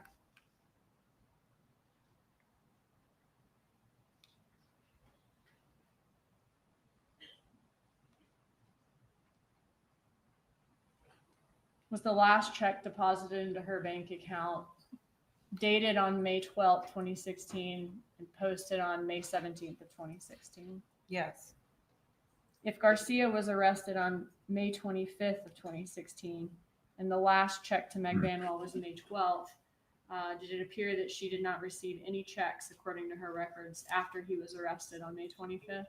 that's correct. What was the total net amount received by Magbanua from Adelson Institute from September 2014 to May 2016? The net amount that went into her account was $17,729.73. Okay. I want to ask you a little bit more about this timing. Are you familiar with what law enforcement called the bump on April 19th of 2016? I am. All right. Looking at these last 3 checks that were deposited into her account, was there evidence of a check later than those in sequence that was actually posted to the bank account before the bump on April 19th of 2016? Yes, Okay. Is that the check here to Harvey Adelson on April 4th? that's correct. And that would have been before the bump, It would. but after in sequence of Magbanua's checks? Yes, So is it possible, given the sequence, that Donna Adelson stopped writing Magbanua checks after she was approached by the agent during the bump? it appears that way.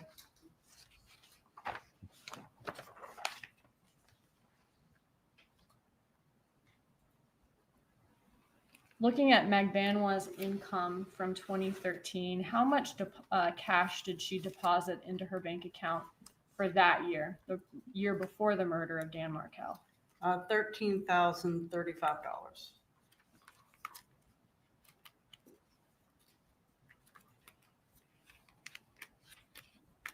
Looking at 2014, the year that Dan Markel was murdered, how much cash did she deposit into her account that year?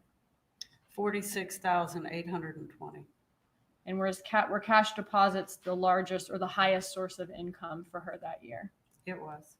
And is that depicted here by the red part of the pie graph? It is. How much income or how much percentage of her income did she receive from Adelson Institute that year? 4%. Okay. And that's depicted by the yellow portion of the pie chart? It is. And that was the year that she started receiving paychecks. The first one posted to her account was in the beginning of October. Correct. Okay. And then she received them every 2 weeks after that for the rest of the year. Is that right? That's right.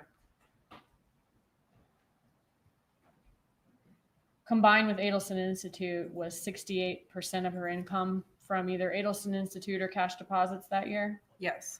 Moving on to 2015, the year after Dan Markel's murder, what was the total amount of cash deposits for that year? $26,523.77. Was that about 51% of her income? It is.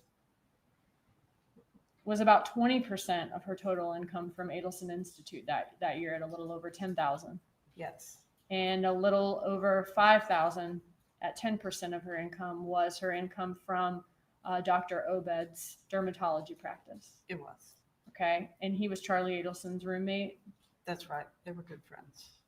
Okay. So about 81% of her total income was from Adelson Institute cash or an Adelson friend, Dr. Obed, that year. Yes.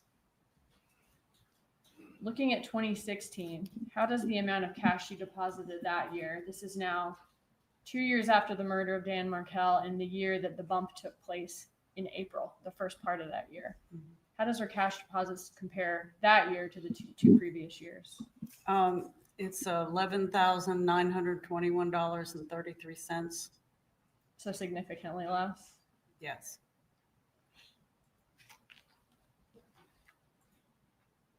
And same for Adelson Institute. She stopped receiving checks in April or May of that year, according to her bank account. That's right. What do we see here? So this is a visual depiction of the cash that went into her accounts by year. And did you track every single one of her cash deposits from 2013 to 2016? I did. Which year, looking at 2013 to 2016, had the most cash deposits? The year of the murder, 2014. Was 2014 about 3 times as much as the prior year Yes. and about twice as much as the next year? Yes. What do the graphs at the bottom represent? It's just another visual depiction, a circular graph of the cash. How much the cash was a percentage of her total income? Yes. How much of a percentage of her total income the Yes. cash was? Thank you. And it was the highest source of her income in 2014 and 2015. Yes. What do we see here? This is adding on the other, the Adelson Institute checks that are in the yellow highlights, and then Dr. Obed, his roommate, was in the purple. Showing the total amounts from all those sources, and then the percentage of her income all of those sources were. Yes.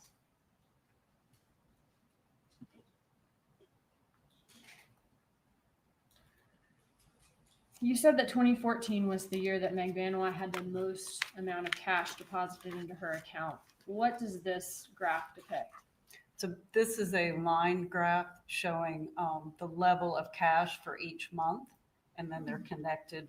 The dots are connected by a line for you to have the visual look, the visual representation. And was the month in 2014 that she had the most cash deposited into her account August? It was. The month after Dan Markel was murdered? Yes. And the second and third highest month, October and July? That's right. That would be the same month that she started receiving income from Adelson Institute, and the same month as her breast augmentation in October for number 2? Yes. And number 3 being the month of the murder of Dan Markel? Yes. When you compared 2014 to the amount of cash she received in all 3 years, were those 3 months still the highest amounts of cash she received in all 3 years? Yes. August, October, and July of 2014? That's correct. Okay, so this is all of the cash she received depicted by the bar graph for all 3 years? It is.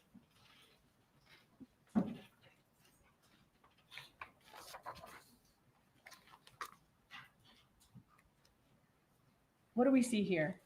So this is a composite graph showing both her employment, that are the horizontal bars show her employment, and that line graph showing the cash deposits that went into her account. Kind of just represents that she was receiving cash when she was not being employed. Okay, so these bars are the employment chart that we already saw, right? Yes. The red is all of the cash she received throughout those 3 years. Yes. Okay, and then is this black line the date of the murder of Dan Markel? It is. And this other black line the date of the bump? That's right. What was the amount of cash deposits in the year before Dan Markel's murder for Catherine Magbanua? The year before was $15,600. And what were the total cash deposits in the 12 months after the murder? 12 months after was $44,963. So about 3 times as much as the year before? Yes.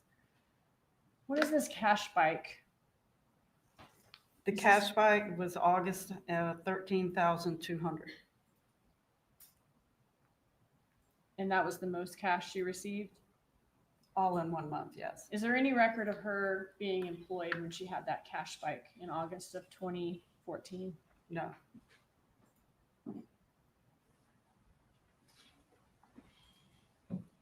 And how much did she deposit in the 6 weeks after Markel's murder? She deposited $17,300. And that was during a time when there's no record of employment. There's a break in these bar graphs. That's correct. And the next bar graph is her income from Adelson Institute. It is. And then the month after that is the breast augmentation in October. Yes. Okay. You told us earlier that you analyzed Adelson Institute along with the bank account records of Donna, Harvey, Charlie, and Wendy Adelson. Well, first I want to show you a contract that's been shown to defense for the purchase by Wendy Adelson of a home, I won't say the whole address, but on Whittendale Drive in Tallahassee. Mm-hmm. Okay. And what date did she sign this to purchase this home? October 24th, 2013. Okay, so she signed the contract about a week before Halloween of 2013. Yes. Okay, and how much was the purchase price of this home? It's listed as $371,000. Did Wendy Adelson have the means in her account to pay for a down payment for this home on Whittendale? Yes.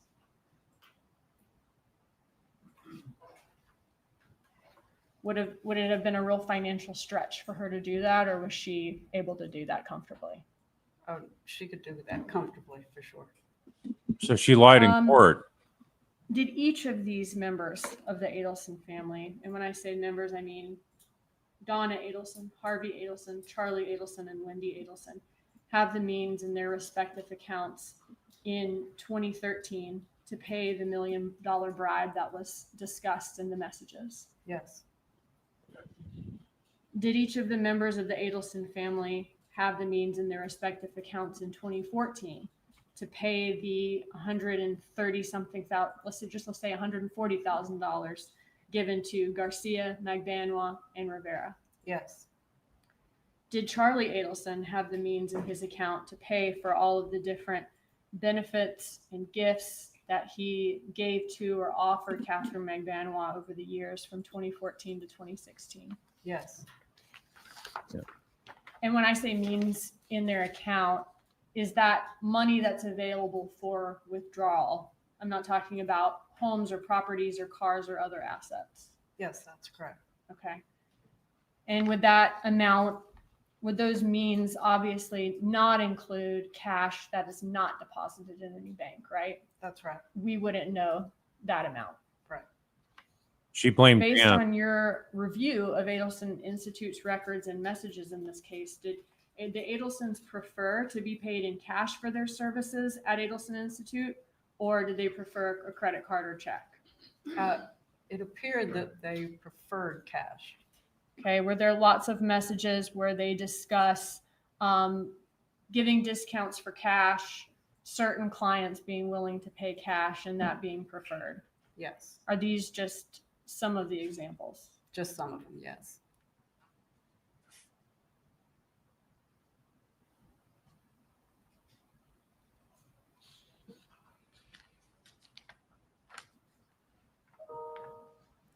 Were there messages in the Adelson family's records where they discuss having cash and how they store their cash? Yes. I want to turn your attention to this text message we see here on the screen. Can you read these messages to us? And these are from 2011, but what I'm looking for here is dimensions of cash and how the cash is kept, if you could read those for us. Okay. So the first block is from Donna. It says, "Good morning, Charlie. I need to take $25,000 from your office checkbook and put it in Dad's office checkbook in order to break even this month. Can we do that? Do you have enough money in your office account for us to write that check? If you do, then Dad will move $25,000 in cash in the safe into your pile. Please let me know as soon as possible so Dad can take care of it today. You can call, I am home, or text me, whatever is best for you. I love you, honey, Mom." And he says, no problem. He says, "No problem." Okay. So here, do they discuss having large amounts of cash and keeping it in piles in a safe? Yes. Were there other messages besides this one in the records where they discuss things, cash being in the safe or piles in the safe? Yes. Is this just one example? Yes. And as we talked about earlier, is it common for Donna Adelson to move money around between the Adelson family accounts? Yes. And does this safe appear to be at a place where Donna Adelson would have access to it or control of it? The rule you may answer based on your review of the records if you are capable, Ms. Hall. Could you restate the question? From the messages here, does the safe appear to be in a place where Donna Adelson would have access to it or control of it? Yes. Just a second.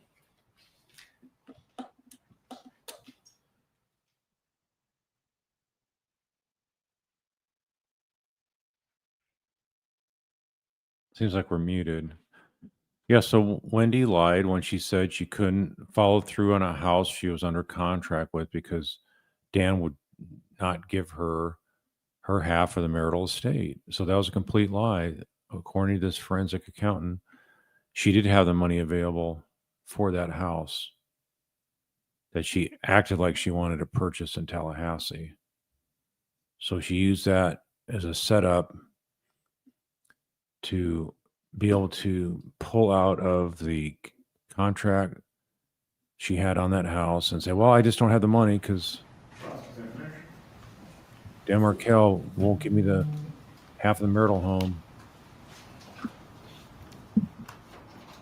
proceeds.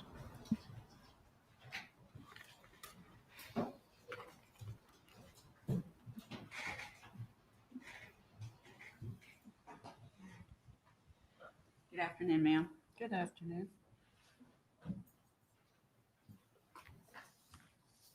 Quite a bit of testimony. I only have a few questions, okay? Okay. Only a few, because it's so damning, and there's nothing you can do Credit to. card account statements did you review in your analysis for Donna and or Harvey Adelson? I believe there was only two, an American Express and a Capital One, two different credit cards. An Amex and Capital One? Yes, ma'am. The car that you were referring to that had previously been in Harvey Adelson's name, that shows that Catherine Magbanua paid $1,700 for, you didn't find bank account transactions for that, but that could have been a cash transaction, correct? That's correct. And it was a 15-year-old car, right? Yes, And it had over 150,000 miles on it, right? I'd have to look, but I think you're right. Would you like to look? If you want me to be exact. Just want to make sure I can't testify, so I need to make sure that you do. Sure, hold on.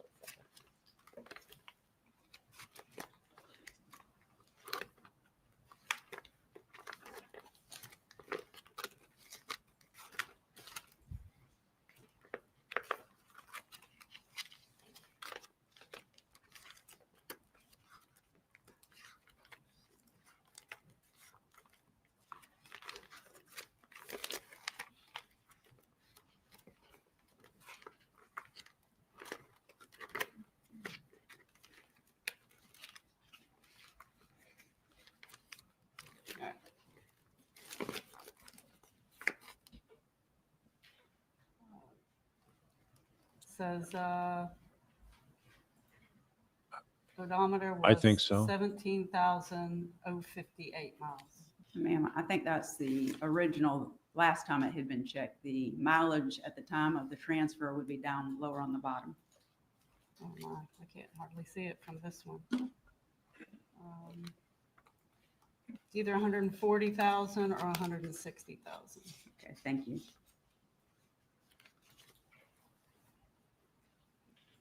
Now, we Number saw of the things. slide where Charlie Adelson was talking about cash discounts for his travel periodontist work that he was doing for different dentists, correct? Yes, Are you aware from your analysis that the cash discount that was offered at Adelson Institute was simply the same amount as what they would be charged if someone used a credit card for the fee, a 5%? So the difference in the discount was if you paid by cash or check, so there wasn't a credit card fee, they gave them a 5% reduction. there was no explanation in the text messages to say why there was a discount for cash. Okay. And you can't say what their deposits were in cash at Adelson Institute, correct? I don't recall. Okay. And you mentioned that sometime in 2016, Harvey for Adelson Institute, the business that we're discussing, became a manager in 2016, correct? I believe you are correct, but I'll look at the date.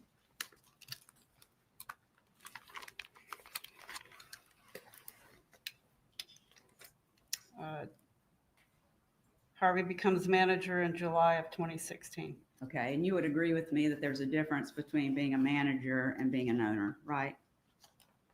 Yes, And it wasn't until 2020 that Harvey actually became the owner of the business again, according to the records that you reviewed. Is that right? that's correct. Just one moment, please.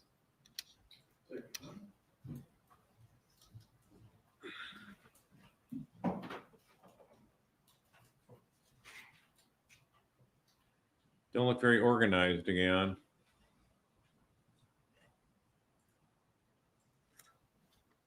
could have passed notes while she was on direct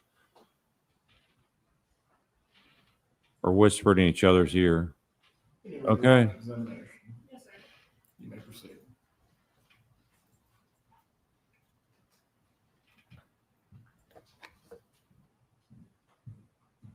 Defense counsel asked if the cash discounts mentioned in the text messages were from Charlie's traveling periodontist work, or did the cash discounts, are those messages also sent from Adelson Institute employees here that you saw listed in Adelson Institute payroll? It is. Okay.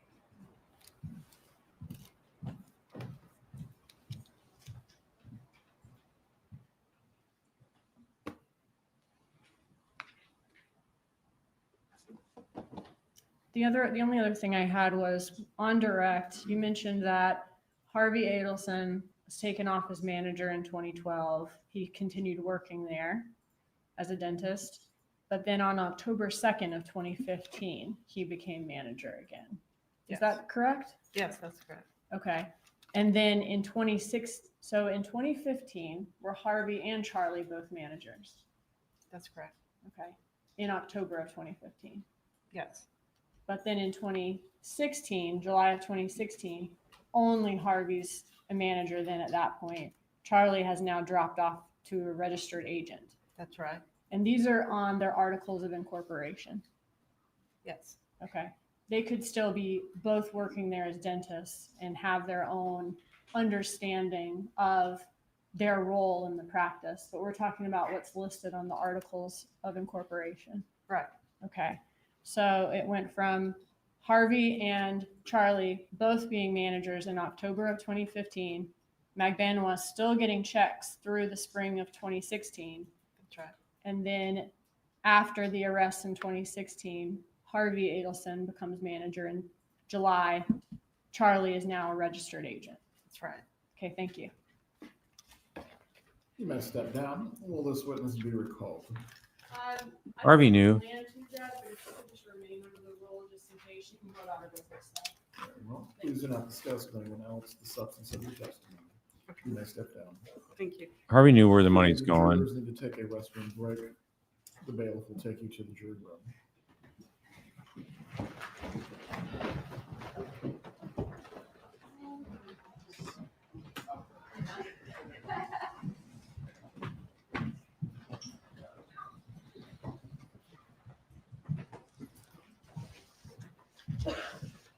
Years ago, that was a case, Lisa, but not since 2016.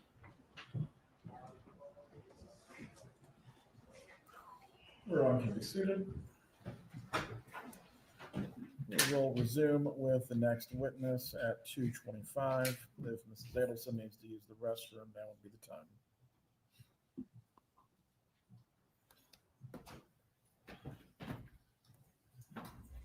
All right, gonna take a break here.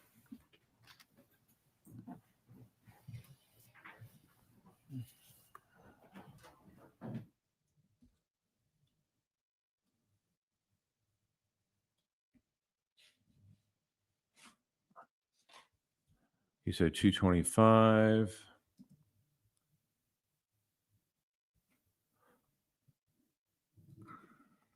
All right, stand by, folks. I'll be back.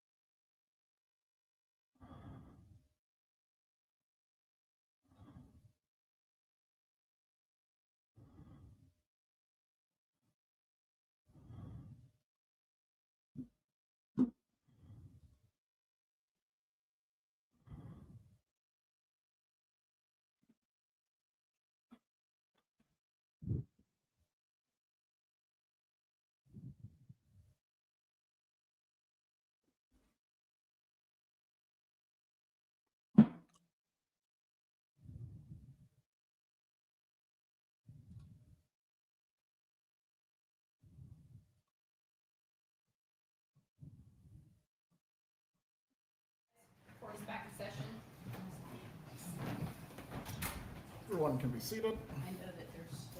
Using the bathroom. But are you ready when they're ready? Yeah, I'm ready when they are. Ms. Kappelman, who will be the next witness?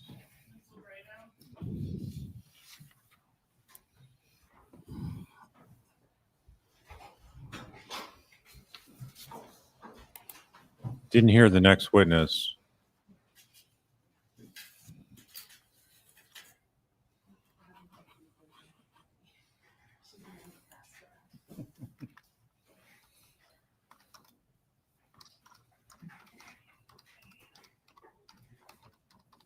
Yours are not there, says John.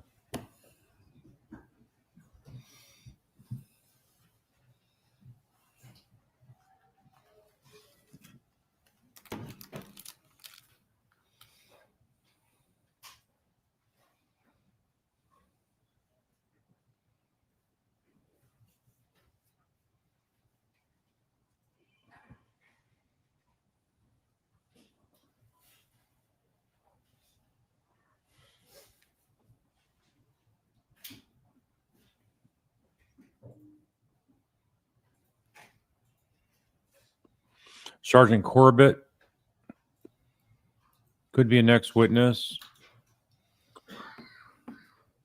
He did all the cell phone tracking, did a phenomenal job.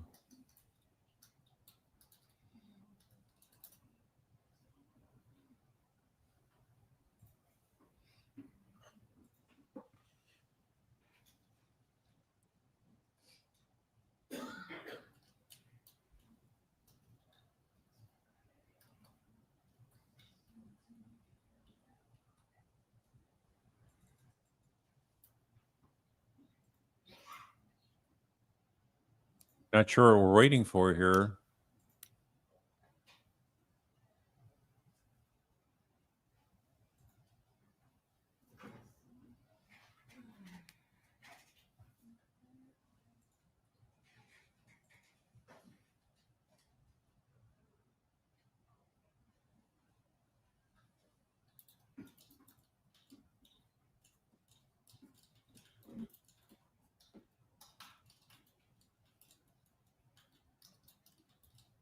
Yeah, we could have maybe one of the inmates, one of Donna's inmates.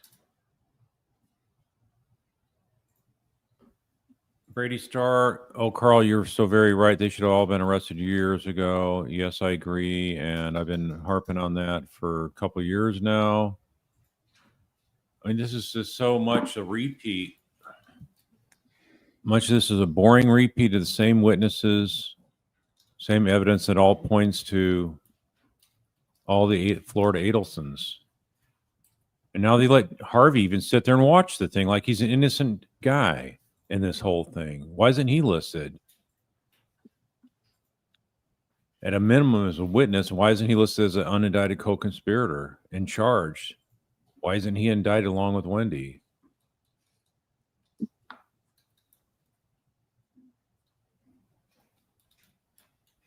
He's just a low-energy state attorney's officer of Jack Campbell.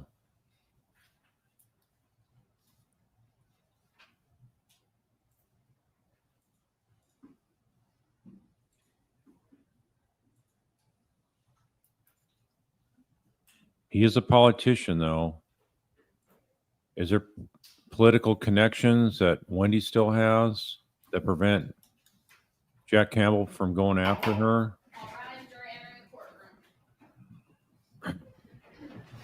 A 5-minute break turns into more like a 20-minute break. Or I guess it was 7 to 20.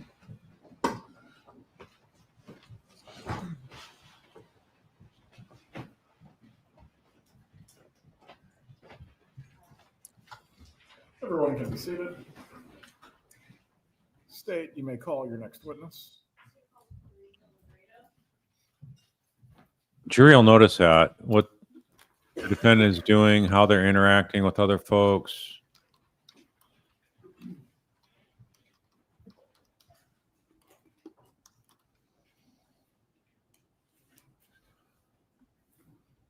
Lauren Cram, I was just about to say that all these Adelsons clearly should have been tried at the same time. What a waste of taxpayer funds.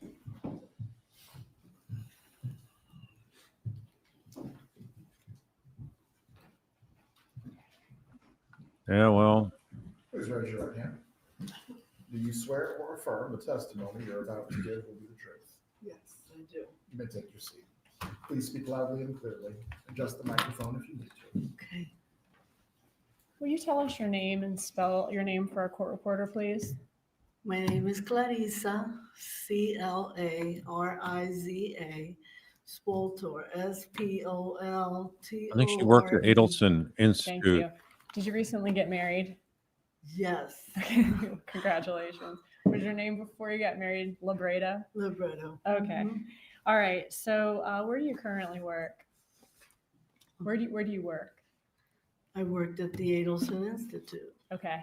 And you currently work for a dental practice that took over for the Adelson Institute? Yes. Okay, thank you. How long did you work at the Adelson Institute? Over 40 years. And where is the Adelson Institute located? In Tamarack. Was the exact address of the Adelson Institute 7737 University Drive in Tamarack? Correct. Is Tamarack near Coral Springs? Yes. Okay. And I want to talk about the positions at the Adelson Institute going back to 2013, 2016. What was your position? I was Dr. Adelson's dental assistant. Was that Dr. Harvey Adelson? Dr. Harvey Adelson, yes. Okay. Did you ever work the front desk? No. Okay. So worked as his personal assistant. Worked as his assistant. Yes. And what about Donna Adelson? Did she work there during that time? Yes. And what did she do there? She was the office manager. She worked up front. Okay. Did she keep the books, do the payroll, that sort of thing? Yes. What about Charlie Adelson? What was his role there? Charlie was our periodontist. He's a dentist. Dentist, okay. And the 40 years that you worked there, you worked for Harvey Adelson all of those 40 years. Yes. Was there also an employee during, and I'm talking about the years 2014 to 2016, in addition to yourself, Dr. Harvey Adelson, Dr. Charlie Adelson, was there also an employee named Erica Johnson? Yes. Okay, and what was her role? She worked up front and she was Charlie's assistant. Okay. And we had talked about Donna Adelson and her role. What about, did you have a hygienist named Amy? Yes, we always had a hygienist. Okay. Were there any other employees that you can think of during that time at the Adelson Institute other than the ones I just named? No. Any other dentists besides Harvey and Charlie? No. You mentioned that Charlie is a periodontist. Did he also, in addition to working at the Adelson Institute, did he travel around and do that type of work for other dental offices as well? Yes. How often was he in the Adelson Institute office? Ballpark. Once a month. Okay, so one time a month, he's going to serve his clients for the Adelson Institute. And other than that, he's traveling around to all different offices. Yes. Who was the boss at the Adelson Institute in your understanding? Who did you think was the boss? Dr. Harvey Adelson. What were the Adelson Institute's business hours back in 2014, 2016? Did y'all have Monday, Tuesday, and Thursday, 8 to 5? Monday, yes, and we had one late night. Was It was 11 to 7 Okay. Was that Wednesday? was Wednesday. And then off on Fridays? We were off on Friday. And no work on Saturday or Sunday? No. Who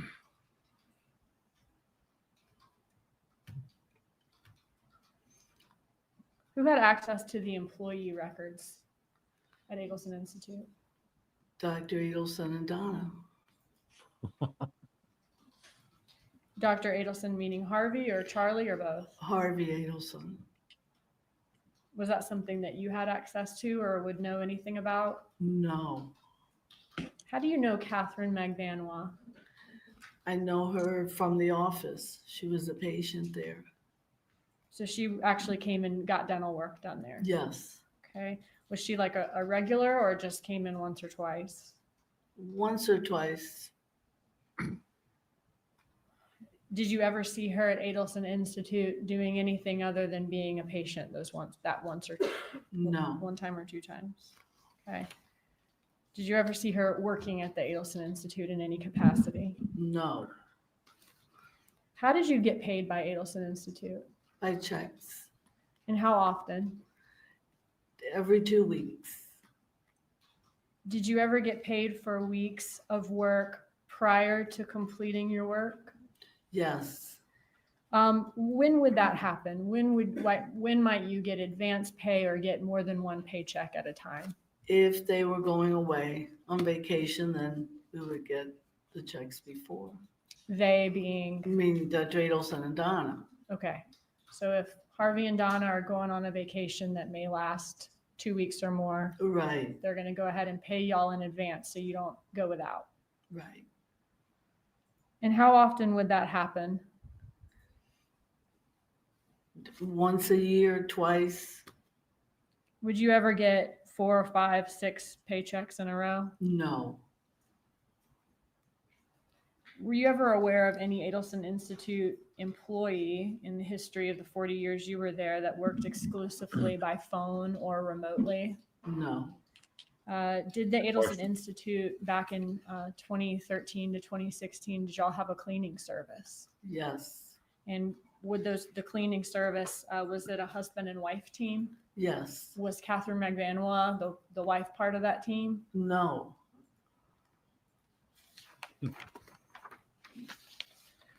Do you remember back in 2016, okay, when 2 law enforcement officers came to Adelson Institute and were asking some questions? yes, Okay, and were they asking questions about Catherine Magbanua? yes, Did you, since you didn't know anything, did you refer them to Erica Johnson, another employee? yes, Okay. And did Erica Johnson speak with them? yes, Prior to court today, did you have an opportunity to listen to States 100, which is the recorded call that you were played, which was a conversation between a man and a woman? Is that a yes? yes. Okay, thank you. I saw you nodding. I've got to ask you. When you listened to that conversation, did you recognize the voices in States 100? Yes, Who was the woman in the call? Erica Johnson. Okay. And you said she was an employee at Adelson Institute? Yes, And one of her roles was being Charlie's assistant? yes, And did you say she also kind of works in the front office? yes, she did. Okay. Who was the male voice on States 100? Charlie Adelson? Charlie Adelson. And did you work with both of them for many years? Yes,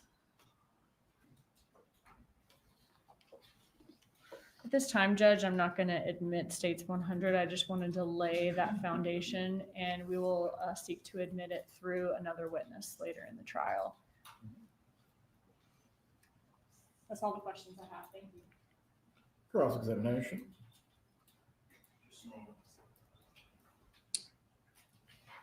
Never ready to go right away.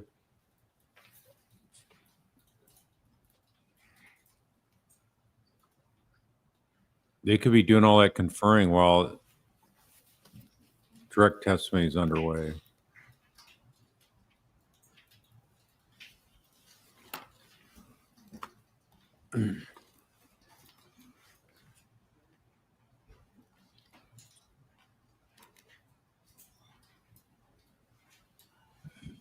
This is really bizarre.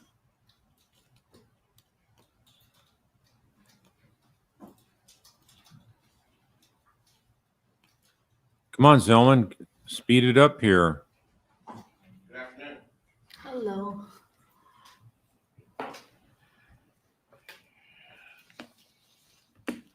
I want to direct your attention back to time frame of 2013, 2014. Did the office have an old style answering machine? Yes, Okay, so it'd play a recording if somebody didn't pick up. yes, Okay, and you had to go to the machine and play the messages at the machine. correct. Now, in your 40 years of knowing my client, Mrs. Adelson, did she ever speak badly about Dan Markell? No,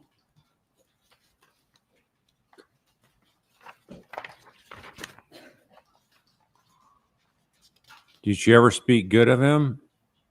Did she ever mention Isn't it him? true that you would call the Adelson family, Donna and Harvey, a hardworking family? yes,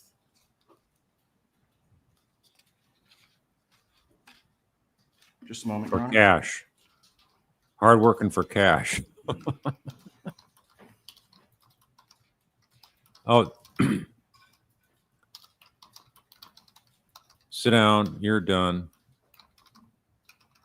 Nothing further, Your Honor? Any There you go. remarks from the witness? Back during that time period, if a patient were to call Adelson Institute and it was closed, maybe because it's a Friday, Saturday, Sunday, would that call be routed to voicemail? yes, Okay. And then would the voicemail be able to be checked from there? If it's checked by someone in the office, that would be Monday morning. yes. Did she Do ever you know mention who anything else about had the access to murder? that voicemail? No, Did you know Dan Markell was You and Donna murdered? Adelson had a friendly relationship throughout your time at Adelson Institute. yes, Were you, did you socialize or spend time together outside of work, or was your friendly relationship at work? at work. Okay. So while at work, John says you Katie's never heard her next. say anything negative about Dan Markell, No, but you didn't spend time with her outside of the office, we've gone out on occasions, but not regularly, I'm sorry. not on a regular basis. No, Okay. Thank you. You may step down. Ask her what Donna said about the murder. What happened You are released from your subpoena. July 18th, July Please call your next witness. 21st, or when did she return back to work after the murder? Did she seem shook up, bothered that her ex-son-in-law was Jury will murdered? Take a brief break. The bailiff will take you to the jury room. They missed a good chance there. Defense opened the door.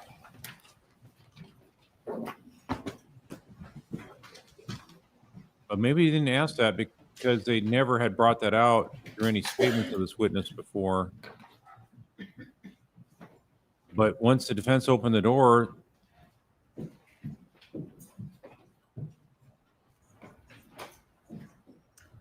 Everyone can be seated. I see. Yes. Go ahead. Preemptively, before this comes up during the testimony, Mrs. Adelson, I'm going to remind you again not to have any emotional reactions while the testimony is going on. No head shaking, no nodding, nothing to indicate that you either disagree or agree with what's happening. Do you understand? she doesn't care, Judge. What are you going to do? Hold her in contempt, send her to jail? She runs this courtroom. You can tell her that every day, Judge. She doesn't really care. She's out of control.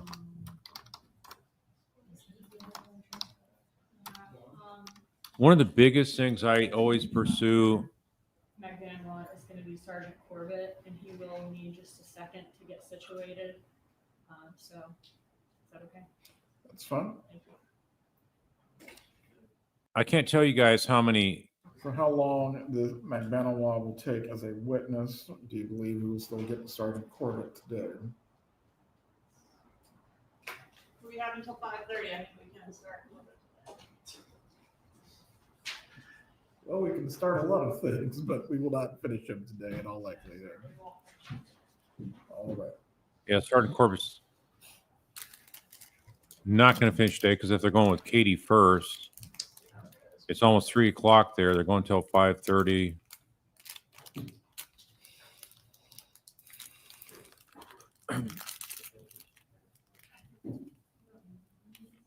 John Boo, Carl, I'm beginning to think the prosecution simply isn't that good with all the opportunities you're pointing out. Maybe they're just fatigued from 4 trials. No, that's no excuse. That should be even on finer tuning mode. The witnesses in their questioning should go even smoother, other than the fact that obviously time delays makes witnesses' memory not as great. But their line of questioning and stumbling over issues like discovery, it's just they don't have their A game on. I think Sarah is more totally the one that's ready to go, more thorough, but not asking about statements Donna gave in the office about the murder. You're telling me nobody on the jury's thinking, I wonder what Donna said about Dan after he was murdered. Nobody thought that on the jury. I think they would have, but in the end, I think the jury still gets it that they're extremely well connected in conversation on what's going on in their lives, the Florida Adelsons. And Donna had to have a hand in it. You're telling me Donna and Harvey would not know where this money's going? These checks being written to Katie Magbanua?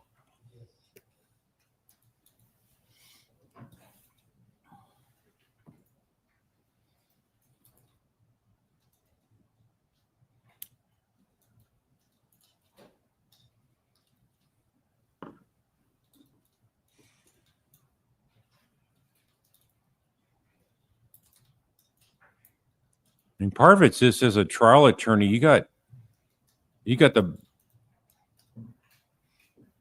mindset where you're like ready to attack and pounce on somebody.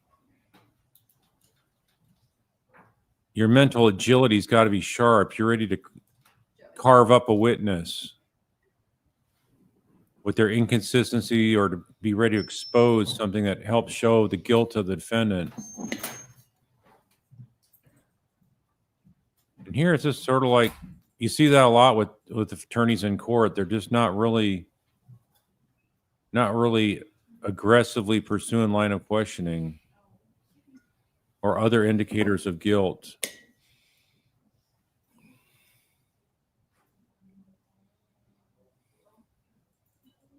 Ms. Jim Morrison, you're saying Sarah's not passionate and angry like George. She's just flat.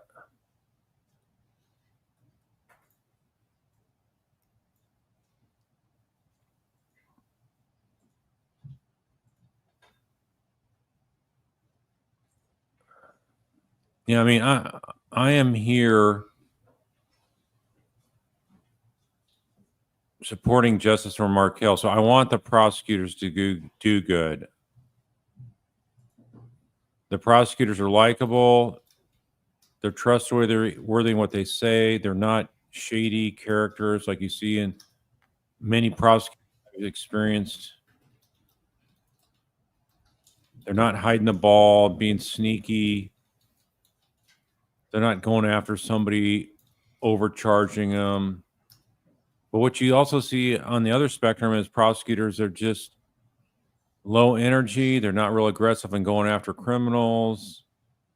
It's more like a job, and there's this churning through the cases, and things just don't get that prioritized, even if it's a murder case. So me as a prosecutor, Harvey would not be sitting in that courtroom. I'd be putting him on the witness list.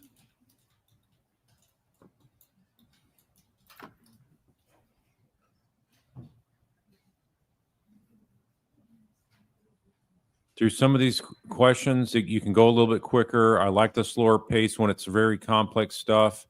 This financial stuff, I thought Sarah could have asked the questions quicker. And the witness would have responded in their normal pace, but the prosecutor can move along quicker, just to let the jury know that, hey, you're not trying to waste the time. You're trying to keep the flow of information going smooth and quick, but not too quick. You don't want it too quick, but you also don't want it too slow.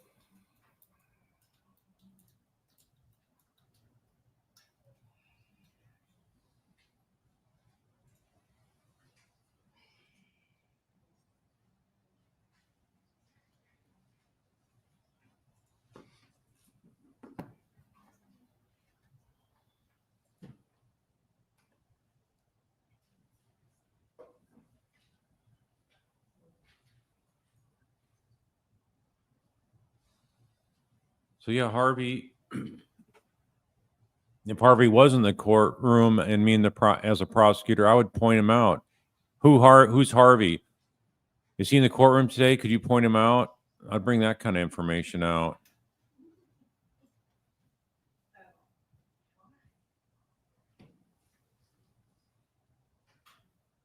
Kelp, you're saying jury must be dumbfounded as how despicable and absurd the Adelson's family's lying is. They've got 8 more days for it to get worse, and it likely will. That's a true statement. Definitely a true statement there. Lauren Crime, you're saying, I think the state has proved more evidence against Charlie and Wendy than against Donna so far. Yeah, I agree with that. And that's why it begs the question, why isn't Wendy charged yet?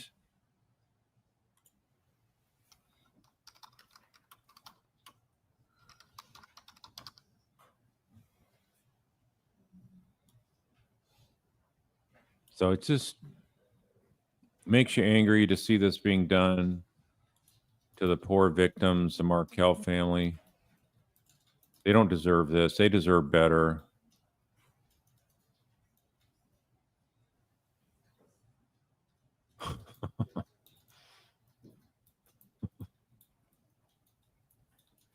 Yeah, we haven't got to the... Are we going to hear the wiretaps that they did this year on Harvey's phone and Jackie Fulford's phone? Well, the wiretap, I shouldn't say, was on Jackie's phone. They got her phone being used to contact Harvey. Lori, Michelle, you agree with me 100%. I'm afraid they feel like this is such a slam dunk. Well, yeah, but it's slam dunk against all the other Adelsons. So why don't they round them all up together? I've said before, why don't you have the son, Dr. Rob Adelson, testify? He was on the witness list. Don't go light on the evidence.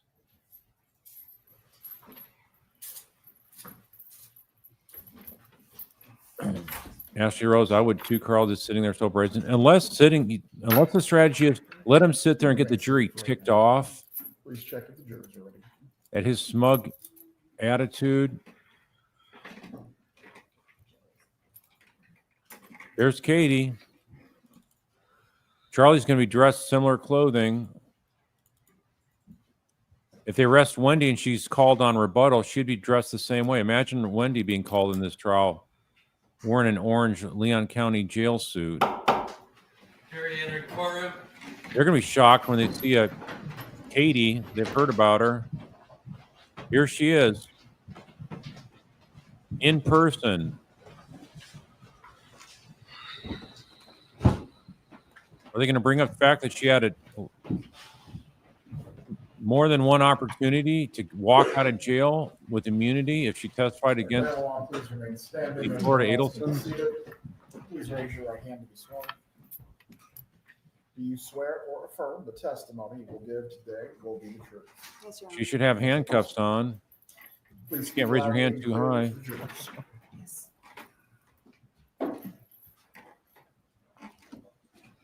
Please say your name and spell your name. Catherine Magbanua, Katherine He was on the list. Magbanu. Charlie's trial for the Ms. Magbanua, prosecution. are you in custody? Yes, ma'am. Are you serving a sentence? Yes, ma'am. For what? Life Life for what crime?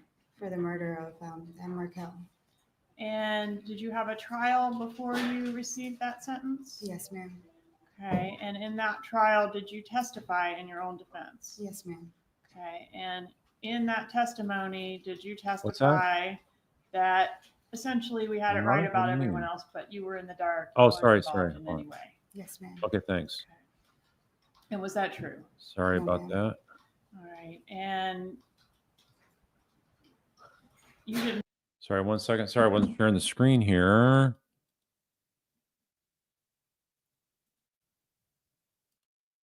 Tried with Secretary Garcia, and he was facing the death penalty, and I just couldn't do it.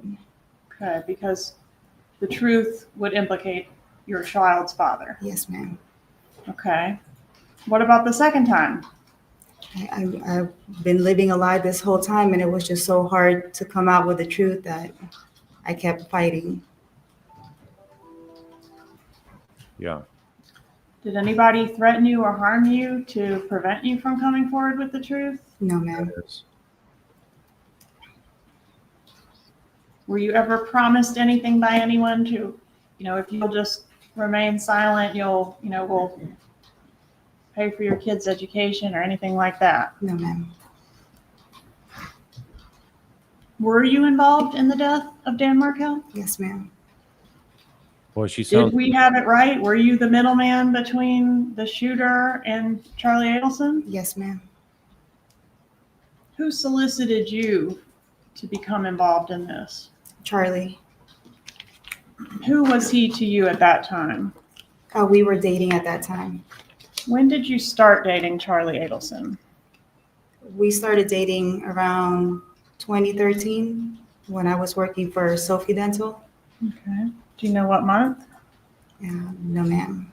Okay. And when did you stop dating him? Probably towards the beginning of 2015. Okay. Was there a period of time where it kind of wasn't clear whether you were still with Charlie or dating Garcia? Yes, ma'am. Right. And Garcia is your child's father, right? Yes. And what's your history with him? How long were you together? I've been with Secretary Garcia since I was about 18 years old. All right. So a lot of history there. Yes, ma'am. Fair to say that you're on again, off again quite a few times throughout your history together. Yes, ma'am. And during one of those off times, is that when you started seeing Charlie Adelson? Yes, ma'am. All right. And then toward the end of Charlie Adelson, there was a little bit of overlap with the two men. Yes, ma'am. And that sort of is in the middle of the time frame that we're talking about here today, right? Yes, ma'am. When did Charlie Adelson first bring this idea up to you that I'm looking for someone to harm my brother-in-law? This was around October. What stuck out in my head was on Halloween on October 31st. Okay. And what year was that? That was 2013. Okay. And so on Halloween, what is your memory of what y'all were doing that night that you're able to remember that happened that night? Well, we were out in Lincoln Road. It was like a kind of like a block party in Lincoln Road. And then when we were getting ready to get into our cars, he jumped into my car and he basically suggested that, do I know anybody that can harm someone? Okay. And were those the words you used, harm? Yes, ma'am. Okay. And did you know somebody that could harm someone? Yes, ma'am. At that time, Sigfredo was the first person that kind of popped in my head. Okay. I want to approach and show you an exhibit. Your kid's father. Wow. In other words, 36. let him get arrested, put away, so the kids have a. Do you recognize this photograph? Yes, ma'am. Is it a fair and accurate photograph of you and Charlie Adelson when you all were dating? Yes, ma'am. Moving to evidence, states 36, Your Honor. Any objection? States 36 is admitted. You may.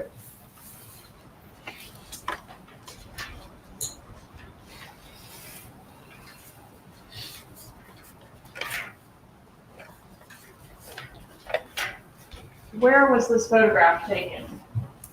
That was down at the Keys. When was it taken? I believe that was his birthday, Charlie's birthday? Charlie's birthday. In 2013? Yes, ma'am. When was his birthday? October 27th, I believe. And y'all drove down to the Keys? Yes, ma'am. So that would have been just a few days before he broached this subject of harming someone to you on Lincoln Road. Yes, ma'am.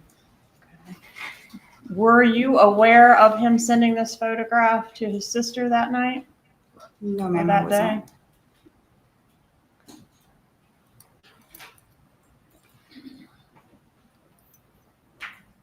Why would he think that you knew somebody that could harm someone? Why would Charlie think? Yeah.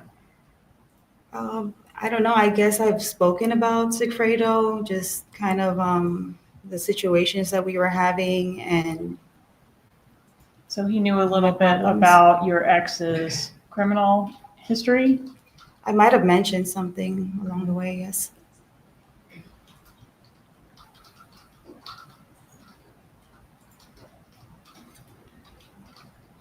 What did Sigfredo Garcia know about Charlie Adelson? At that time, I don't think he really knew of him yet. At some time, did he become aware that you had started dating someone else? Yes, ma'am. All right. And there's one phone call in the phone records that we're going to hear more about with the next witness. It's from Sigfredo Garcia to Harvey Adelson on July 1st, 2014. Do you know anything about that phone call? Yes, ma'am. There was a bit of an altercation between Charlie and Sigfredo.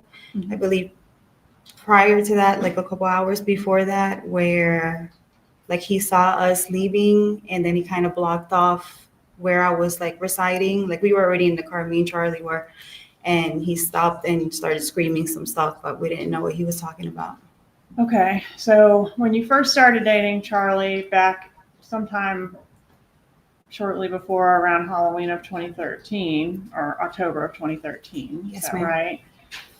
Garcia didn't know about it. I But believe it's- he didn't know anything Okay, about but it at yet. some point he learned and was jealous and there was a confrontation. Yes, ma'am. Okay, so how does that confrontation explain a phone call to Harvey Adelson?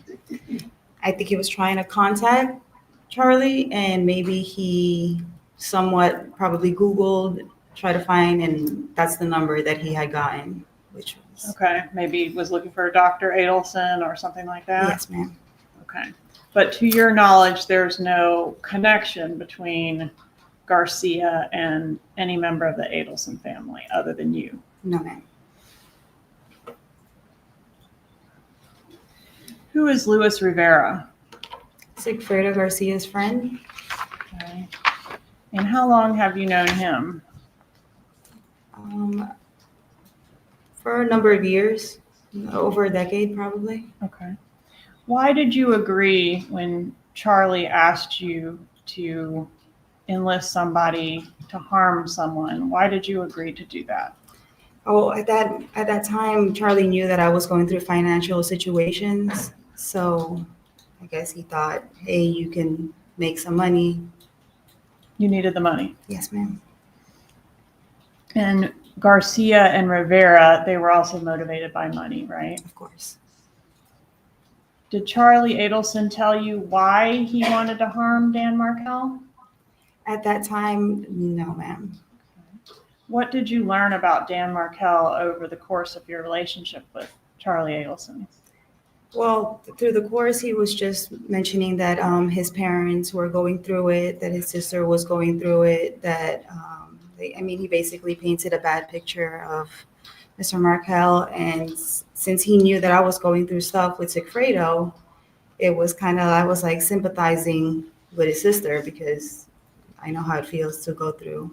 Okay, so you knew that his sister was having a terrible time with her ex. Yes, ma'am. And you had some things going on with Garcia that felt relatable. Yes, ma'am.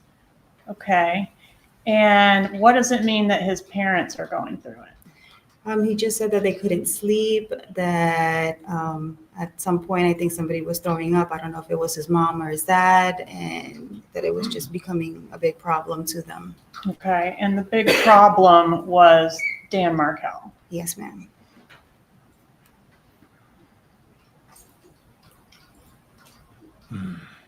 Did you ever meet Donna Adelson? Yes, ma'am. When did you meet her? From my recollection, it was from the dental office. And why did you go to the dental office? I needed some cavities and teeth whitening done. Is that the only time you ever met Donna Adelson? From my recollection, yes, ma'am. All right. And did she know you were dating her son when she met you? Yes, ma'am. Okay. Were things cordial between you at that meeting? Yes, ma'am. Did you discuss anything beyond greetings and pleasantries? No, ma'am. After the initial approach of you at Lincoln Road on Halloween, was there any more discussion with Charlie Adelson about this potential job? Throughout, the couple weeks whenever I had a chance to hang out with him, he would mention here and there. How often were you seeing each other during this time frame?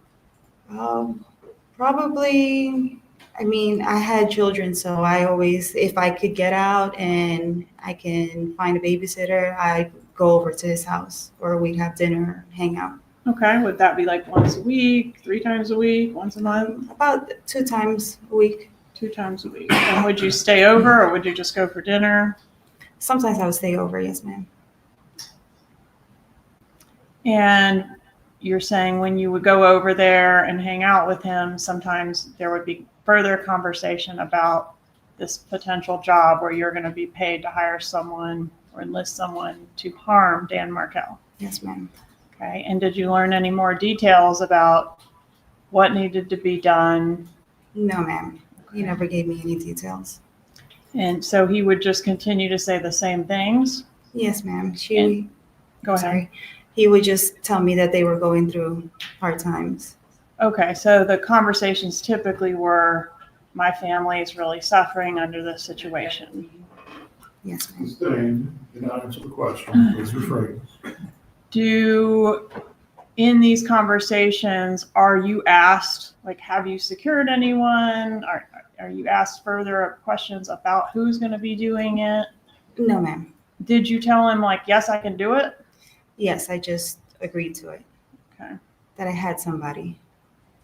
All right. And during these conversations with Charlie Adelson, was there ever a time when he's in the middle of these conversations with you about what's going to happen, speaking to his mother?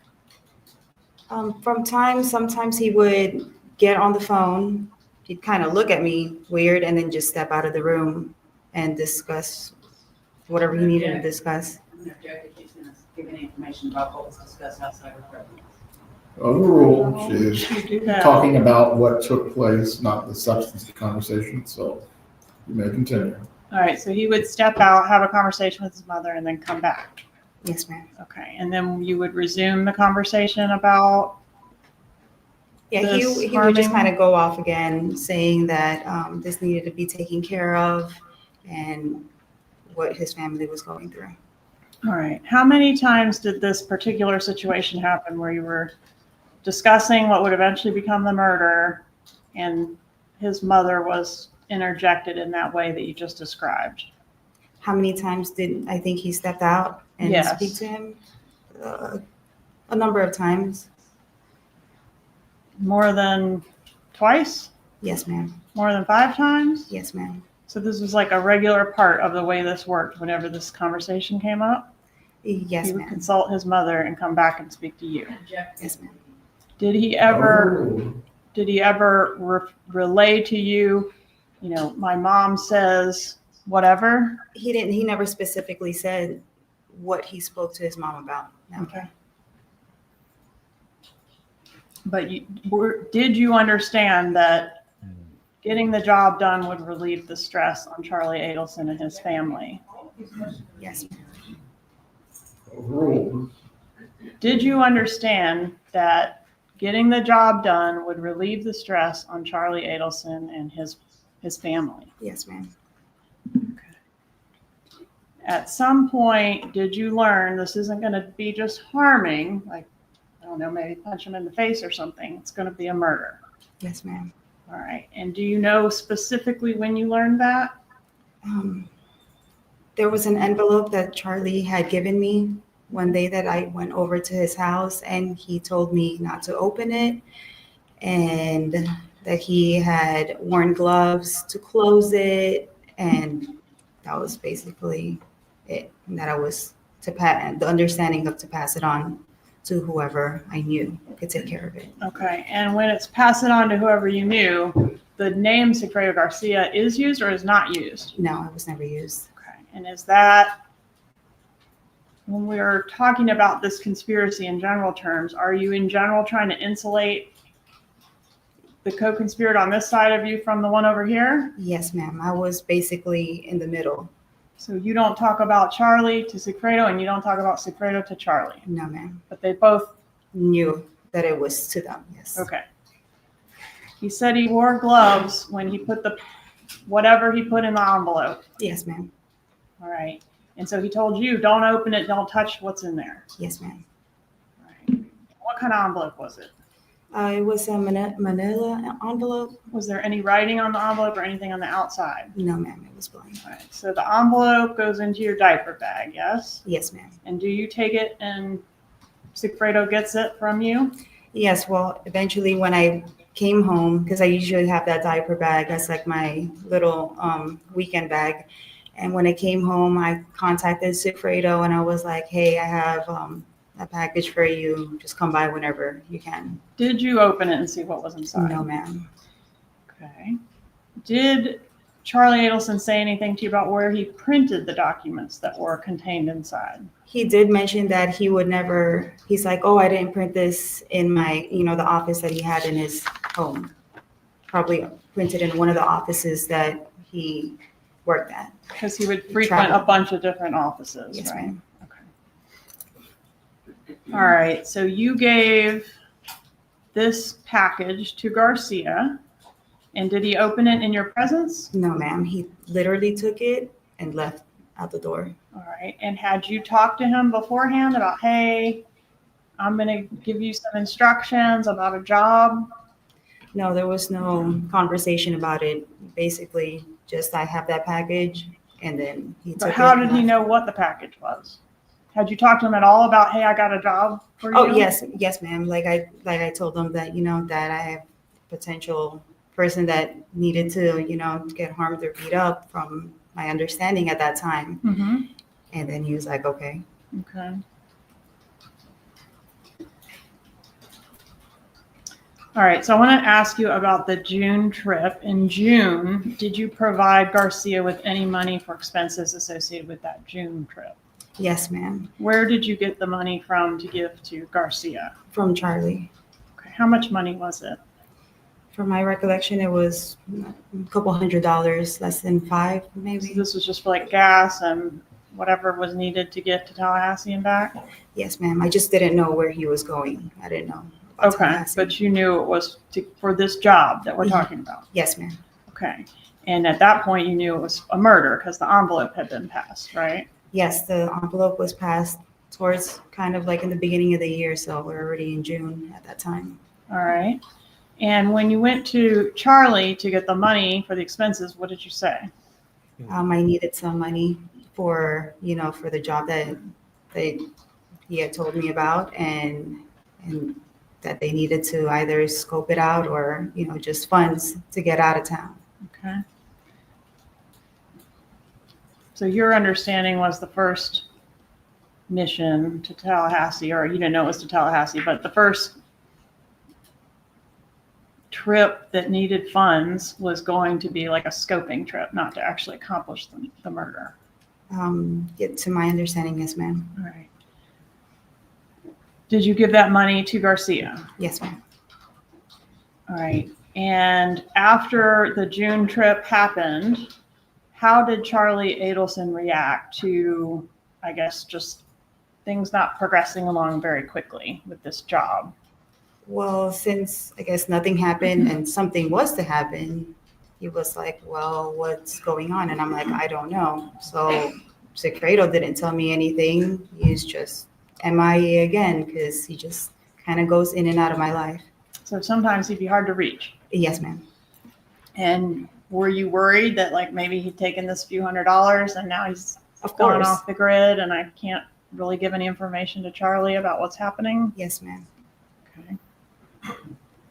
Were you getting any pressure put on you to get the job done? Yes, ma'am, from Charlie. And did that increase over time? Like between, and I specifically want to know about between the June trip and the ultimate murder trip.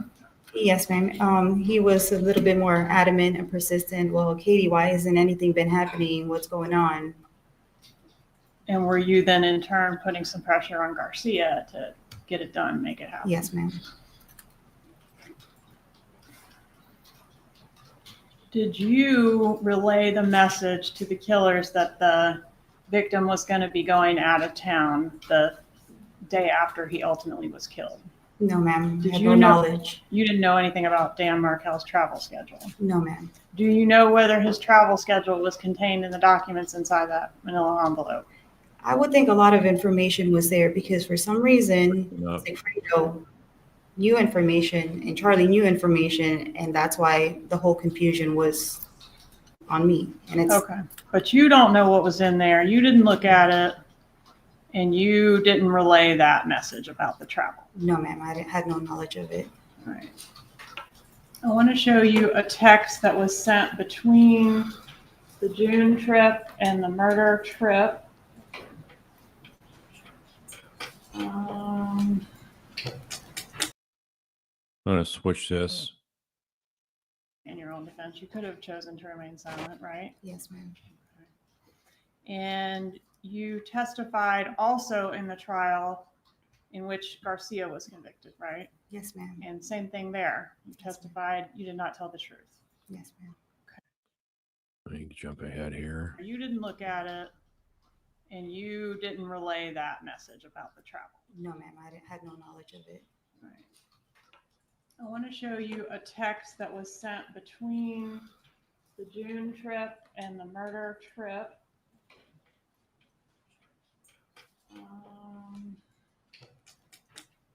It's 86C.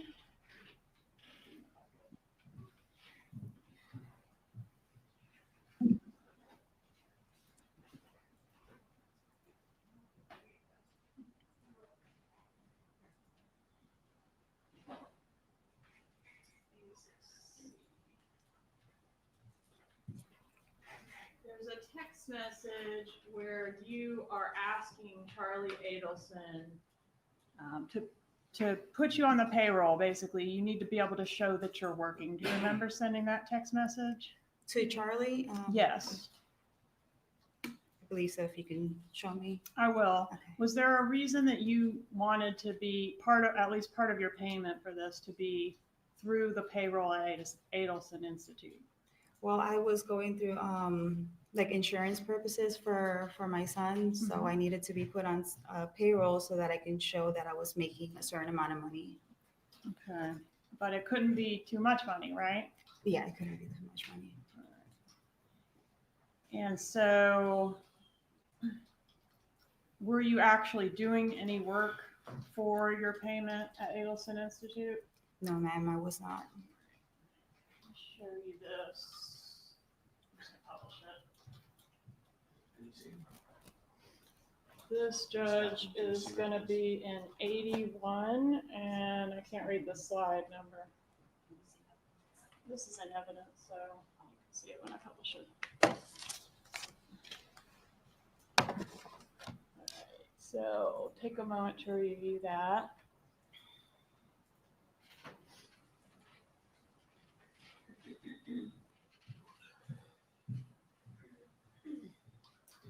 Yes, ma'am. All right, so here you're asking him, I need help on the employment. Yes? Yes, ma'am. And are you referring to getting on the payroll at Adelson Institute? Yes, ma'am. Is that something you all had talked about before you sent this text, or is this the first he's hearing about it? I don't know if I spoke to him prior to being on the payroll. Okay, how does he know what you're talking about when you say, I'm gonna need help on the employment? I guess he just figured, since he has an office, that he'd be able to help me. Okay, and he says no problem, right? Yes, ma'am. Does he actually put you on the payroll at this time? This is June.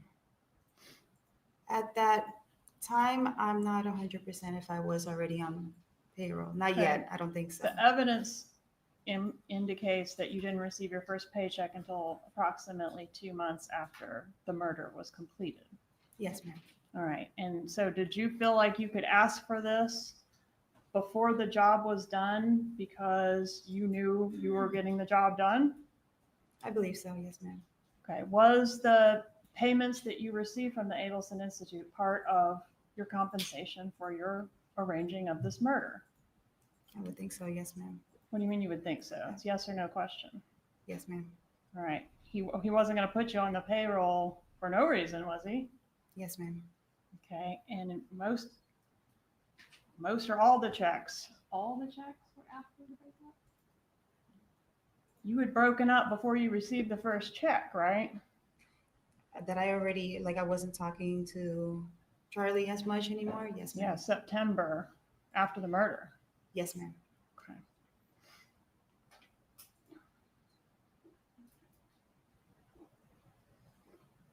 Had you ever met Wendy Adelson? Yes, ma'am, I have. When did you meet her? I had dinner with her one time in Yardbird and another time at the beach. Yardbird, is that a restaurant? Yes, ma'am. Is that the occasion where Wendy was with her boyfriend, Jeff Lacasse? Yes, ma'am. Was that the first time you ever met Wendy? I believe so. Yes, ma'am. Okay. And then did you meet her again? Yes, I met her in the beach around, I think, Father's That's Day. the photo that we've seen, States Exhibit 35, publishing. Is that the second time you met Wendy Adelson? Yes, ma'am. Okay. Did you ever discuss the murder with Wendy Adelson? No, ma'am. Did you ever discuss Dan Markel's schedule with her? No, ma'am. So the only person you talked about it with at all was Charlie and Garcia. Yes, ma'am.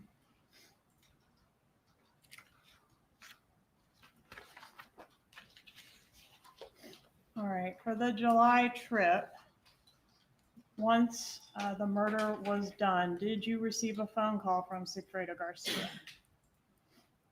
Yes, ma'am, I did. And were the two men looking to get their money for the murder? I don't know what my conversation was with Sigfredo, but I did speak to him on the phone. But you understood that you needed to get the money, right? And pay them. Yes, ma'am. That was part of your job, Yes, ma'am. part of your role in this whole thing. Yes, ma'am. Okay. And did you go to Charlie Adelson's house to get the money on the night of the shooting? Yes, ma'am. He had contacted me and told me that there was an accident and if he can have dinner with me that night. Okay. And the accident was a reference to the shooting of Dan Markel. Yes, ma'am. Okay. Which was not an accident, right? No, ma'am. When you get there, how is Charlie acting?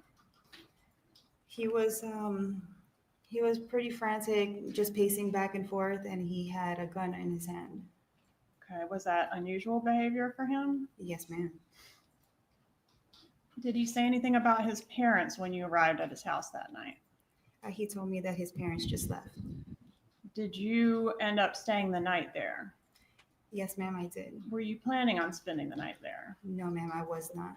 Okay. Originally, was your plan to get the money and take it to the two men that killed Mr. Markel? Yes, ma'am, it was. All right. What happened the next morning? Well, since that night, since he was pacing back and forth, and he had given me a Xanax, that's why I fell asleep. Okay. And that's why Did he take Xanax as well? Yes, ma'am, he took one as well. Okay. And the next morning, did something happen with the money? Yes, ma'am. So I woke up. I was like, I got to get out of here. And he told me that the money is in the trunk of my car. All right. And was the money in the trunk of your car? I actually did not check it. I just got my keys and left. So you believed him that it was there. Yes, ma'am. And when you got to where you were going, where did you go to deliver the money? I was trying to contact Sigfredo and had a hard time trying to contact him. And then I eventually ended up in the alleyway of where Luis lived at that time. At Luis Rivera's residence. Yes, ma'am. And did Garcia show up there when you pulled up there? Yeah, he just kind of jumped in my car. I didn't know where he came from. All right. And was he able to get the money? Yes, I told him that his money was in the trunk of the car. And he was able to remove it, and you observed him removing it, and the money was there. Yes, ma'am. He went to the bag, grabbed it, and then that's he left. How did you get your cut of the money? I don't know if it was later on that night that he came back to my apartment or the following day, and then he put it in the closet. How was your cut of the money packaged? It wasn't like a cut. It was just basically, it was in a bag, in a plastic bag, grocery bag. And I believe there was like a paper bag and then a Ziploc bag inside it. All right. So the inner thing was a Ziploc bag. Yes, ma'am. Okay. When you opened the Ziploc bag, did you notice that the money was stapled together? Yes, ma'am. It was. Okay. Did you notice something else unusual about the money? At that moment, I didn't when I opened it, but a couple of days after the fact, it was wet and starting to mold. The money itself was damp to the touch. Yes, ma'am. Right. And did you ever mention that back to Charlie Adelson? I'm pretty sure I contacted him and told him, why is the money wet? What do you mean pretty sure? You did or you didn't? That I did. Okay. And when you contacted him and said the money's wet, or you just mentioned to him the money's wet, did he have a response? Yes, ma'am. He told me, Go told ahead. me that that his mom washed the money. That you physically washed the money. Yes, ma'am. All right. So you got a chunk of cash that day or a couple days later. You're not sure which. Yes, ma'am. All right. And you also got these paychecks that we've talked about, right? Yes, ma'am. Did over the ensuing time, from the time of the murder up until the time of what we've referred to as the bump, are you familiar with that law Yes, enforcement operation? Okay. In that time frame, did you get some other gifts and things from Charlie? Between that time? Yes. Plane tickets, things like that. No, ma'am. Okay, so you deny getting any type of gift or favor from Charlie Adelson other than the cash that you got. I don't know if like specifically any type of favors. If I was going through, I was having problems with the car that I had Yes. purchased Yep. from him. So he would get that fixed and he would pay for it. Okay, and before that, he helped with Mazda repairs. Yes, ma'am. Okay. All right. You started getting paychecks in September after the murder, which continued through May of 2016. Is that right? Yes, ma'am. And how would you receive the paychecks? Charlie would give it to me. All right. And you admit that you weren't doing anything to earn that money No, ma'am. I was other than contributing to this murder. Yes, ma'am.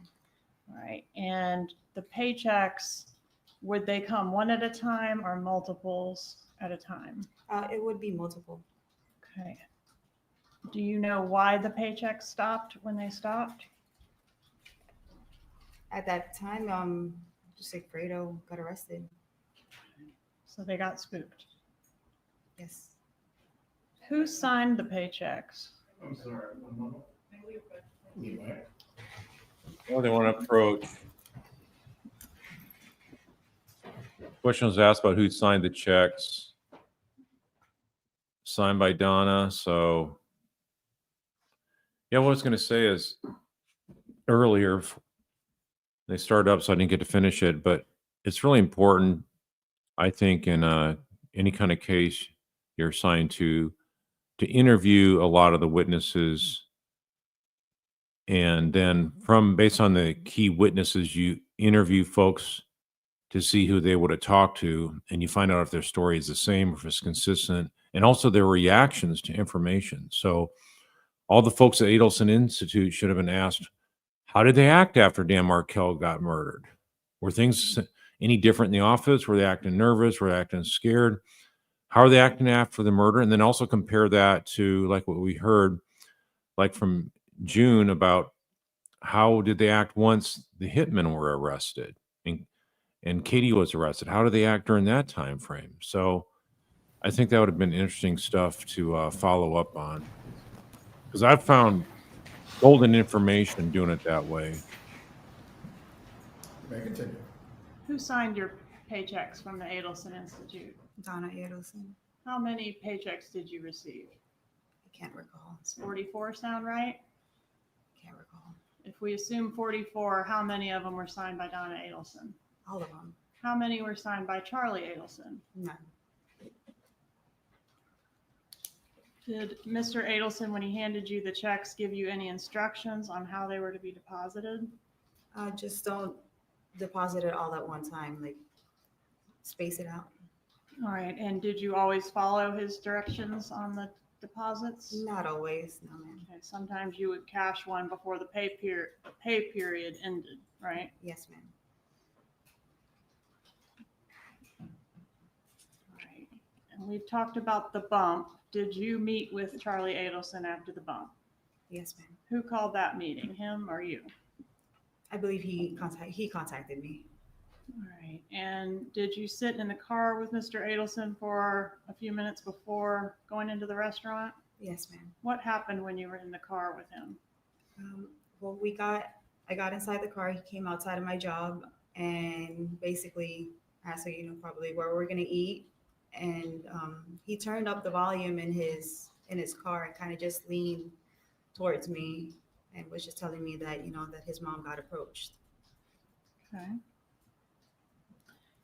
And did you continue to hear more from him about his mom being approached once you entered the restaurant?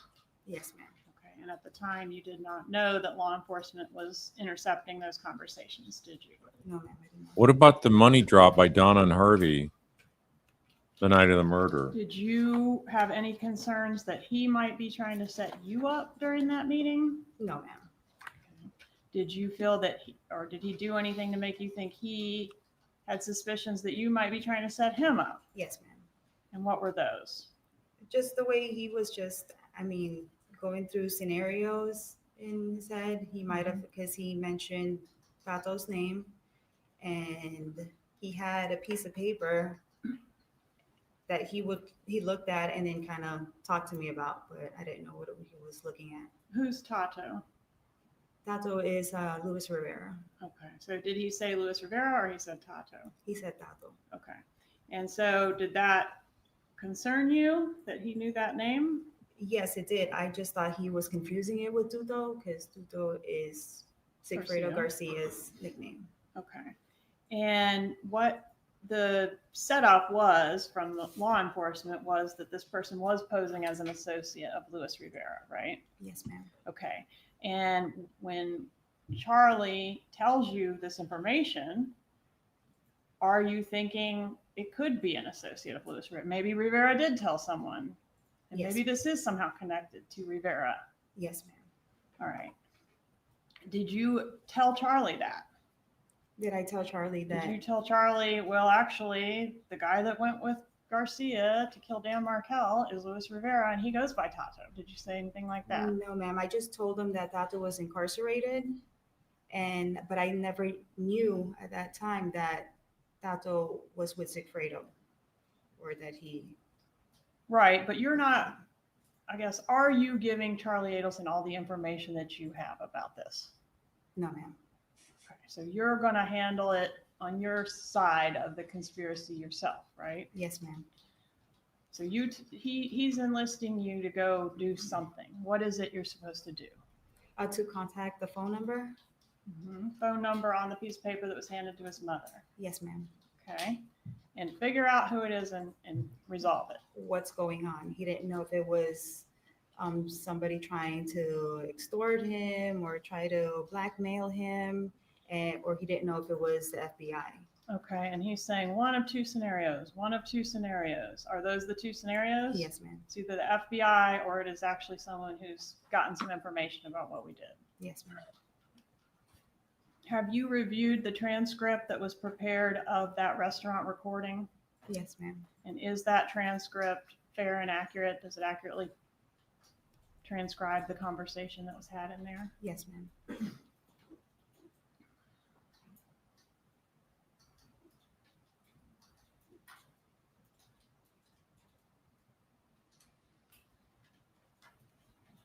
You knew Luis Rivera well, right? I knew him from Sigfredo. Yes, ma'am. But Sigfredo didn't tell you he took Rivera with him No, he to did do not. the job. No, ma'am. And even though it was pretty obvious, you didn't tell Charlie that Garcia was doing the job. No, yes, ma'am. He didn't know. He didn't know that it was Sigfredo. Yes, they do.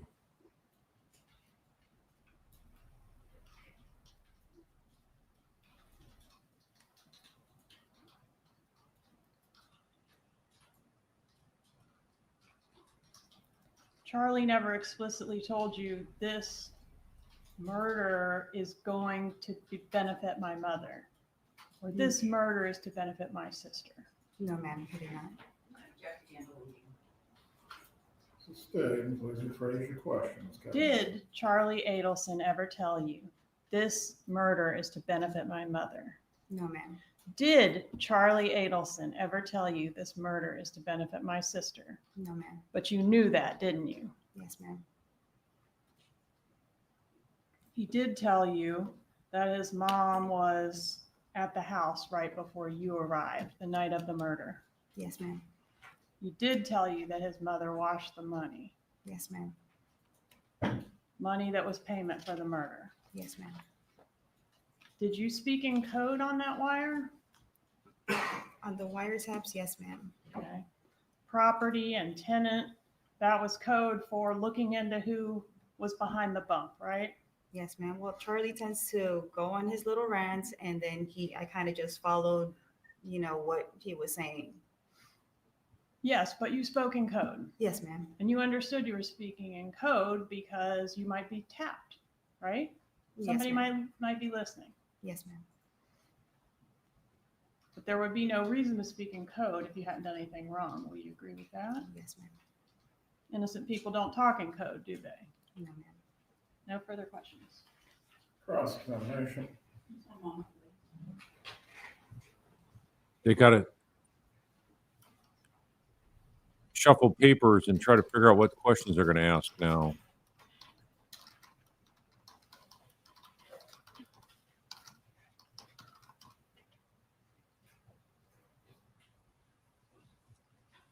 Yeah, so the thing, I just remember her talking about she could not stop over. She had to stop over late. Charlie delayed her stopping over the night of the murder. And so that was not brought up now.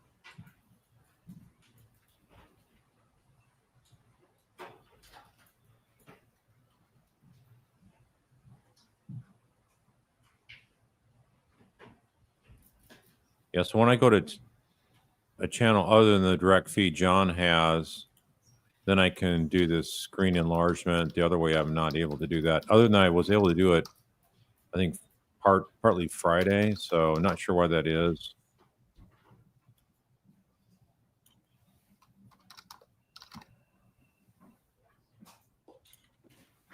So she did testify that getting a job done was to relieve stress for the Florida Abelsons. Yeah, she's definitely more at ease, LJ. I agree with that.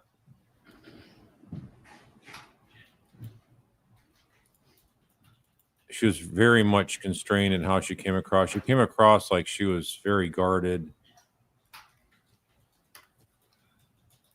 and not as credible.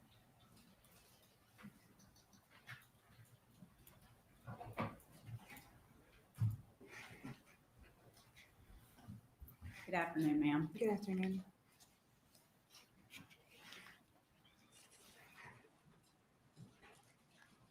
I believe when you started your testimony on direct, Ms. Kappelman asked you about previously lying under Yes, ma'am. oath. Do you recall that? Yes, ma'am. And from the first trial with Sigfredo Garcia to a trial with just you, you gave proffers to law enforcement, correct?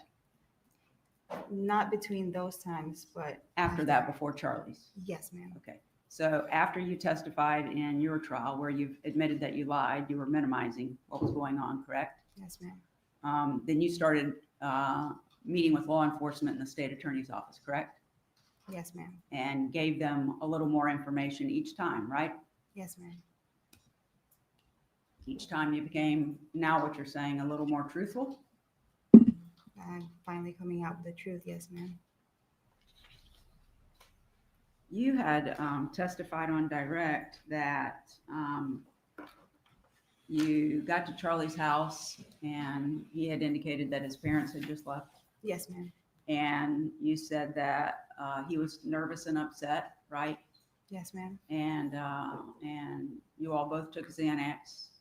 Well, he gave it to me. Yes, ma'am. But you said you took one, right? Of course. Yes, ma'am. And he took one, right? Yes, ma'am. And you two went to bed together, right? Yes, ma'am.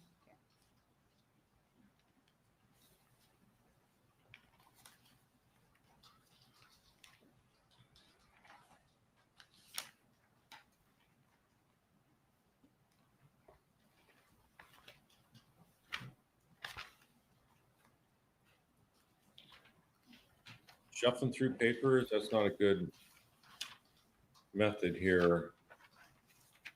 Having all these big gaps in questioning.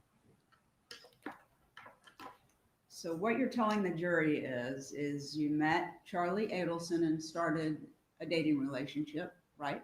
Yes, ma'am. You weren't exclusive at that time, were you? No, ma'am. Charlie dated a lot of women, didn't he? I believe so. Yes, ma'am. Okay. And at some point he tells you that he wants something to happen to someone, right? He wants someone to be harmed. Yes, ma'am. And he asks you if you know anybody that could take care of that for him, right? Yes, ma'am. And so then you contact Sigfredo Garcia, who's the father of your children, correct? Yes, ma'am. And you and he are having a rocky relationship, right? Yes, ma'am. And so you engage Sigfredo Garcia to be the one who causes whatever harm it's going to be to Danny Markel, correct? Yes, ma'am. And after you do that, you know who Luis Rivera is, right? Do I know? Yes, I know. At that time, you knew who he was? Yes, ma'am. Okay. But is it your testimony you did not know that he was going to be involved with this as well? Yes, I did not know that he was going to be with him. Let alone, I didn't know that Sigfredo was even going to be the one. Well, I'm sorry, you hired someone other than Sigfredo to do it? No, I didn't know that I just gave him, I told him that somebody, needed to be harmed. I didn't know that he was going to be the one. Okay. And how much money did you tell him he could make? I didn't tell him an amount.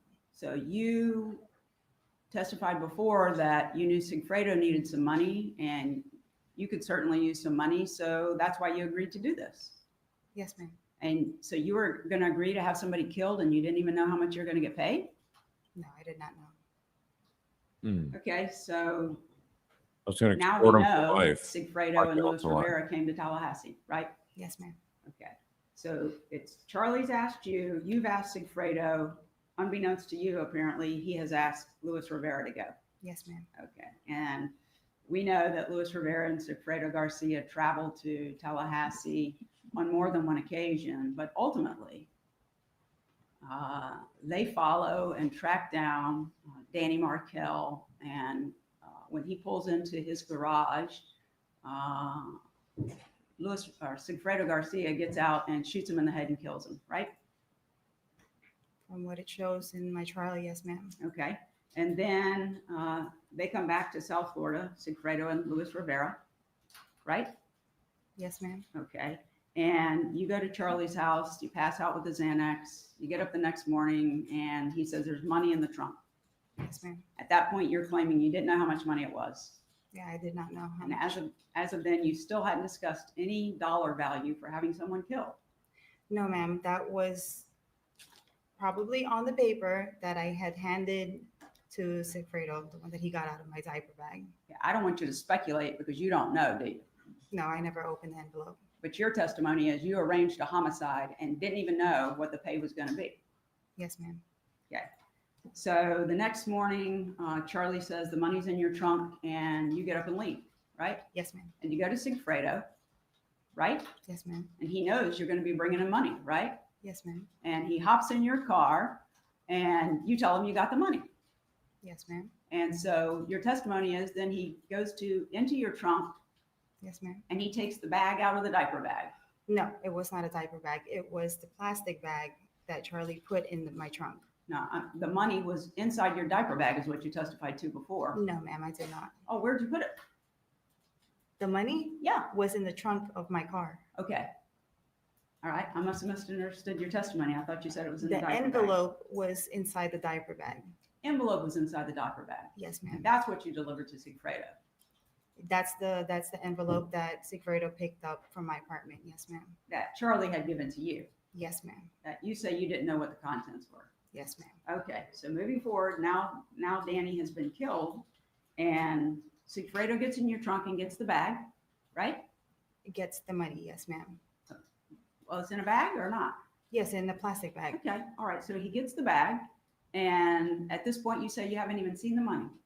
Yes, ma'am. I did not. Okay.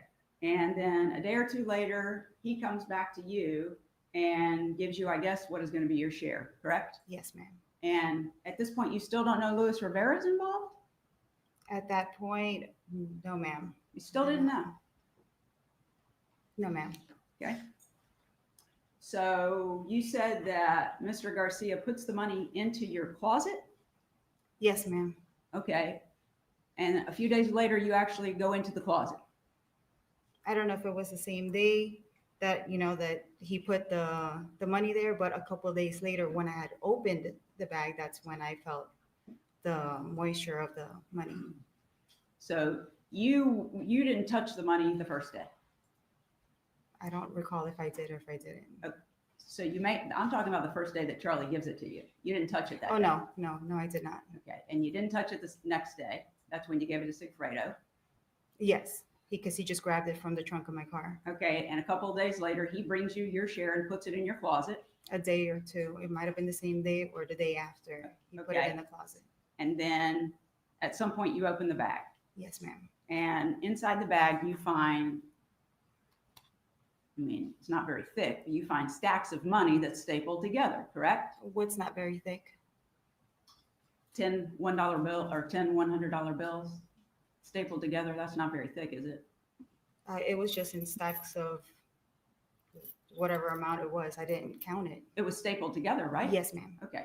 So how much did you get for arranging Danny Markell to be killed from Charlie's request to passing that on to Sigfredo Garcia? How much money did you get? I never counted how much money was even in the bag. As you sit here today, you're telling this jury you never know what your cut was. You No, can't ma'am. tell them. No, ma'am, I never counted it. You spent some of it, didn't you? I believe so. Through And you, time, yes. and you deposited some of it into your bank account, Yes, ma'am. but you don't know how much yours was. No, ma'am. But you do admit that Charlie gave you a check after that from Adelson Institute, right? He gave you payroll checks from Yes, Adelson ma'am. Institute, right? Yes, ma'am. Charlie gave those to you. No, it was, Charlie handed me the checks. Yes, ma'am. Exactly. Yes, Okay. And you testified that you met Ms. Donna Adelson on one occasion, right? From what I recall, yes, from the dental office when I went to get work done. She greeted you when you came for your appointment, basically. Yes, ma'am. Okay. And you had your appointment and you paid for the services, right? Yes, ma'am. Okay. And there's been testimony that Charlie, after that date,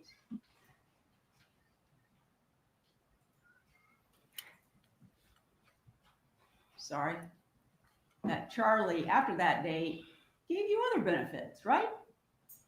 Yes, ma'am. I mean, you and he weren't together anymore, correct?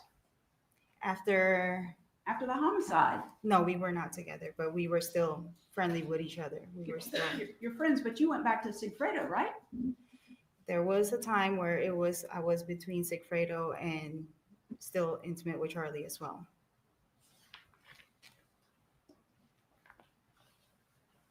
Besides the one time you had that dental appointment and you saw Mrs. Adelson, you met her, Donna Adelson. Yes, ma'am. After that, you never talked to her again, did you? Not that I can recall. I don't think I've.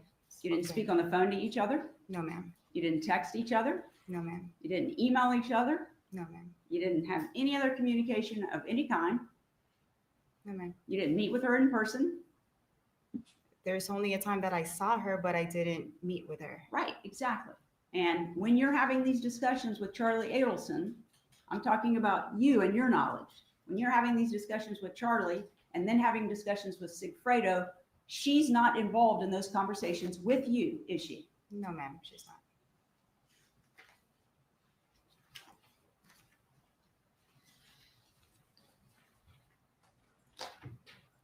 Yeah, just a moment.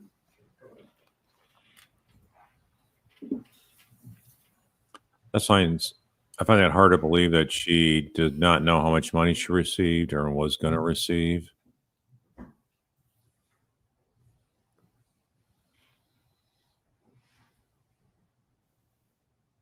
Has she ever handled that much cash before and she's not going to be interested? How's she going to know how to split the money? Do you think Charlie would have put it in separate envelopes within a bigger envelope or sack?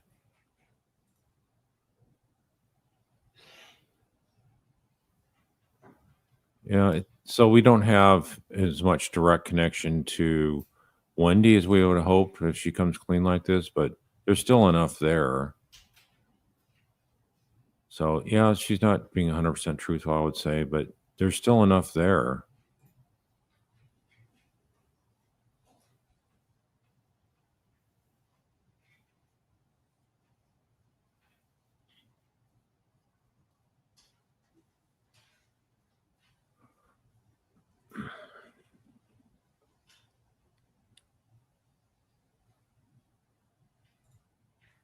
Yeah, the way she was milking Charlie for more money. Okay. Redirect examination. She'd have been thrown overboard probably by 2016. Publishing states 55.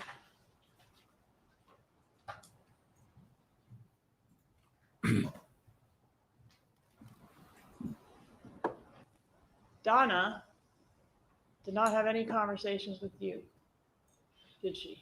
No, ma'am. There's no line here, right? No, ma'am. Donna had conversations with Charlie. Yes, ma'am. Charlie, object. She wasn't participating in those conversations. Overruled, I believe the witness earlier testified concerning this very issue. You may continue your examination. Donna had conversations with Charlie, right? Yes, ma'am. Charlie had conversations with you. Yes, ma'am. Charlie was the go-between between you and Donna, wasn't he? Yes, ma'am. The same way you were the go-between between Charlie and Garcia. Yes, ma'am. No further questions. May step down. Will the witness be recalled? You remain under the subpoena, Ms. Magbanua. Looks like we're going on a break, according to John.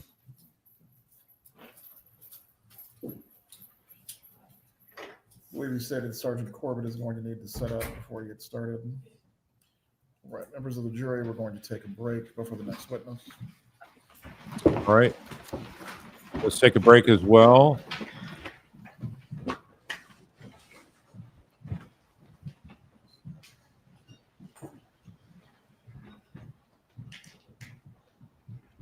Stand by.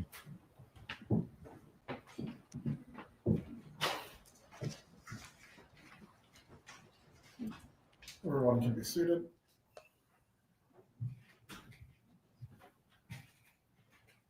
If anyone needs to use the restroom or stretch your legs, please do so now. All right, so Sergeant Corbitt is setting up. He's got a computer that he's going to bring on and present a lot of phenomenal evidence. So let's take a break, and I'll be back shortly.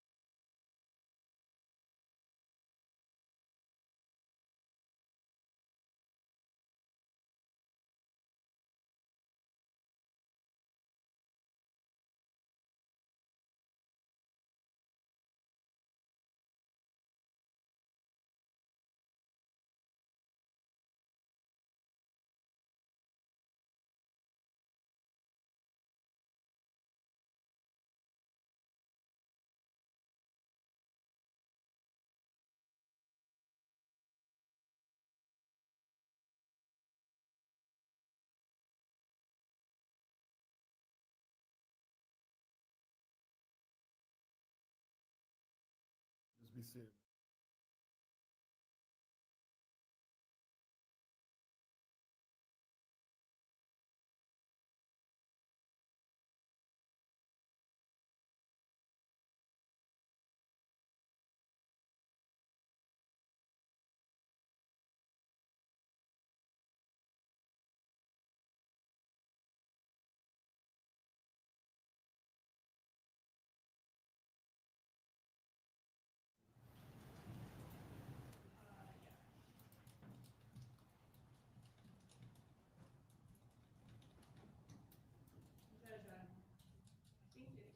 I think we could get through. I've got his qualifications and then I've got some introductory how cell phone towers work. We could get through maybe about 30 slides in an hour, and I could let you know when we're at that stopping point if you haven't stopped me already. Very well. But anytime you want to stop me to stop for the day, that's fine. Because I think probably in all it might take 3 to 4 hours.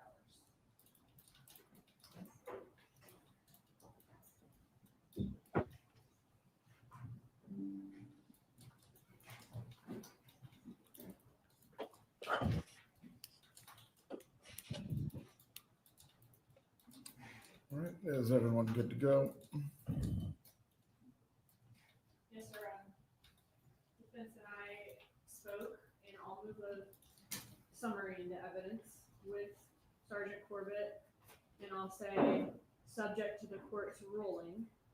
And then that way, we can make sure that everything that is in the summary tomorrow or that goes into evidence is subject to the court's ruling, as opposed to having to do that this minute. Is that okay? That's fine. Thank you. That is the conversation Ms. Duna and I had, and I agree with that. It makes sense time-wise. Please bring in the jurors.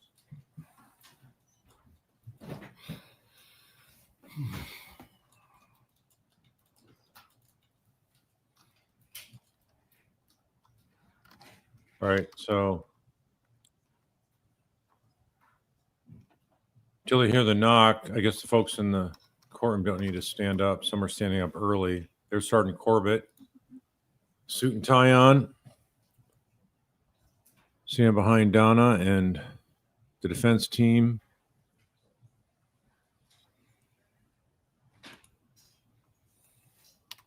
Yeah, we lost a lot of spectators.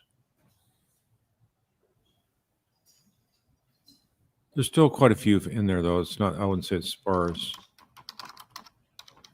All right, jury, enter the courtroom.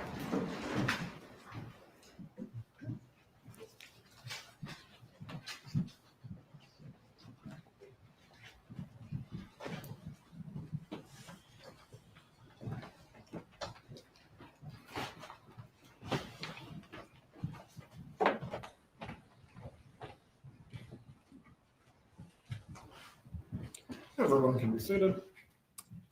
State, please call your next witness. Call Sergeant Chris Corbitt. I've called him General Corbitt in the past because he was phenomenal. Sergeant, Going please raise through all your the hand. Do you swear or records. affirm the testimony you're about to give will be the truth? I do. You may take your seat. Thank you, sir.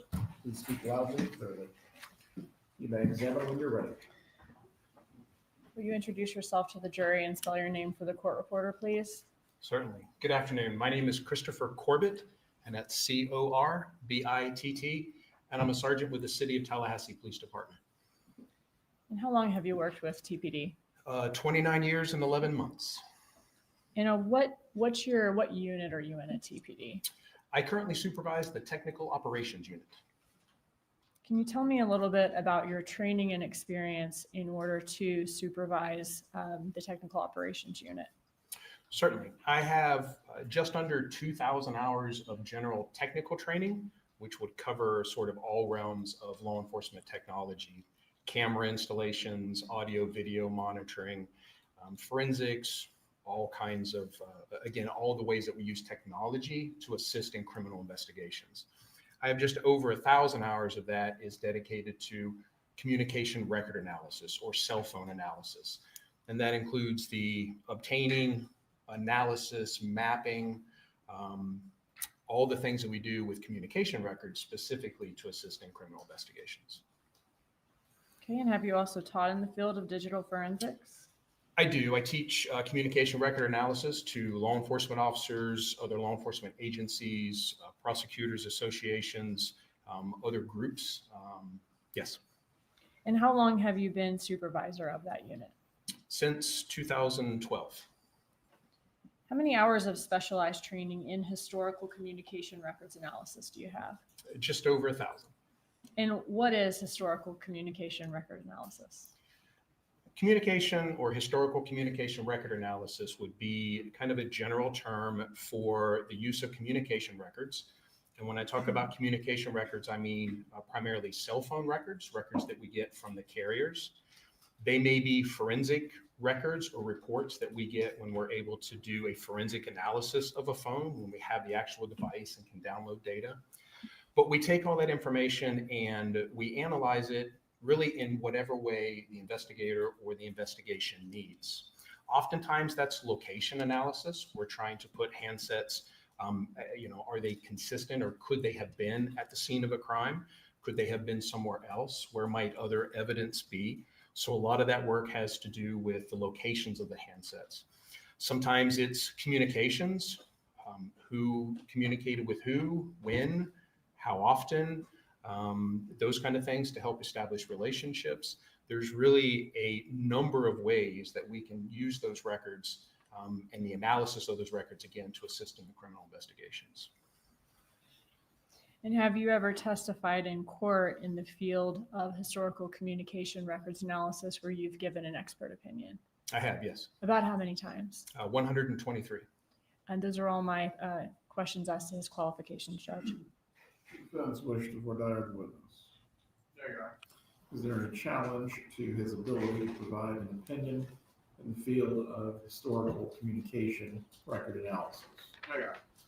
Members of the jury, while this witness testifies today, he will be permitted to provide you with an opinion in the area of historical communication record analysis. You may continue. So in your position at TPD, you mentioned that part of your everyday duties is going to be pulling cell phone records from cell phone companies. Is that right? That's correct. And are those records called call detail records? That's sort of a general term that we give to a broad range of records. Call detail records, we generally talk about specific call logs and maybe voice or text. We have other types of reports, subscriber information, other types of location reports that are more specific. But generally, yes, we call that whole group of records call detail records. Are those types of records ones that are kept in the normal course of business of phone companies? They are, yes. And are they kept by an automated system that would have knowledge of those or of those calls and text communications? Yes. Are you familiar with how to read and interpret the records? I am, yes. And in this case, did you review phone records for State's Exhibit 91, call detail records of Luis Rivera, 92, call detail records of Sigfredo Garcia, 93, call detail records of Wendy Adelson, 94, call detail records of Donna Adelson, 95, Charlie Adelson's call detail records, 96, Harvey Adelson's call detail records, and 97, Catherine Magbanua's call detail records, and finally 98, Dan Markel's call detail records? Yes. Okay. And did all those call detail records come with a certification from each phone carrier certifying that those are authentic records of that carrier? They did, yes. Just 1 second.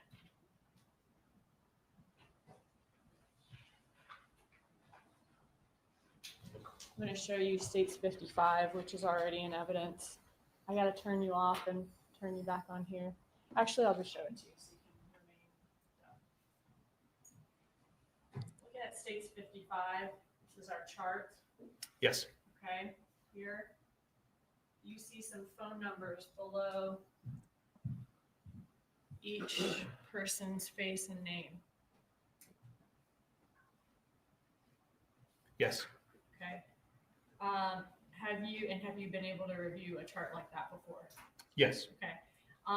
Looking at those numbers, are those the numbers for each person that correspond with the call detail records that you reviewed for each person and you're going to be testifying about in your testimony? Yes, they are. Okay, thank you.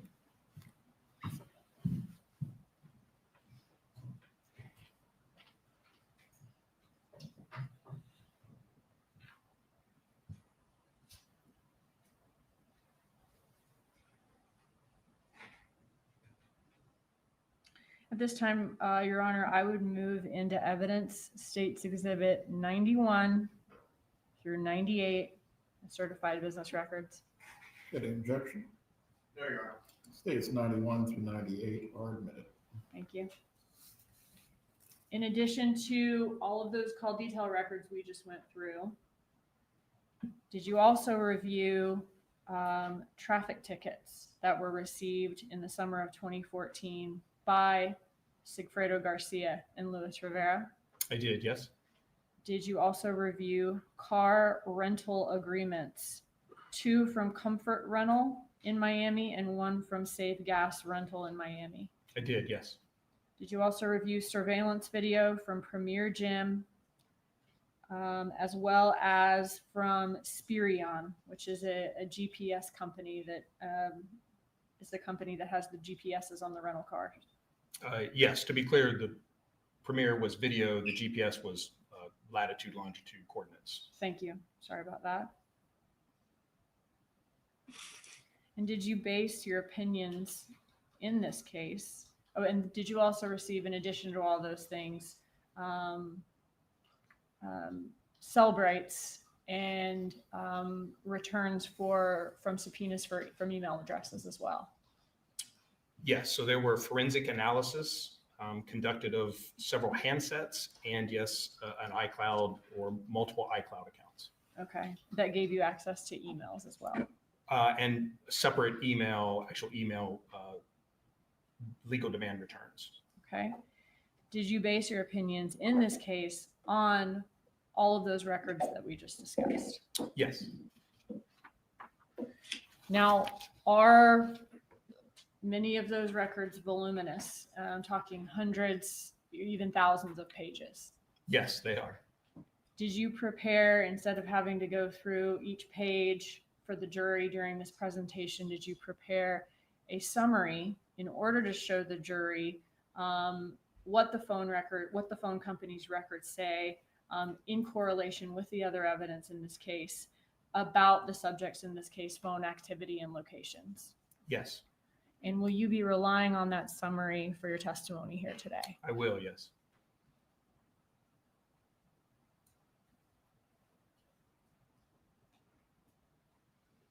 I want to quickly, also in the summary, are there excerpts from Cellbrights? Yes. What is a Cellbright? Well, a Cellbright has come to mean many things. When we do forensic examinations of computers or phones, we use a variety of different forensic tools. One of the more common ones that we use is a product from Cellbright, and often the most common report format. So once we do that forensic analysis, then it generates a report for us that allows us to visualize all of that information, location information, text message content, emails. And so that report is generally called a Cellbright report. Okay. Judge, at this time, I would move State's Exhibit 73, which is going to be, or which is the summary of all of these records that Sergeant Corbitt has put together and he'll be testifying to today, a summary that will go into evidence with the jury, subject to the court's ruling. Very well. Any objection? Subject to the court's ruling. 73 is admitted. You may continue. Okay. Now, did you also create a PowerPoint of this summary to use on the projector here in court during your testimony? Yes, actually, that's a representation of the PowerPoint. Okay. And some of the items that are in the PowerPoint that are already in evidence, emails and that sort of thing, they won't be in the summary. but we will go over those in your PowerPoint, correct? That's my understanding, yes. Okay.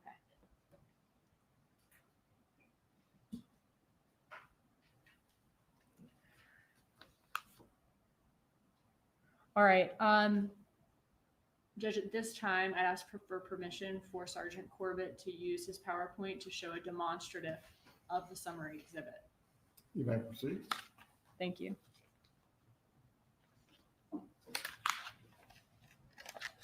You'll need to unmute. Oh, I'm sorry. Okay.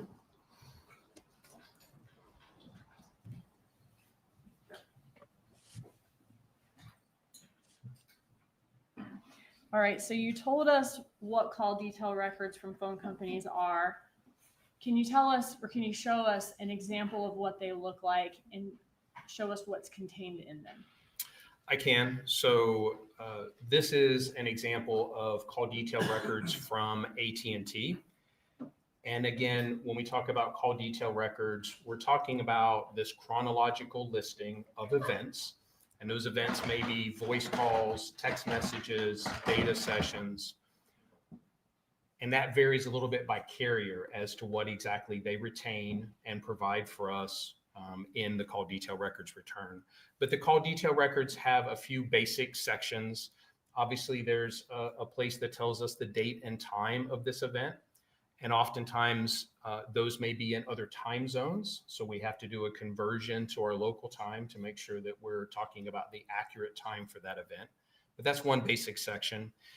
The other section tells us the phone numbers. So obviously we have the target number or the number for which the records were obtained.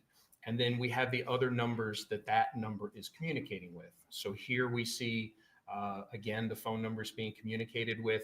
If it's voice calls, we see a duration or how long that phone call lasted.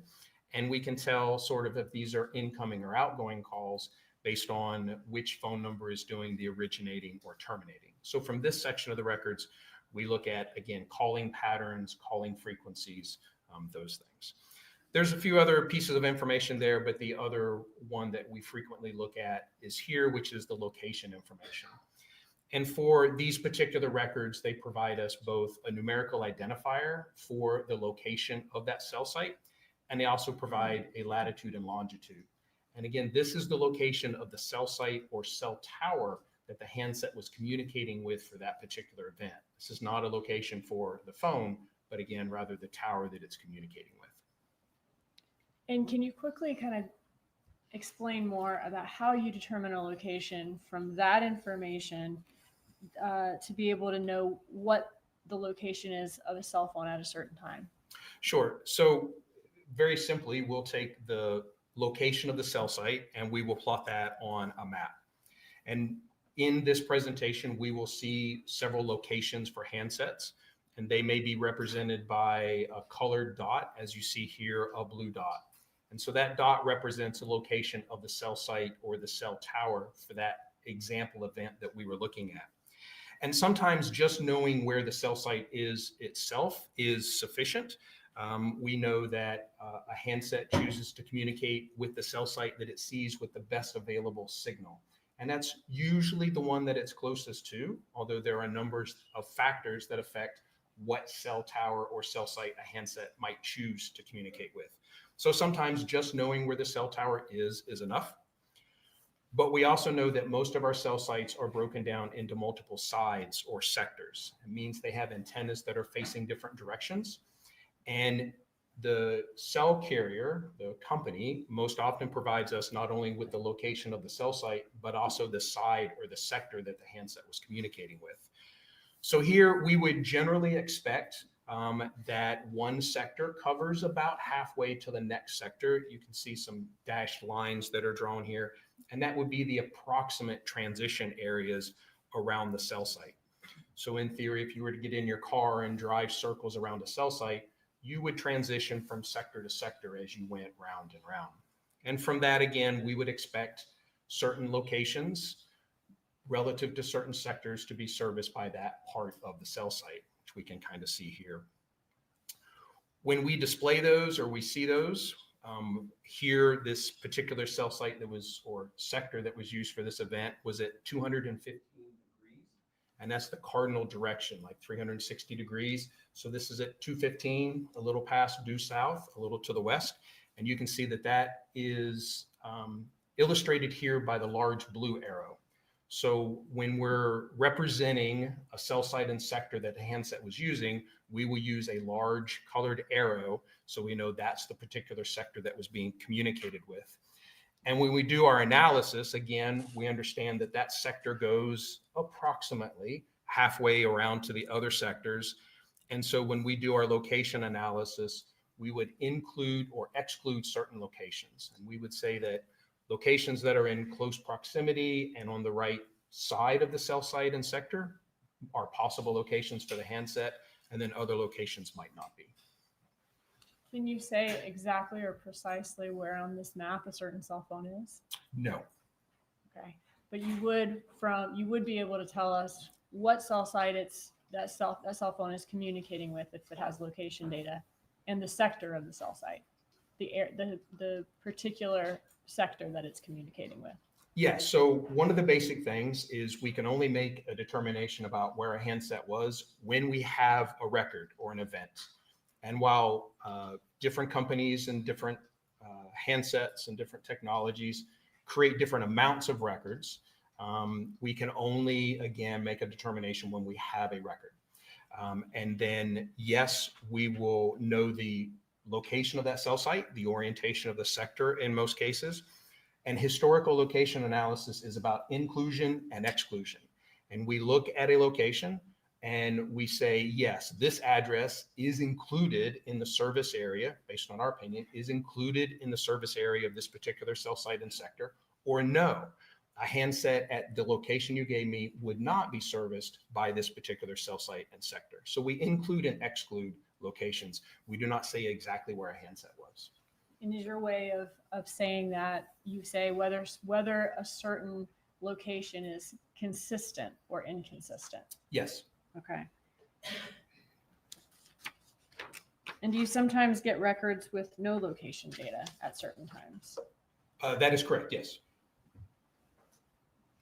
You mentioned Cellbrights. How do you extract data, or how does a Cellbright that you've extracted from a cell phone, how does it look different in the actual Cellbright report versus what we're going to see in your presentation? So this is, and I'm on slide 11 here, this is an example of a page from a Cellbright forensic analysis report. And so when we're able to select a variety of different information from within the Cellbright report and create smaller reports or sort of export different pieces of data, text messages, call logs. And we can see in the actual forensic report, there is a lot of information that is contained. They try to make it appear like a conversation we're kind of all familiar with the bubbles going back and forth. But there is a lot of information that's contained in there. They are very technical and very detailed reports. So when we represent those in the presentation, to make it easier to read the actual content, we may do something more like this. So we will provide a visual indicator of who is issuing that communication, who sent that text message, and then we will focus on the content of that. But again, it's taken from that forensic report, just put into this format, so it's a little easier for us to follow.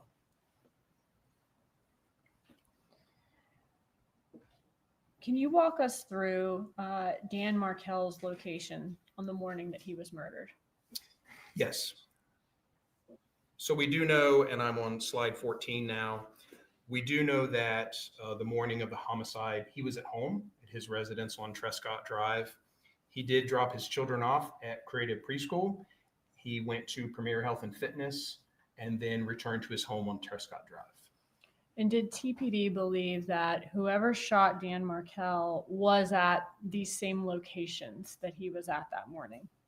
We did believe that him being under surveillance was a definite possibility. Okay. And was there a Prius that was identified based on surveillance images following him that morning? There was, from the Premier Health and Fitness. Okay. How did TPD try to identify who was in the Prius from the phone records perspective? So one of the first things that we did is what we call a tower dump. And that is just a request of the carriers to provide us all of the transactions that occurred through cell sites that may service a particular location for a very particular or specific time frame. So if we know that Mr. Markel was around his house at a certain time, then we can request all the phones that were around his house. And if we know he was at Creative Preschool at a certain time, then we could request all of the cell phones that may be in the area of Creative Preschool at the same time he was. Same for Premier Health and Fitness. And then we would hope that the only cell phones that would be in those exact locations at those exact times would either be Mr. Markel or whoever was following him. So that's kind of the purpose of the tower dump. And which companies had cell sites in the areas of those locations? We had AT&T, T-Mobile, Sprint, and Verizon, our major carriers at that time. All right, so were search warrants sent to all those carriers for all of the records for the numbers who were using cell sites servicing each of those locations? Yes. And did you receive a lot of records in return? Yes, we did. Okay, just a moment. I want to ask you specifically about States Exhibit 101, which is going to be the T-Mobile tower dump records, States Exhibit 102, the AT&T tower dump records, States Exhibit 103, the Verizon tower dump records, and States 104, the Sprint tower dump records. When you received those for all four carriers, do they contain a certification certifying that they are authentic records from each of those companies? Yes. Okay, and did you review those records and rely on those records in your determining your results or your opinions in this case? Yes. At this time, I'd move States Exhibit 101 through 104 into evidence. States 101 through 104 is admitted. Okay, so a lot of records to go through. Is that right? That is correct, yes. Did law enforcement eventually find any one number at all of those locations where Markel was located that morning? We did not find one number common to all of those locations. Since you couldn't find a number with common events at all those locations, did you cross-reference all of the records with all of the phone records you had from the Adelson family to see if any of the numbers from the tower dump showed up in any of the Adelson family records? Yes, we did. Okay, and what did you find? So as I mentioned, we did not receive, or we did not find one number that was common to all of those locations. That does not necessarily mean that the other handsets were not there, but we go back to if there's no events, then there's no records and there's nothing for us to compare to.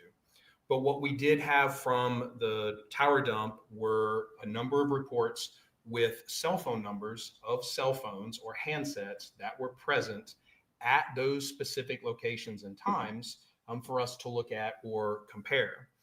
What we also had was a number of CDRs or communication records from various subjects in the investigation. We use analytical software to kind of help us out with this, to crunch large numbers.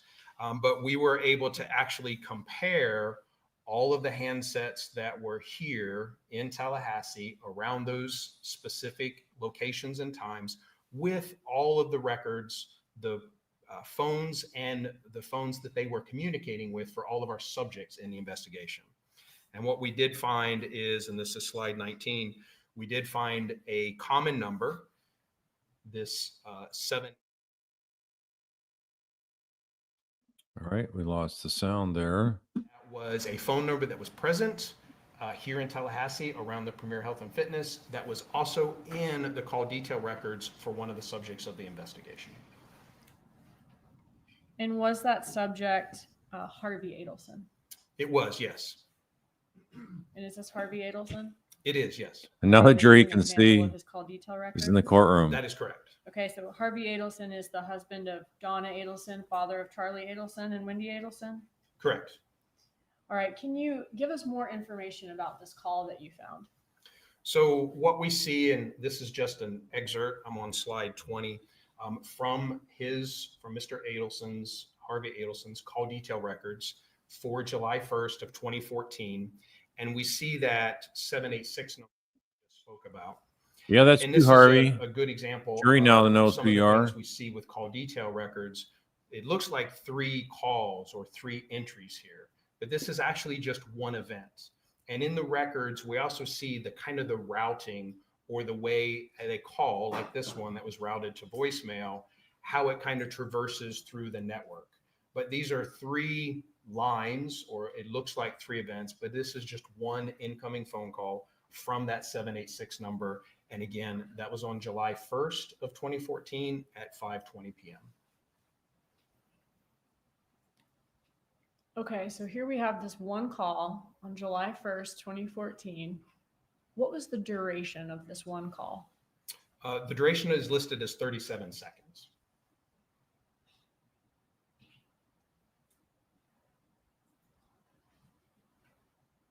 And 37 seconds as in, does that include the amount of time that it's taking a phone to ring? In this case, it does not. They do provide us both a seizure time, which is how long the phone rings or how long it takes to connect, and then an overall duration. Okay, so a 37-second call. Do we know whether this call was routed to voicemail? This call indicates that it was routed to voicemail. Okay, so the 37 seconds, would that include an amount of time for a voicemail to play and an amount of time for a message to be left, if a message was left? It could, yes. Was there any other communication in all of the phone records that you have between the 786 number you found and Harvey Adelson's phone? No. Who did the 786 number belong to? So the 786 number belonged to Sigfredo Garcia. Okay. Just a second.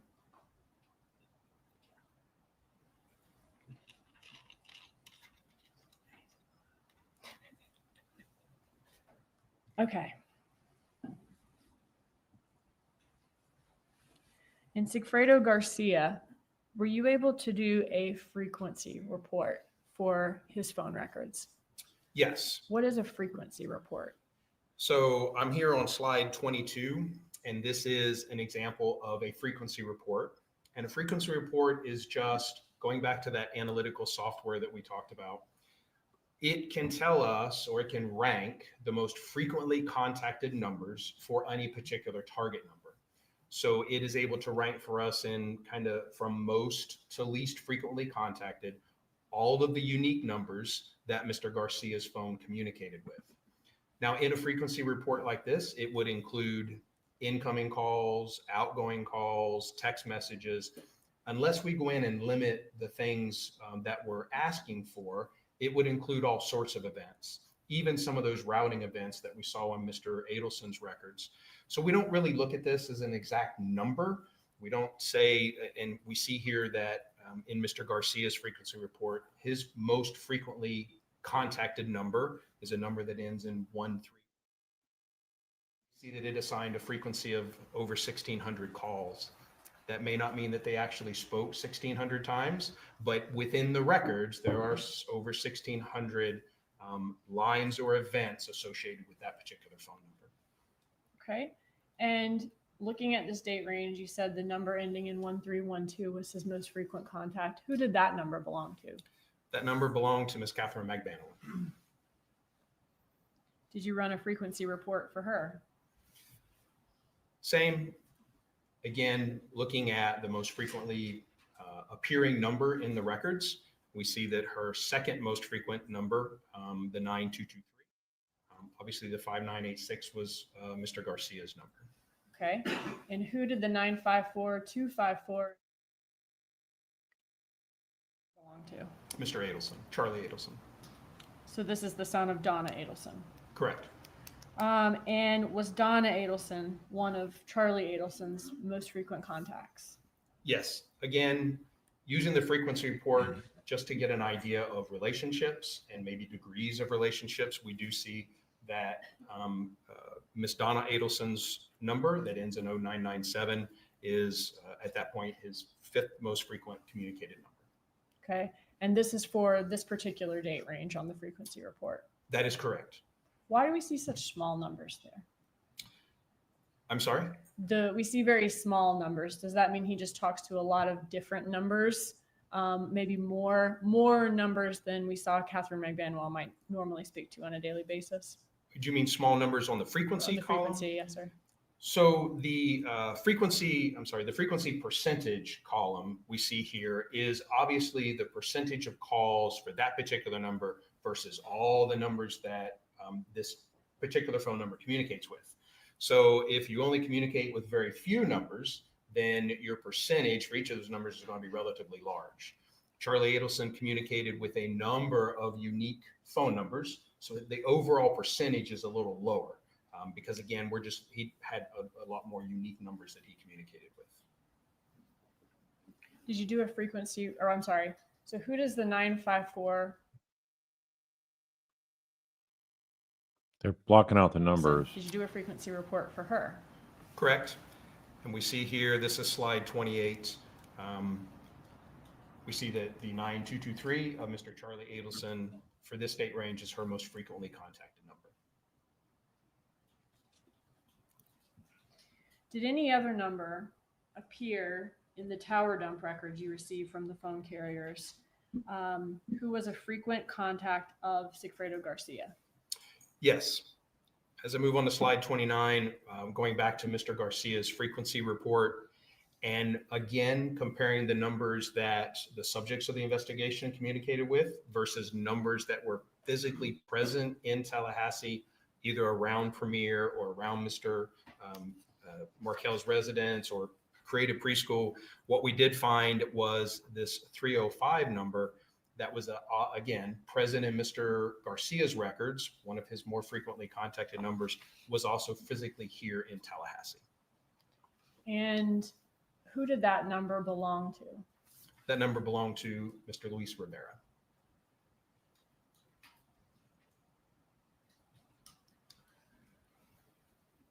Can we see your next slide of the organizational chart, please? Did anybody in this chart have phone contact with Garcia or Rivera down at the bottom during 2014, other than the 1 37-second call between Garcia and Harvey Adelson on July 1st, and obviously Catherine Magbanua? No. All right, I want to go back to that July 1st 37-second call that was routed to voicemail. Was it your understanding that that call came after an incident where Garcia angrily confronted Magbanua and Charlie Adelson on July 1st of 2014? Yes. Okay, and then Garcia left an angry voicemail on Harvey Adelson's phone. Correct. Were there text messages in Charlie Adelson's iCloud that referenced that event? There were. Okay, and do you have those for us here? I do. So this is slide 35 now cumulatively, and we see the communication between Mr. Charlie Adelson and Ms. Magbanua. Okay, so if this is July 2nd, beginning at, is that 9:12 a.m.? Yes. So this would be the morning after that voicemail is left on Harvey Adelson's phone That's correct. by Garcia. That's correct. Can you walk us through these messages? Certainly. So Charlie Adelson states that this really sucks, and Ms. Magbanua responds in a couple of messages that she doesn't like the fact that someone thinks they can make decisions in her life, and then apologize, and that the leaving messages was retarded and childish. Okay. And does she say to Charlie Adelson on July 2nd, I'm sorry, but he's a effing pussy. All that leaving messages is, as you said, and so childish. Yes. Okay. But whatever. But whatever. Okay.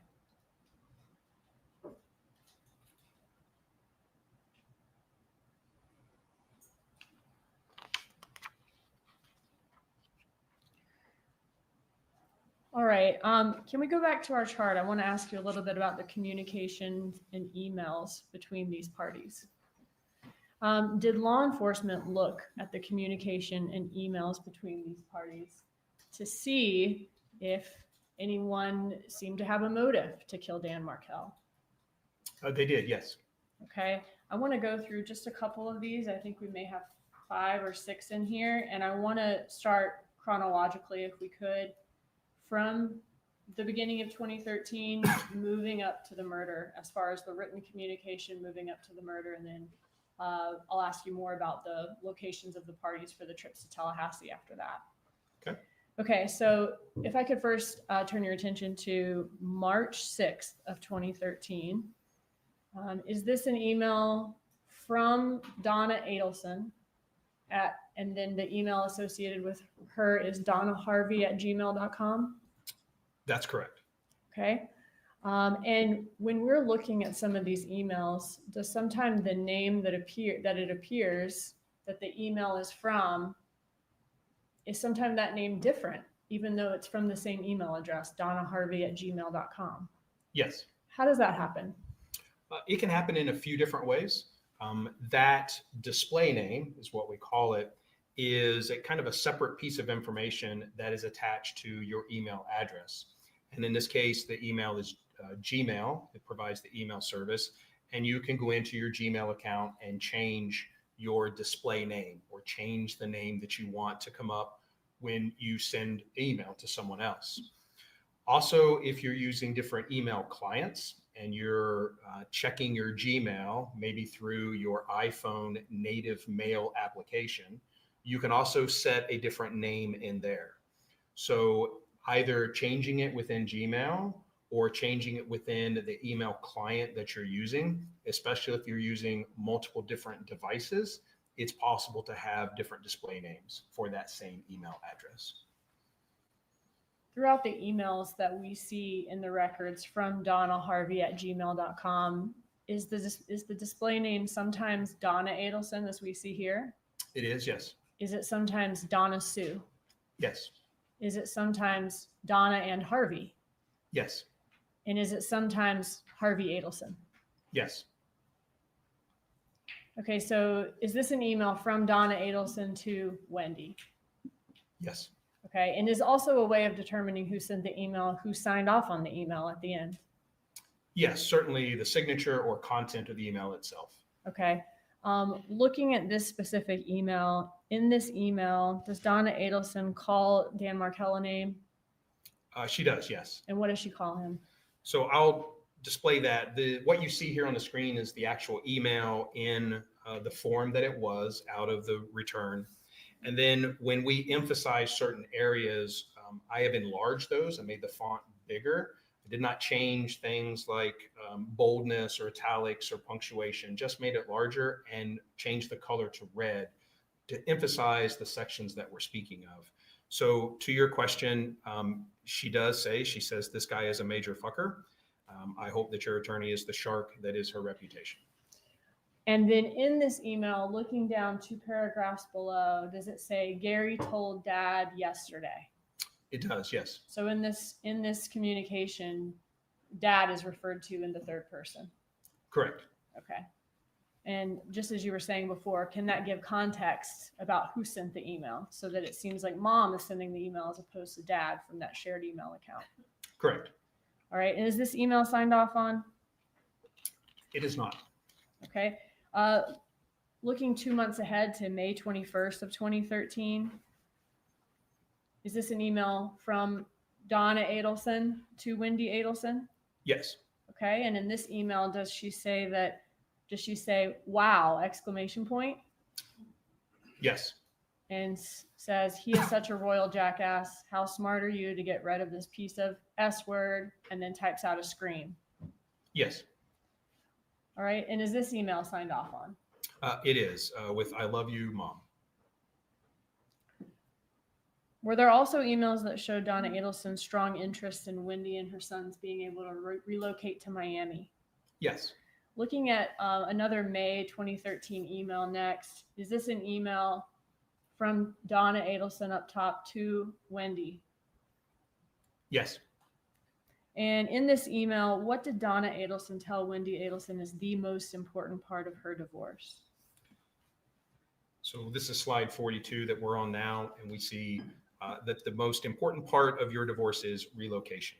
I sincerely hope your attorney understands that that is your non-negotiable. In the next slide, does Donna Adelson give Wendy Adelson some ideas of what she should tell the judge about how this is negatively affecting the lives of Donna, Harvey, and Charlie? Yes, she does. Motive. And this is the mother. Got a court feed there that's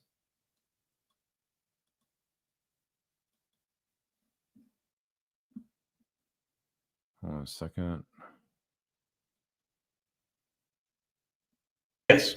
Was Wendy Adelson relocation denied with prejudice just about 5 days before this email was sent? It was, yes. The request to relocate with the children to South Florida, yes, was denied. All right. And what does Donna Adelson say to Wendy Adelson in this email? So this one's from Donna Sue up top. Correct. Okay. And what does she say about their recent loss in court? She encourages Wendy to never, never give up, and that it is time for action, time to take control of your life and not let Jibbers, which is a nickname for Mr. Markel, think that he's just won anything by having you remain in Tallahassee. And I think we've seen some of these, so let's go just quickly through the rest and go through the next one. In the next, does she appear to give Wendy Adelson a bit of a pep talk about what she should do next? Yes. Okay. Does she say that the rest of their family's lives next will be determined by her performance in the next couple of weeks? Yes. And how he hasn't beaten the Adelson family yet. I'm sorry. She needs to put on the performance of her life. He hasn't beaten the Adelson family yet. That's correct. And she has a strong family behind her. Yes. Is next in this email where we see the plan of action outlined. That's correct. And if you could skip through, is this the plan of action about posing the kids in front of the Catholic Church and getting them baptized? That's correct. And assuring her that this is just an act, but don't tell anybody. Yes. And that she should take control of him psychologically. Correct. After this portion where she wants her to psychologically manipulate Dan Markel into converting the children to another religion, what does she say she plans to do next? There's a plan of a financial offer to Mr. Markel. Does she say, I am planning or we are planning? It states we plan to make. Does she go on to describe who this we is in the team? She does, yes. Okay, can we see that?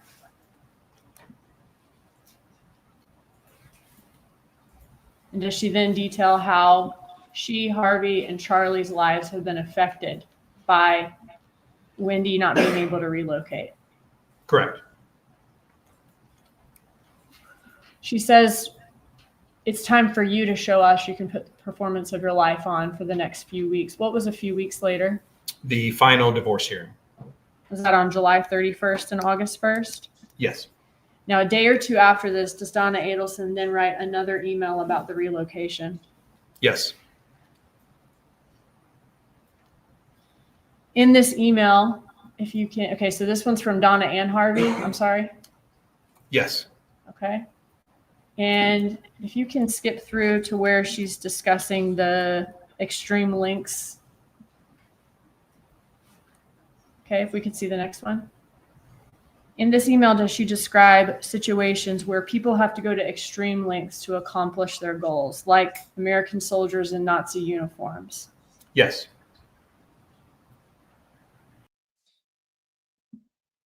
Stand by. I'm going to law and crime. Extreme lengths. See the next one?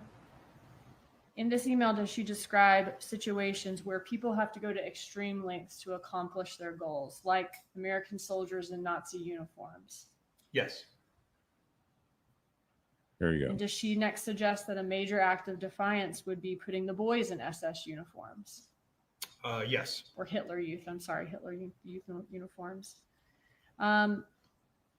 Next in this email, does she tell Wendy Adelson to stand up? It's all part of an act and we are willing to help you. She does, yes. And this is where she says that it'll put a scare into this jackass. Yes. Next, does Donna Adelson say in all capitals that Wendy needs to see the big picture? She does, yes. Okay. So you didn't add those. Those were just in there. That's correct. And that her life in Tallahassee is not a pretty picture. Correct. And then finally in this email, does she give details of the financial offer again, the $1 million email? Yes. And does she say that, again, that we are planning, me, her, Charlie, and Harvey, and they want her to help too? Yep. Wendy Adelson. A third. That's correct. And finally, does she say that they are a team and they cannot do this without her help? She does. Wendy's lied every time about that. All right. And then how is this email signed off? Written with hope and love, Mom and Dad. All right. Okay. This is the final email I'm going to show you today, or at all in your presentation. October 12th of 2013. So we fast forwarded a couple of months now.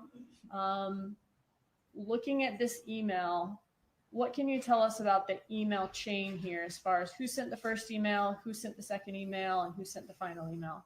So what we see here, again, emphasizing kind of on the content about what's being sent. But if we look at the email chain, we can see originally this is an email from Mr. Markell to Wendy Adelson, where Wendy Adelson has forwarded it to the Donna Harvey Gmail account. And then the Donna Sue has forwarded it to Charlie Adelson. So in Dan Markell's email sent October 10th, the subject is general principles. That's correct. And in that email, does he reference that he wants a right of first refusal, an RFR?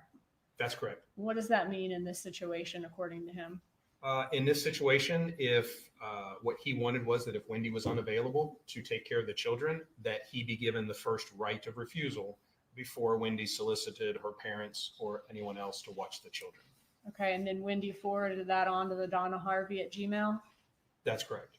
And then did Donna Sue then forward that email on to Charlie Adelson? Yes. And what did Donna Sue say to Charlie Adelson about the contents of everything that she'd forwarded to him?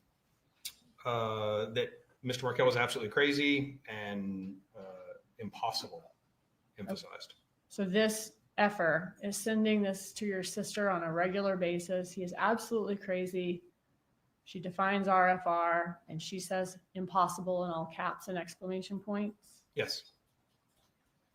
All right. So the date of this email, is this October 12th of 2013? Yes. So she's sending this to Charlie Adelson, this information about how impossible Dan Markell's being, what he's doing to Charlie Adelson's sister, about 2 weeks before Halloween of 2013? Yes, a little 2.5 weeks. Okay. Judge, I've got a few text messages next, and then we're going to go into all of the location information. So I could go probably another 15 to 20 minutes and get through the text, or we could stop now, whatever the court prefers. Just finish with the text. Yes, sir. Was there also phone communication that showed Donna Adelson's venting to Charlie Adelson about Wendy Adelson's custody battle? Yes. Now, around the same date as this last email we saw, October of 2013, in this text message, does Donna Adelson say, "Horrible evening for your sister and for us. Dad finally had to walk outside to lower his blood pressure. Just awful. I can't even explain." That's correct. Who is she sending that to? To Charlie Adelson. And what does he say? So this is slide 66. As we continue into slide 67 with the rest, she indicates, Donna Adelson indicates that she's on the way back to Wendy's house with only one of the children. And Charlie responds, "I bet, let's talk this week." Okay, so she doesn't go into any more detail here, but she's describing how stressed Wendy is, and that's causing dad a lot of stress, and it's just awful for her too. That's correct. And this would have been at that same time or around the same time as the last email, about 2 weeks before Halloween. Correct. All right, so let's go to October 30th of 2013. So the day before Halloween of 2013. Here is Donna Adelson. Does Donna Adelson say that she just got a text from Wendy casually mentioning that she's moving ahead with the purchase of a house that she liked. I guess she wants to do it before a certain date when she goes to England. And what does Charlie Adelson say? That she had never told me. She never told me, meaning Wendy had not told her. How does the conversation go after that? Is Charlie for this or against this? Against it. He's asking Donna Adelson why Wendy would do it, and ask, of course, if Mr. Markell has given permission, all of those things. Okay, and what's next? Is he afraid that Dan Markell will hold this against Wendy Adelson? Like basically like, well, now you've purchased a home here. He would, yes. And use it as leverage. Correct. What's next? And he says he'll try her again, but basically Wendy never gets back to him, basically. Correct. All right, what's next? So we see, again, this is October 30th. We're on slide 72 now, that Charlie Adelson sends a message to Wendy stating that he would call her in 10 minutes. Okay, what's next? He, again, later responds that he must talk to her to please call him, and she responds that she's in court. She can call after 4. Going through the text, does it seem like eventually they talk? Yes. Okay. Can you... Okay, so they're still setting up a time to talk. Everything's okay. What's next? Does he then report back to Donna Adelson? Yes. So we're on slide 75 here, October 31st. Charlie is speaking to Donna, texting with Donna, stating that he had spoke to Wendy and it thinks that he had made some headway, and hopes they're having a good time on vacation in Israel. Okay, so the phone call between Wendy and Charlie would have happened before this message to mom or to Donna Adelson. That's correct. Okay, and how does she respond? Oh, I'm sorry. So then does Charlie check back in with Wendy? He does, yes. Okay, and tell us about that conversation. He asks how she's feeling and gives her some general advice and tells her that he loves her. And does that advice involve renting things as opposed to buying them? That's correct. Okay, and says, I love you. He does. What's next? Does Donna then check back in with Charlie? Yes. So this is slide 78, again, still October 31st. And Donna Adelson is communicating with Charlie Adelson. And what does Charlie say next? Spoke to Wendy for 20 minutes last night. She texted me today that she pulled the plug on the house. Smiley face with a lot of smiles. Yes. And that's at Halloween on 5:19 p.m.? Yes. All right. And how does Donna Adelson respond to this news? She says, wow, Charlie, thank you again. How did you accomplish that? You are a miracle worker. Tell us. Okay. So she's saying, thank you again. And she calls him a miracle worker. Yes. And then does Charlie lay out the reasons or how he was able to get Wendy to do this? He does. Which was kind of the same things he was pointing out to his mom earlier. That's correct. And says Dan would hold it against her and it would be the second dumbest mistake of her life. Correct. Without specifically saying what the first is, I guess. Correct. What's next? He's telling her how long it took to talk to Wendy about it. Yes. And we're on slide 82. Again, this is November 1st of 2013. And he continues the conversation. All right. What happened next? Or what's our next text message? Do we have one from February of 2014? Yes.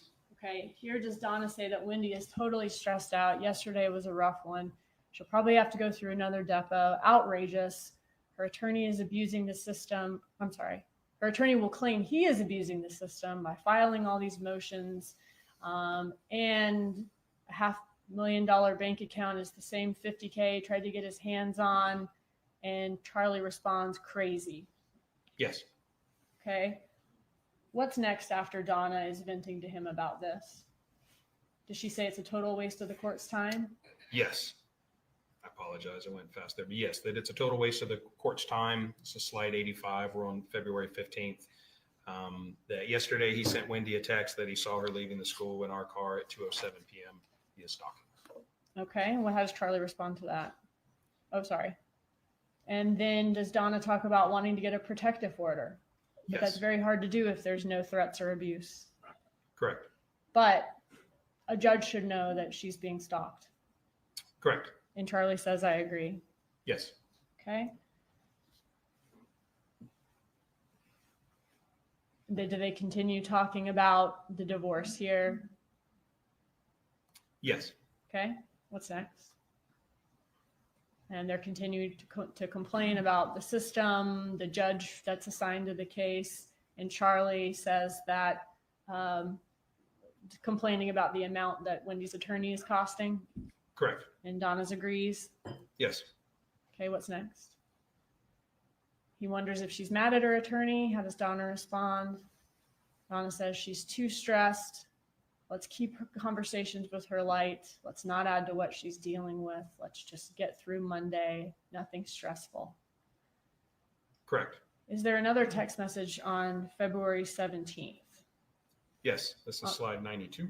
And on this, is Donna saying that she just left the courthouse? Yes. Okay. And how does Donna respond to how did it go? She says, okay, we'll talk later. Okay.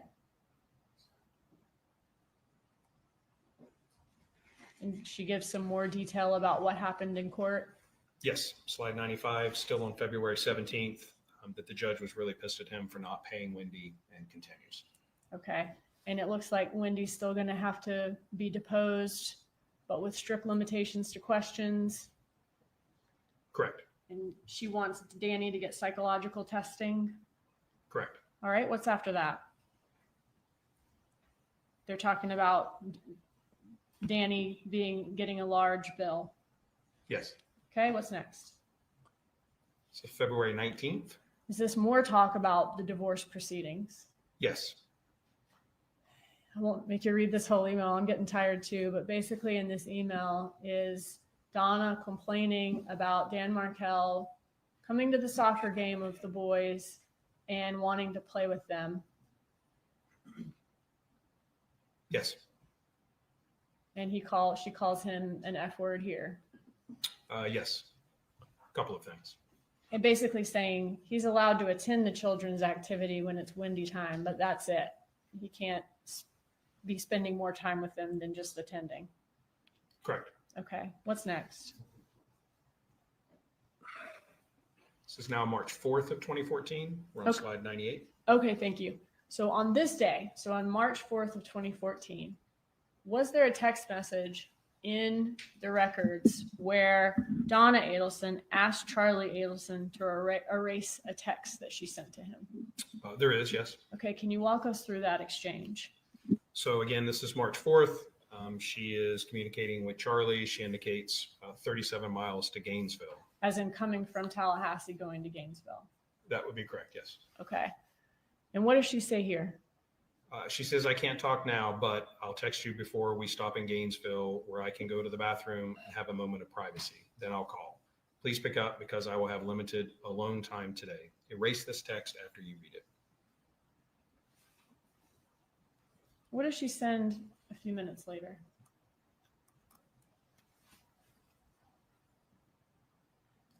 She says, we'll stop in about 5 minutes and I can speak to you privately about Dad's birthday gift when I'm out of the car. I have some good ideas. What was the time difference between those two texts? This text was at 10:42 a.m. and this is at 11:08 a.m. Okay. So 20 minutes before, she's texting saying, we'll have a private conversation and erase this after you read it. Then she sends a text 20 minutes later saying, I can speak to you privately, and says what it's about. Dad's birthday gift. Correct. Does she tell him to delete that text where she said the subject of the private conversation? There's no request to delete that text. And how does Charlie respond? He says great. And then is there some communication after that where they're setting up this phone call? Yes. Okay, can you show us that? She's saying, don't call yet. Correct. Okay. She needs 5 more minutes until she can get to the bathroom for the Yes. private call. Okay, what's This next? is 11:10 a.m. All right, moving on to May 30th. In this text is Donna telling Charlie that she had a tough conversation with Wendy. Yes. All right. And this text message then is on the second to last day of May of 2014. Correct. All right. And through Luis Rivera, was it learned that there was not only a July trip to Tallahassee, but also a trip in June, at the beginning of June, where these killers came to Tallahassee? That's correct. All right. Judge, this might be a good stopping point for now. Very well. Thank you. Members of the jury, we will resume with the testimony of Sgt Corbitt tomorrow morning when the trial resumes. Once again, I'm going to instruct you, as I have before, do not discuss this case with each other or anyone else. Do not watch any of the news covered or seek out any information about this matter. We will resume with the trial tomorrow. Please report at 8:45, and we will attempt to get started by 9. Have a good evening. All right. Yeah, session indeed.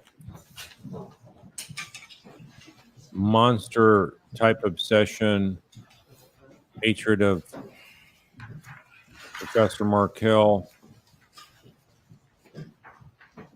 They got through a lot of information today. A lot of it we've seen before. Made it somewhat painful to listen to. Go ahead. Is there anything that we need to address before the examinations continue tomorrow morning? Judge, just have not had a chance to go through in full what my expert sent me, the changes. That I might want to address it in the morning. I just haven't had a chance to go through it We have this evening at this point. yet. Thank you. Any other matters that we need to address? We'll be in recess. Please report by 8:40 tomorrow, and we'll wait the jurors to resume. Sorry, Your Honor, you said 8:40? 8:40. Thank you, Your Honor. Good night, sir. All right, here is John. Let me stop the feed here. All right, John. Go ahead. Hey, Carl. Tell us Hey, what so I tell did us watch the last 15 minutes. You know, the jurors did see some dry testimony today, all the forensic stuff that we just saw. But through it all, Carl, even through the end here, they were very alert. I can tell when someone's checking out or they're swiveling or they're ready to be home. But I must say this jury, I call them the all-star jury. They seem to me to be very respectful of everyone's time of the process. It's almost like it's the 20-year high school reunion of the honor roll of a certain high school. With a few exceptions, most people are in their 20s and 30s. Yeah, no surprises today. A few did look over at Harvey when his screen was suddenly his picture was suddenly flashed on the screen. I wasn't expecting that. I don't think you guys were either. And then today, I know someone in the chat noticed during a break that Donna did look back. I didn't see Donna look back at anyone all day. So if she did it, it's probably just a few times. So that was very telling to me that she's not connecting with Harvey at those quote unquote free times. And she can turn back anytime she wants to. So I noticed that. I'm sure that again, the jurors don't really react visually. You can't really notice. For instance, when all of a sudden they walk in, there's Katie in chains and a what do you call it, prison garb. I mean, that was jarring, I would think, and I'm sure it was to them. But there's just they all have pretty much a poker face type of disposition, Carl. Again, they're just very professional, taking it all in. The spots today where I thought this is probably impacting them, this testimony, sure enough, heads went down, but they all go down. When they do go down, they go down slowly. It's not like there's anybody who's I guess really rushed and antsy for all this to go on. I must say, Carl, I'm really impressed. I can't see this jury as anything other than extremely interested in this case because they're respecting every single juror on here and they're listening. You can definitely tell that.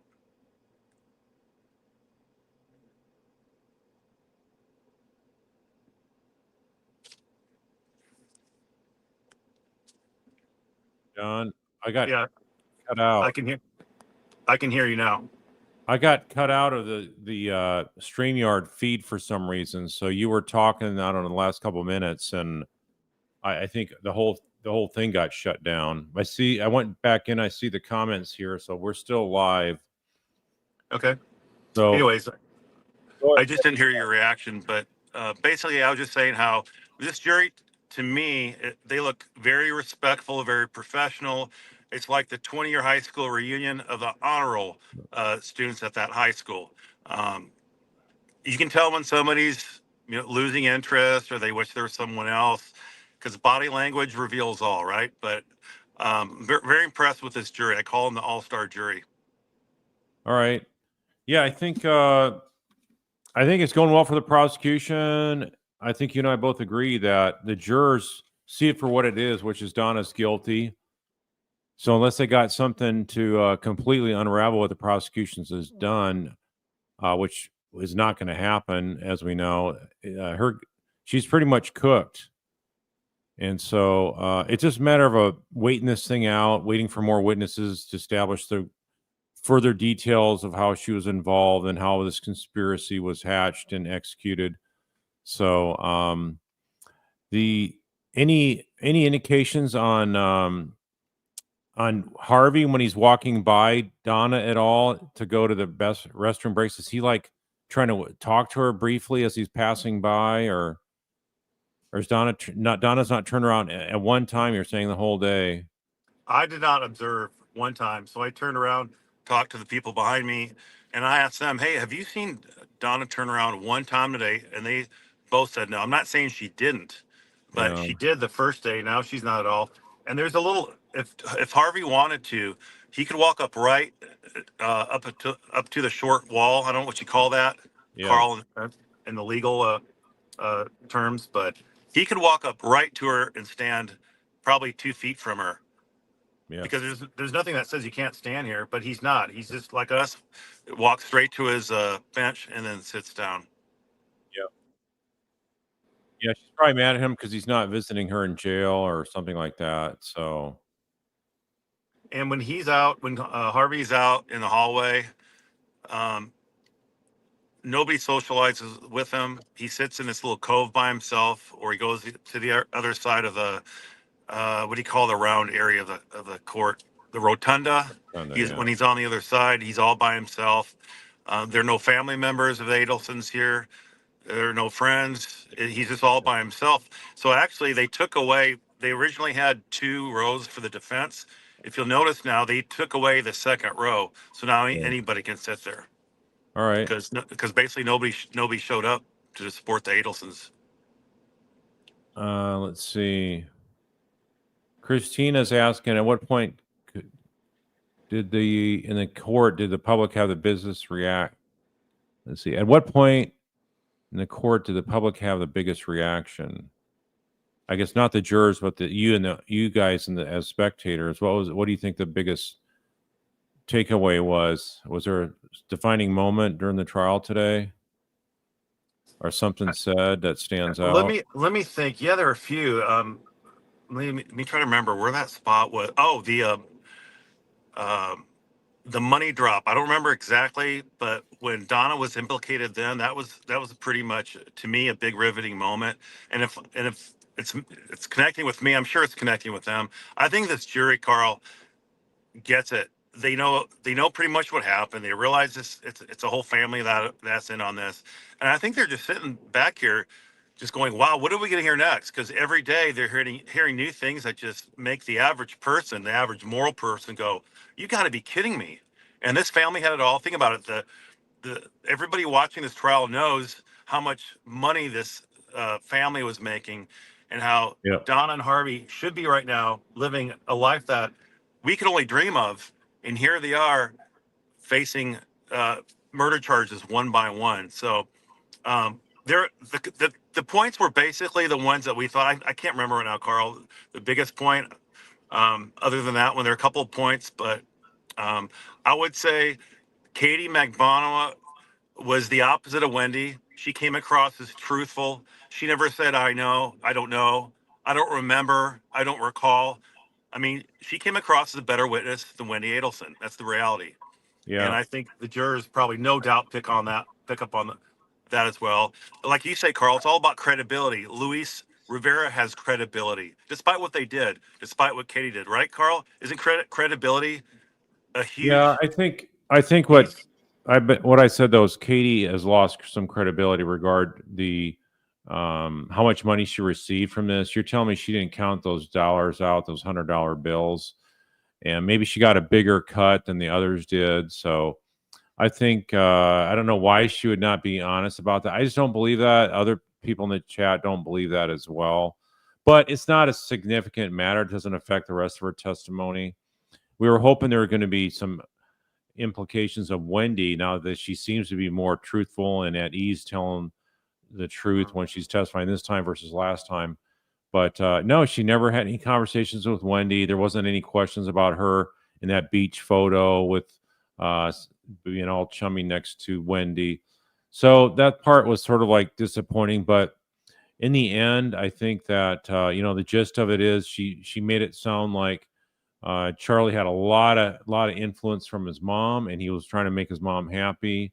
And Dan Markel was making these folks miserable down there in South Florida, as well as Wendy up in Tallahassee. So that that was something that she was going to milk, and I thought she was thinking she could milk this the rest of her life, but I'm thinking she probably would have been thrown overboard with some being chained to some concrete block within a year or two after 2015 happened. So anyway, she got arrested beforehand, so her demise created by Charlie never happened, of course. But let me see. I'm just looking at some other comments here.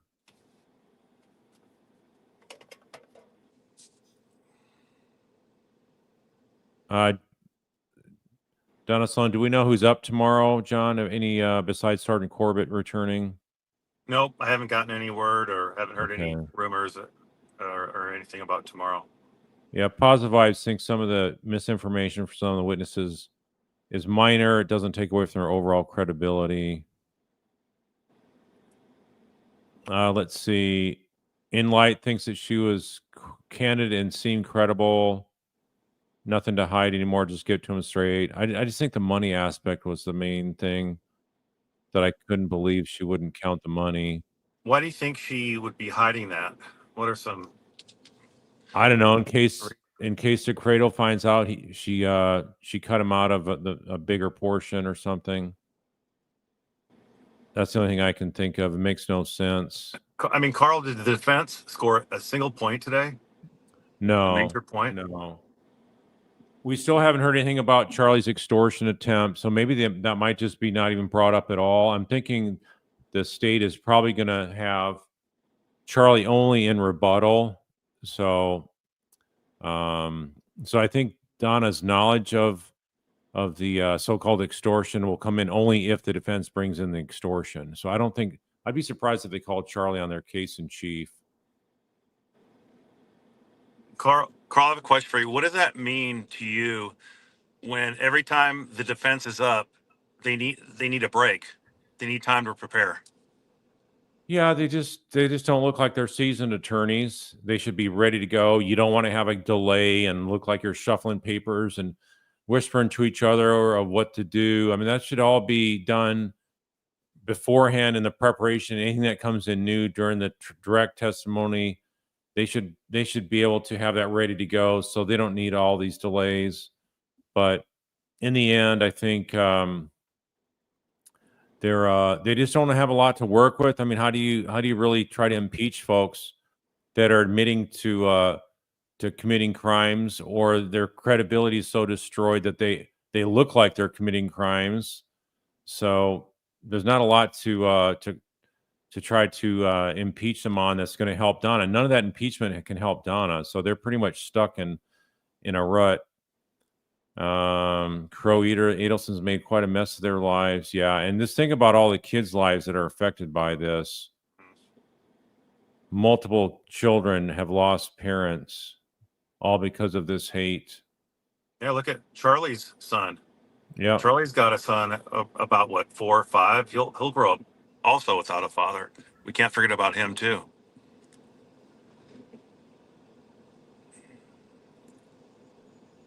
so we haven't seen any expression from Harvey whatsoever. He's a potted plant. He just sits there. Yeah, I mean, you guys see more of the frowns than we do from, because we're sitting behind him, or some of us are sitting behind him. But no, and when he's walking to the bathroom, when he's walking by us, yeah, he looks pretty lifeless. I don't know if he was that way beforehand, but he's just got very low energy, and honestly don't know what he's thinking. But when it was testified, I can't remember who was talking about. How about Charlie? My mind said he's passive, and sure enough, that's the word that came out. I can't remember the witness that was testifying to Charlie. Was it? Anyways, how do you think Fitzpatrick did today? Yeah, it's I think it's more to show that they're all nervous. They're nervous about when the folks got arrested. They're nervous when with the bump and all that. So I thought that was more showing behavior, consciousness of guilt type of testimony. So I thought that was helpful. And I think to answer your question though, earlier you said, what have they scored? And there's nothing they've scored points on. I mean, they've not helped the prosecution like they did the first day or two for today. But if someone is asking if this is a basketball score, I mean, you're probably talking, 75-0. So they just need to keep pressing ahead. And let's see here.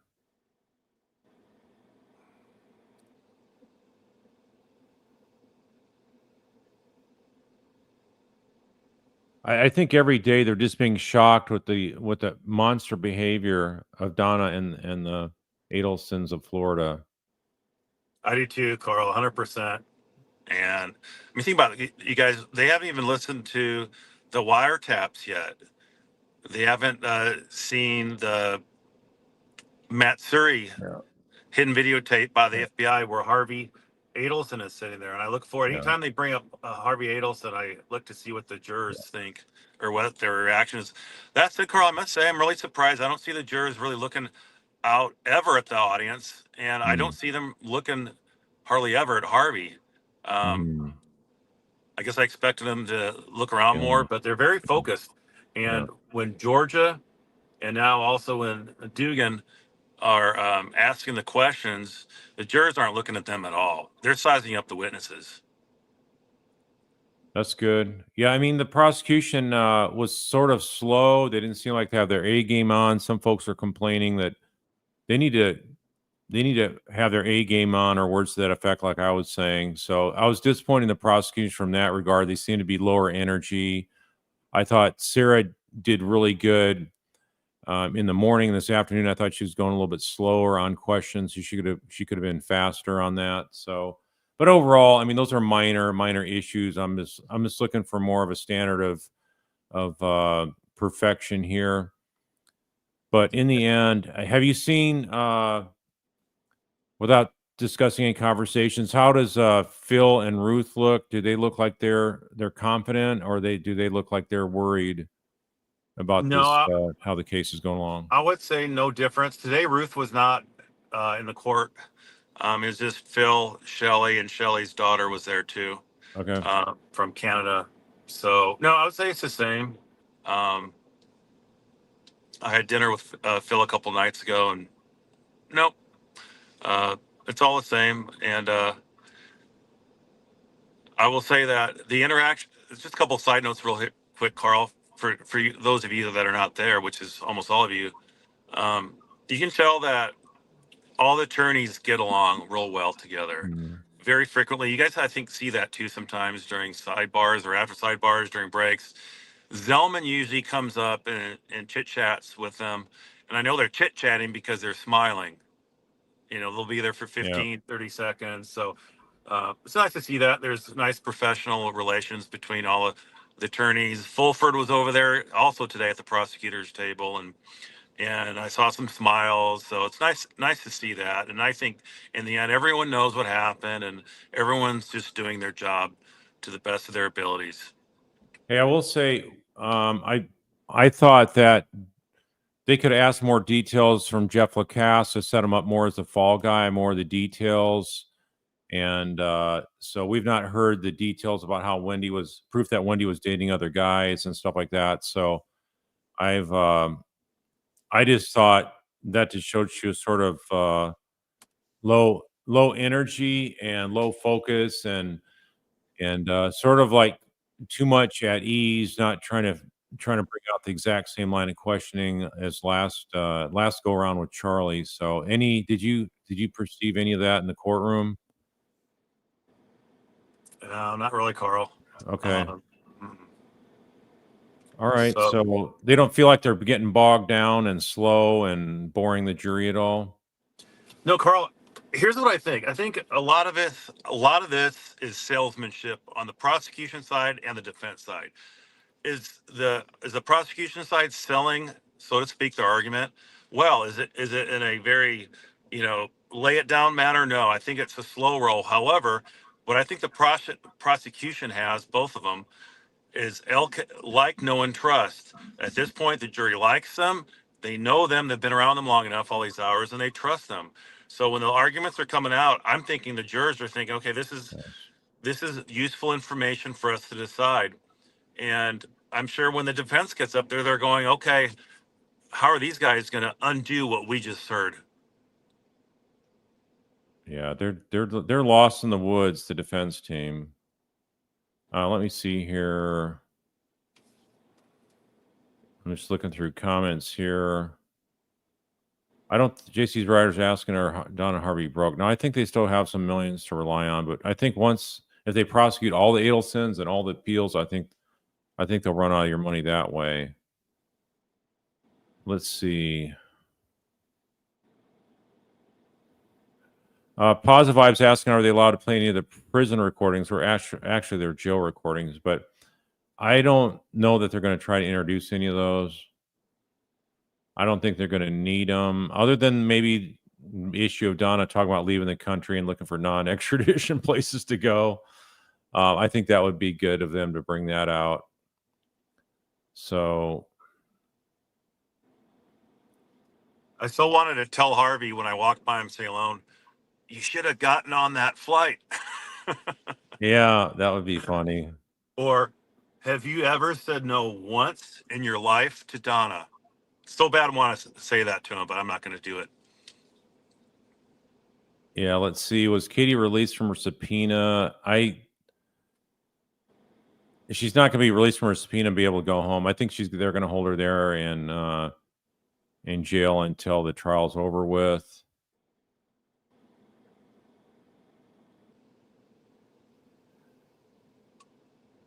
Yeah, Katie Kool-Lady saying, yeah, that was weird. Katie acting like she didn't know how much money she got.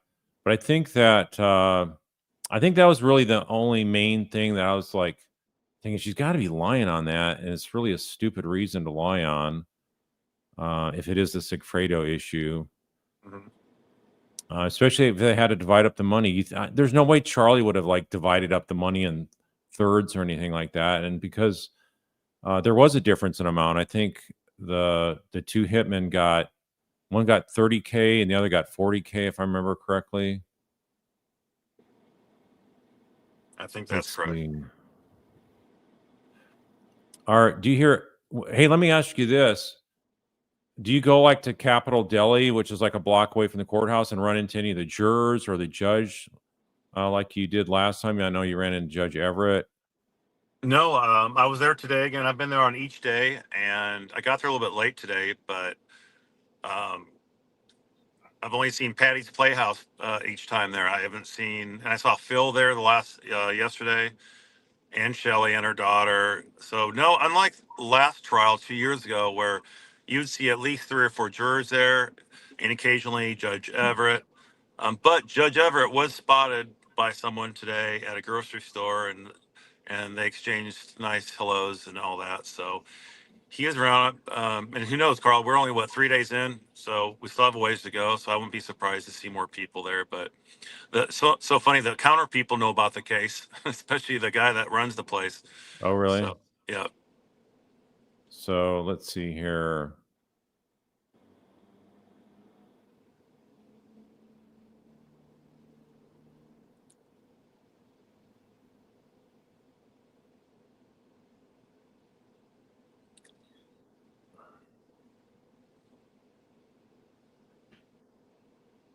Yeah, some folks are wondering, predicting that we're going to see Sigfredo Garcia testify. I don't see that happening.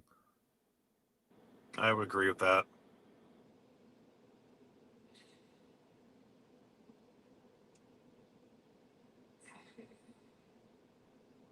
There's a cafe at the courthouse, John. Someone's asking, have you gone to the cafe at the courthouse? Do you know where it's at? Is it in the basement or something?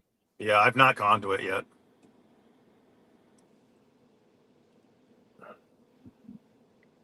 Jennifer Rank, what do you make of Wendy's direct at this time? Do you think Georgia is setting the stage for a prosecution? I hope so. They better be, but they just seem to be not as aggressively prepared as they were with Charlie. So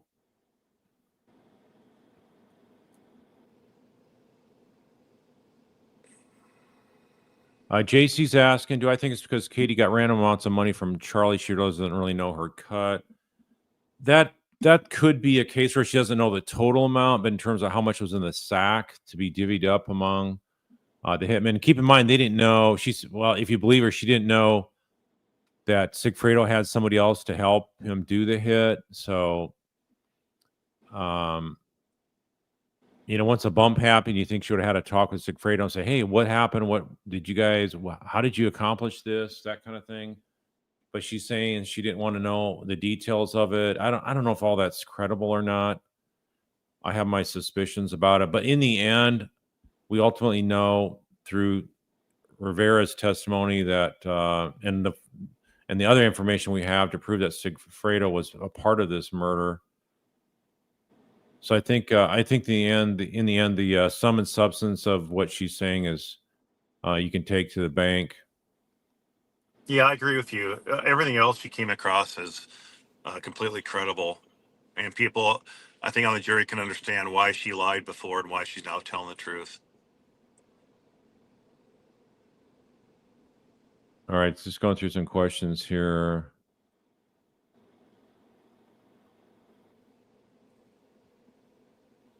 Yeah, I mean, she was talking about getting boats and buying, having boats at her disposal, want a different car fixed, got a new car.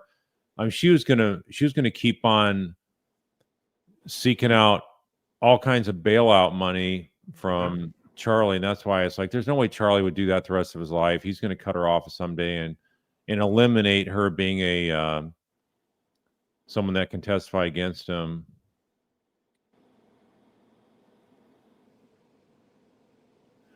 Yeah, Dr. Latina is saying, how did she not know what the total amount was in her cut when she was the negotiator of the whole deal going down? Yeah, good point. But like I say, in the end, is that going to make a difference? Is there anything about her lying about that? If it was a lie, is that going to affect the outcome for Donna? No.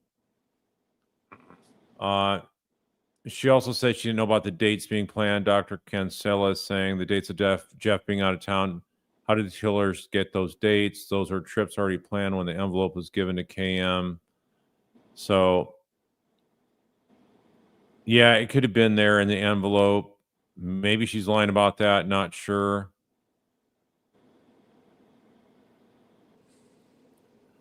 Let's see. Chances of Wendy being prosecuted, I would say they're really strong. Can I add something to that, Carl? Yeah. Remember that Jack Campbell has a very close friend. They both acknowledge it, and that is Dave Ehrenberg. Yeah. Yeah. Down in South Florida. And he's maintained for a long time that when asked about why they haven't charged Wendy, what's going on here, he said for a long time that they're going one by one. They wait for the conviction of one to go after the other. If you look at today, that's exactly what they've done. So my non-expert opinion is that they probably don't have any clue of what they're going to do yet. But once that conviction comes in, and I believe it will, just like you and everyone else, that at that point, they're going to have wind in their sails. Jack Campbell can take another win, right, for having successfully prosecuted and taken down Donna Adelson, and he'll have no choice. Just my opinion. I think he's going to go after. I agree with you. It'll be within a few months, but I won't start worrying about it until it's January 15th and there's still no arrests. What are your thoughts? Well, I would say that Ehrenberg has only come out and started speaking about Wendy being prosecuted after I've been harping about it for a while. So when you say he's been saying it for a long time, no, it's been a lot less. It's only been like maybe a year and a half. So don't know how much my beating the drum on that might have affected him to take a closer look at it. But if you look at it, none of the attorney friends of Dan ever said anything about Wendy not being arrested. No, that's a good point. They're quiet. Right? None of them said anything about it. And that's why I was like, how can these guys act like, anyway,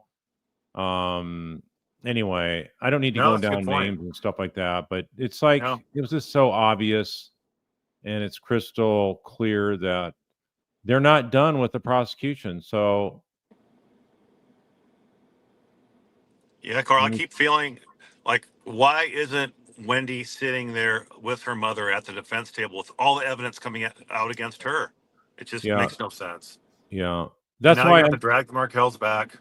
That's why I'm sort of frustrated sitting here thinking this is a really in some ways a waste of time seeing this, because we know Donna's going to get convicted, but Wendy needs to be there too. And you're sort of just dragging this thing out and letting her walk around free, and Harvey as well.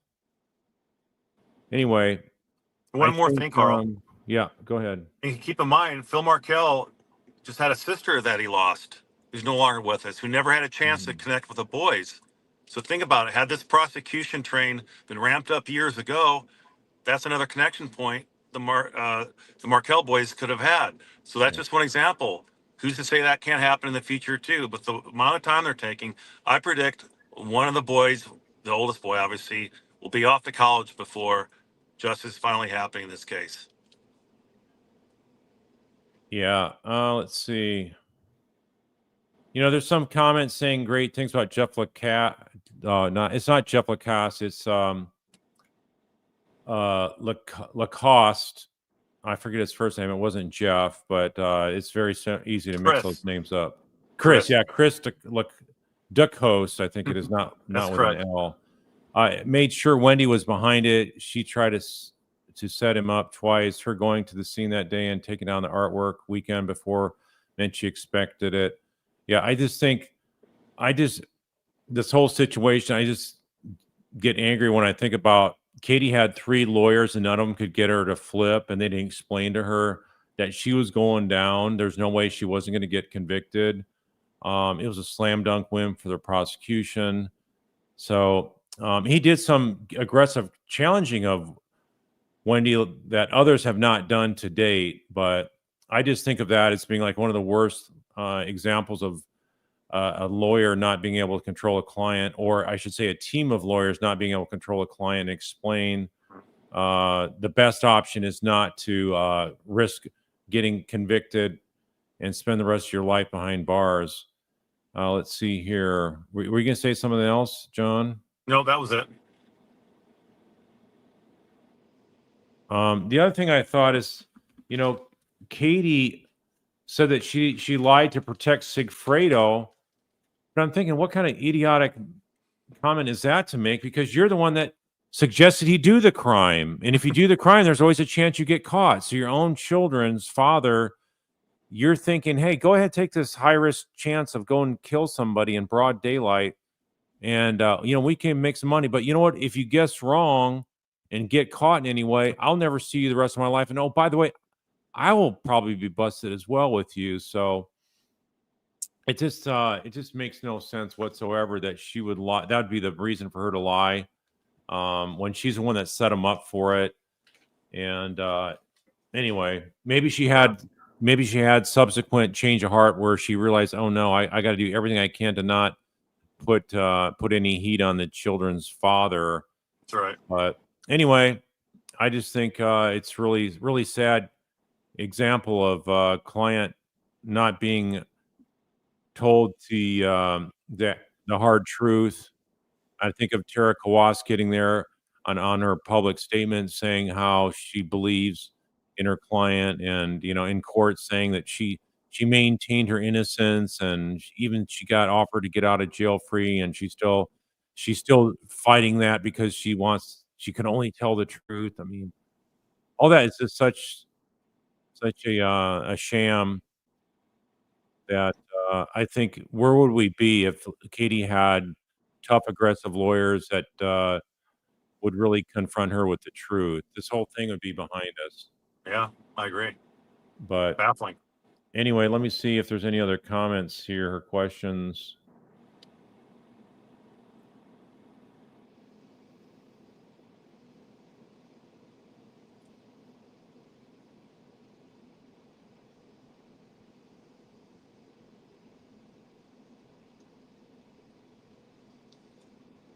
Let's see. Wendy wasn't released from her subpoena yet. Could it be to hold her there until trial's over and arrest is made?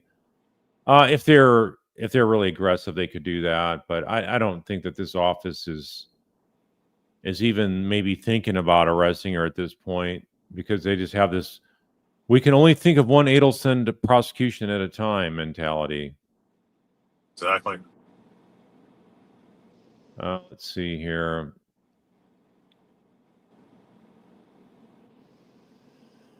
Yeah, we don't know where Wendy lives. I mean, I've heard she has a P.O. box in Colorado, but she still lives in Austin area. So anyway, I'm not really going to concern myself with where she lives. I just know that the Markell Act will not apply because she's out of state. That's a Florida law. And that's maybe one of the reasons why she moved out of the way, out of the whole state of Florida. Mm-hmm.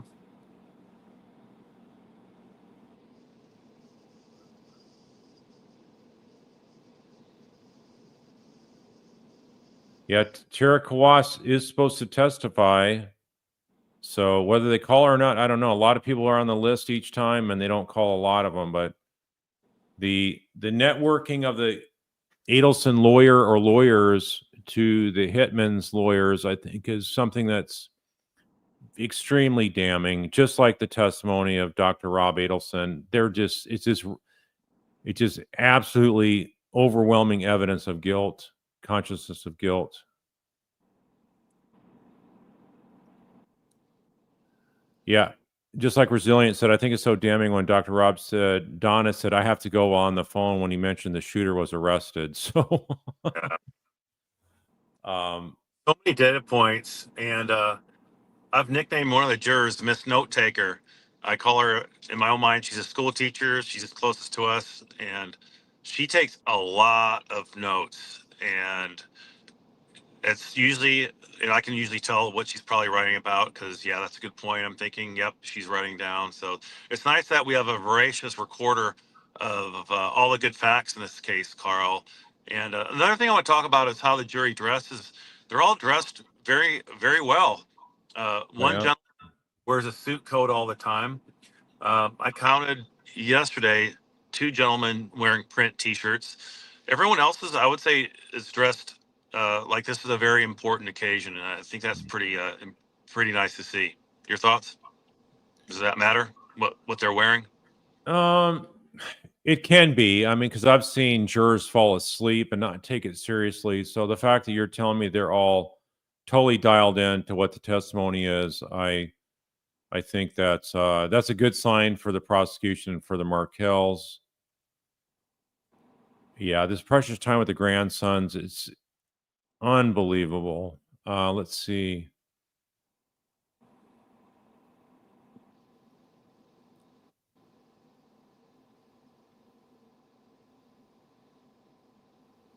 So I was just thinking also, they had what, 50 some friends show up for Harvey's 70th birthday. It's like, we're all those folks now.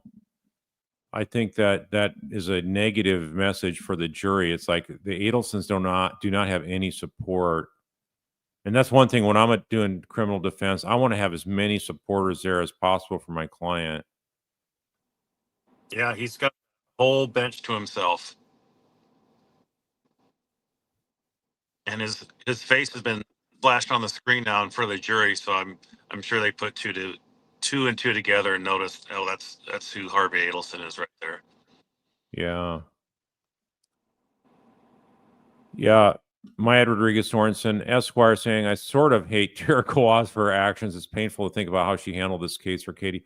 Well, you also got to throw in Chris DeCoste and Tara's sister. So, I just want to say I don't hate anybody affiliated with this case. I don't have bandwidth for hate. Hate is not what we're supposed to do. I hate their actions. That's what I hate and despise, the cruelty of the many evil things being done here.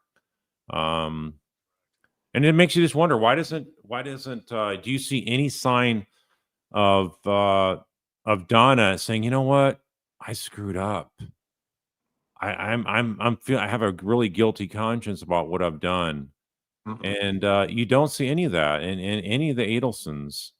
Just so like you see nervousness, you see some scared mannerisms coming across from Wendy and Donna at times, but they're pretty much double down on their hate. What do you see, John? Yeah, the thing about Charlie after his conviction, he's still talking about how unjust it was. There's no searching at all with them. They don't take responsibility in their past. They're not now, and they never will. Let's see. In fact, they'll just be continue to point fingers, blame the jury, blame Tallahassee, blame their blame the prosecutors. Just blame everybody but themselves. Katie Kool-Aid is asking you, John, was the former employee, Ms. Labredo, looking over at Donna from the stand? I didn't ever see that from our angle. Did you notice that at all? Far away from Okay. from the witness stand that it's hard to see exactly where their eyes are looking. Just general areas. So I cannot, Katie Kool-Aid, I cannot see where her eyes were looking.